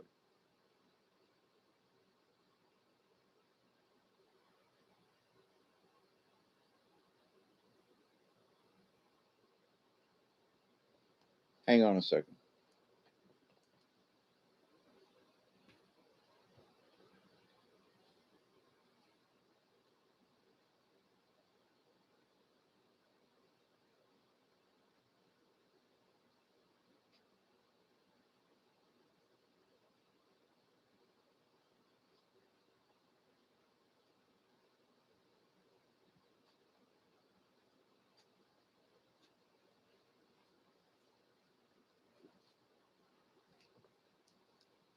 I wasn't gonna forget it again, but yeah, I'm gonna get done. It's 4:20. It's been 4 hours and 20 minutes, so I'm gonna salute with that one. I left the coffee pot on. The new coffee pot doesn't have a timer, and it's been on for 4 hours because I turned it on when I started this, and I'm like, it's like it burned out a half a pot just being on for that long. But anyway, new pop. I love you too, Delaney. Sweet dreams, everybody. Creek Dad had Jerry Brown as a suspect in a case like that. I love you all too. So I know that the subject kind of turned weird, but to the point of social norm and media and stuff and what's good, bad, and what they try to sell you is the truth or not the truth. We just need to be commonsensical about this, But for those folks who I know some gay friends, both male and female, who are always got to find, they always have to stress their point as a homosexual. And they always have to, why do people put homosexuals down? And and it's like after 5 or 6 years of this, it's like, can you like stop this? You keep, well, this person looks down on me and it's like, yeah, because you keep shoving it in his face. It's almost like I'm going to be rude, but I told him this. I said, it's almost like you have pulled your wang out right in front of him and dared him, And I said, you just can't do that to people. Allow them to accept you as you are, as a homosexual man. Leave it at that. Except if they say, okay, if this is for me, this is a win. Well, I don't hate you for being a homosexual, but I don't agree with the things, but I don't hate you and your lifestyle. Take that as a win, you know, ain't satisfied, got it. Well, but I deserve my rights. And no, shut up. They just made a compromise. You don't understand. Well, I'm a gay man and you should accept. Did you hear what the person just said? They're trying. Okay. Give them credit. Shut up, you know. And there are folks like that. But anyway, but in the social norm and stuff, so there are folks, and there are folks that are so black that they have to, everything is about this. And I'm a black man I'm a black woman being persecuted. You nobody, and and it's like, stop it. I knew, in a way, some in my early 60s, having been here through the South, and known people that their parents were slaves, and that they had come up at the end of slavery and through the years because they was 17, 80 years old. And, them folks knew what it was like to be, poor and hungry, and they were true cotton pickers. They still pick cotton by hand in some small farms and stuff back in the day. And so this stuff about folks today and how they got, they deserve and they need and they should get and they're not, and it's like, oh man. Um, as the folks down here would say, you know, we just would have shot that nigger and no wouldn't have thought no, nobody would have thought twice about it. And that was their train of thought back then. I have never thought that, but to my point, that's they said that. I've heard them say it, in Alabama, Florida, and in Georgia. We just would have shot that. You know, oh my God. They don't say that out in the open anymore. And, there's been a lot less lynching and stuff going on. So, all of this thing about how far we have not come, oh my God, how far we have come. Please, in my lifetime. So, in let's say just 50 years, there have been all these changes. Some of them to the good, some of them not so good, but we're all still here. We've had wars, we've had famines, we've had rain and droughts and floods and tornadoes and hurricanes and earthquakes, and but we're still here. In my 50 years, 69, but to the point, just sticking with 50. So in 50 years' time, there's been all these changes. We went from a black and white television with tubes and glowing things and antenna that we had to put aluminum and stand in the corner to get the right picture, to television sets that we carry around like Dick Tracy did in the 30s in the comics. And that we can talk with each other and do video chats with each other over the radio waves. We live in future technology. Absolutely. There are robots that do things for us. I bought a brand new coffee pot, but it doesn't have a timer, which is just like, what? Anyway, I'm going to have to get used to that. Make coffee and turn the damn thing off. I can drink cold coffee, but, I hate to. It's been on for the last 4 hours. I forgot about it. My papa housed his helper friends. Yeah, absolutely. Y'all take care. Thank you, Steve. Yeah, go pay bills. Yeah, much love to you too. Be safe. Okay. Thanks for hanging out with us. Yeah, it's 3:45. Good God Almighty. What am I thinking? Right. I was bored and just wanted to have a chat and this. Sometimes those of y'all who know me, they will put something in my head and it's just like it won't rest until I just come on out here and hey, hey, St. Passing by. But yeah, we were talking about pawpaws and things, and how some of the old timers, and there are folks that are my age or almost my age who still remember the old times and are still living it to today kind of thing. And I just find that to be like very interesting and very cool. And I'm at my 69 in a week. I just have to poke fun at that. But the fact that whatever wisdom or discussion we can have, or if somebody's got a question, uh, somebody recently had made an inquiry, and about like a spirit mate, and I was like, here's the thing. uh, I have I knew a man that if I were gay, I would have like married the guy. Okay, he was nice looking, he was good demeanor, and and we got along well. But I'm just not gay, right? Sorry, I'm just not gay.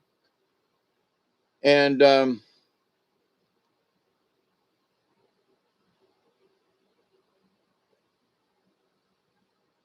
that'd be a good song.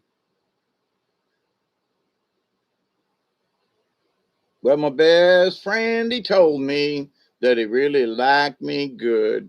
He liked me in my cutoffs, really understood, and he liked when I was whatever.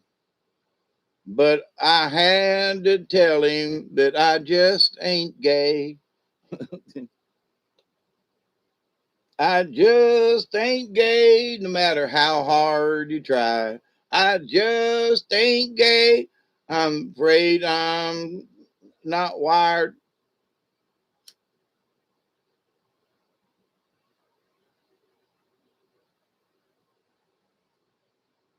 I ain't a Tinkerbell and I ain't no jive. But Lord help me, I ain't gay. And that ain't no lie. I was 49 September 8th. Yeah, happy birthday to you, Tracy. 49 and holding. Yep. So, but anyway,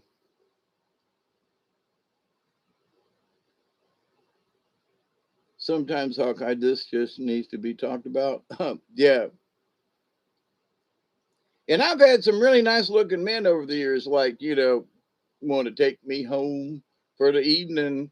And I just ain't right. No, sorry, but I just ain't gay. you know,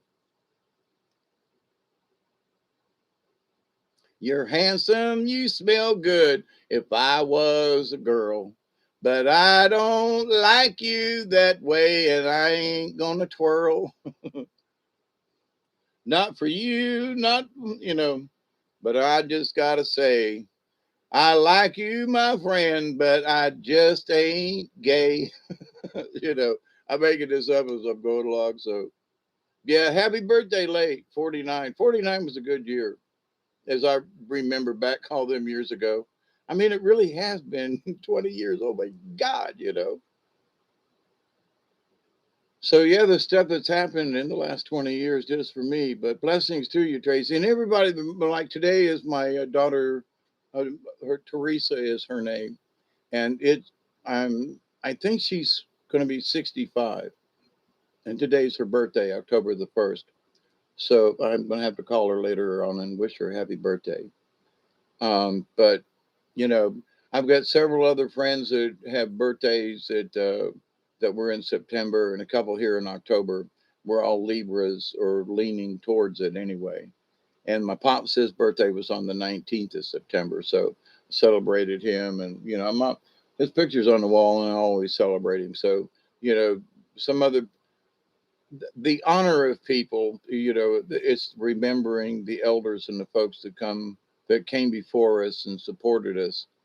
And um, in lifetime, the type of person that I am and was, and craziness as a child stuff, that at some point I wanted to try to make a mark that I was here. Not, I didn't want to be president or anything like. So I've been in many theater productions, and there's some very rich and influential people around Thomasville who wanted me to go to New York and um, audition for a couple of plays, off Broadway plays up there, because they knew people. And I said, I'm sorry, but I don't. My stardom is in being the actor, being the character. It's not about how big the stage is or how famous I am. But in Thomasville and around, there are a lot of people who knew me for my acting abilities and so forth, that kind of thing. So, but not to brag, but I got my notoriety, if you will. I left people with, yeah, I know, I remember David Noam. He used to direct and do plays down there at that theater. He used to do puppets too, didn't he? So, in a way, it's sort of like a legacy. It's not a big one, but it's like, so people remembered me. And I've often wondered, did I do it to, like, hey, look at me? And I have had this issue for years, but I just wanted to entertain people. So when I've been in parades, but it was usually because of a play, and I would drive the float or walk in the parade or carry a banner. There was a time that me and my friend Serge, we just wanted to be in the parade, the Rose Show parade in Thomasville in the spring. And we took puppets and walked the parade route. with a couple of puppets and talked to the audience and went from side to side and just had a ball, you know. And so, but yes, it was because we were trying to outreach to the children in that, you know, a lot of Mexican communities and so forth that Surge was involved when we knew many people at the through the Mexican community and the local Mexican restaurant down there. And there, so we had friends on the street that were waving and happy to see us and all that kind of stuff. But um, to me, it was all about the craft. It was all about the puppet because I always made sure that that I disappeared. I was the puppeteer, but it was the puppet that was the character. So, and I always had fun playing these characters. So I was selfish in that I like to play these characters. And but the only way that it really made sense was to be public about it. But it wasn't about me getting my picture in the paper. I've had too many times my picture's been in the paper for the wrong reasons, and then it became the right reason, and then I didn't care. Like, don't put my picture in the paper anymore. I've had enough of that. You know, my name's still there for directing or working in theater stuff. You know, I'm already famous enough. You ain't got to print my name in there no more. So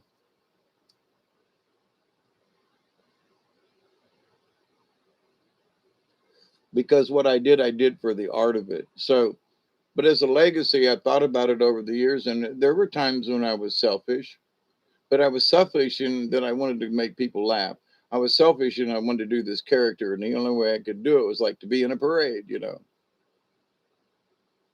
Oh, Tracy, thank you. And I've got some other stuff coming up. I haven't given up. You know, I'm working out here in the shed and cleaning stuff up, you know. I want to get my puppets out. I really do. And I got to make room here in the house better. And things are coming. You know, I got my cement mixers here and I got other things that I did yesterday. So things are moving along. But I need a place big enough to be able to get the puppets out. But I really want to do some recording and put some you made lots of papas, witches on broomsticks. I've only got a couple of those, but everything is handmade. My dear friend Marcia, she made quite a few of them. She challenged me one time. She said, I'm going to make a puppet and I dare you to use it. And she made this cat kind of looking critter. And I was like, oh, great. And she was like, what? And I said, you know, I bet you can't use it in the play. And the next thing I did was I wrote two or three short stories and included, you know, sometimes he was a mountain lion and sometimes he was the cat. And, you know, but, you know, he had different functions. But she was like, you used him? And I was like, yeah. And so she was like, well, I'm going to make you, she made this cute little bumblebee thing and he had so many roles in the different shows that would bring the bumblebee out. And she made him out of some pantyhose and some colored silk, and his wings are made out of coat wires. But oh my goodness, the kids love this puppet, right? So I was more technical in that I made the Tin Man and some other characters, right?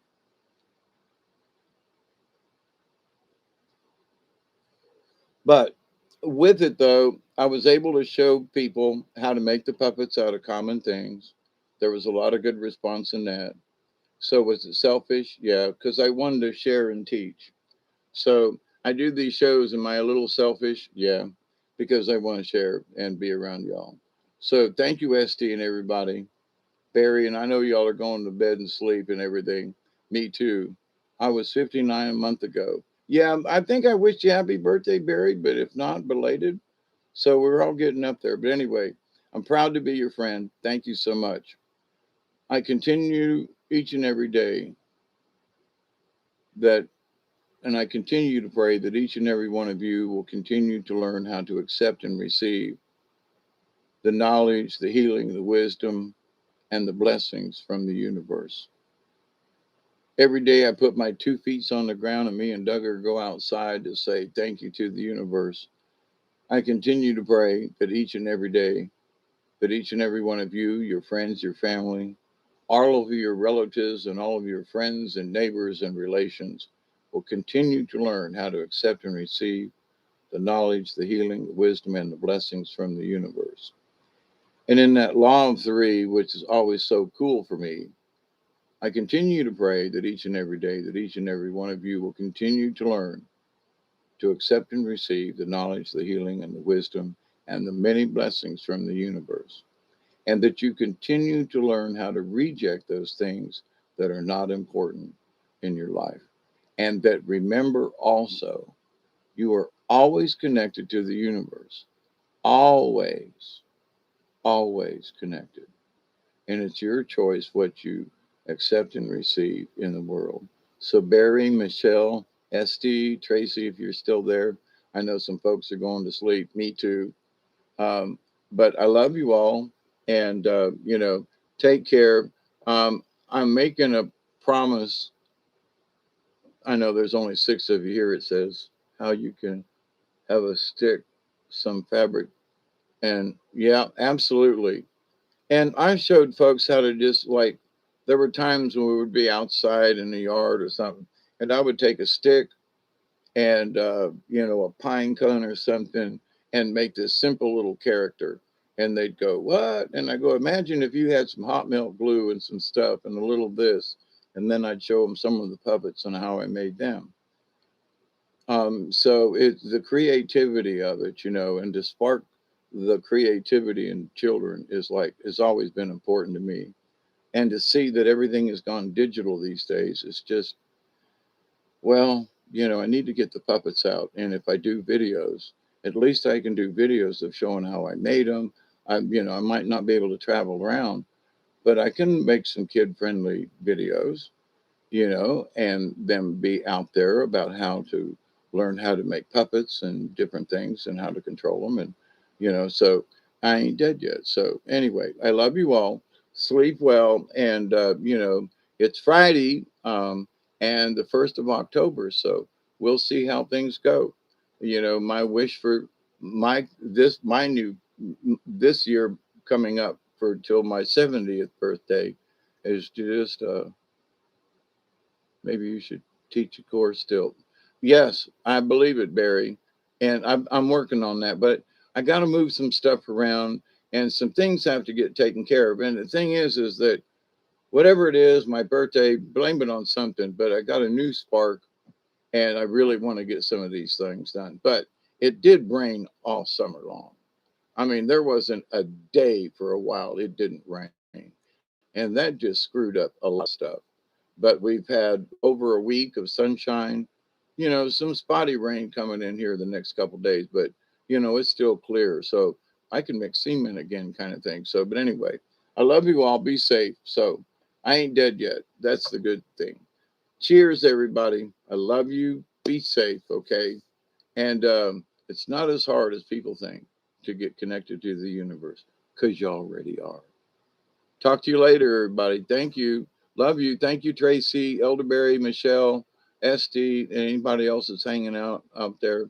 We love you. Thank you. Till next time. Oh, I'm going to try to do a card reading soon, just to give you sort of a soon. That's all I can say. Okay. Till next time. Love you. Bye. Sweet dreams. And oh, from South Georgia, we also say Ween. And Michelle, you know what's coming up at the end of this month, right? Ween. And also TTFN, Ta Ta for now from South Georgia. Bye.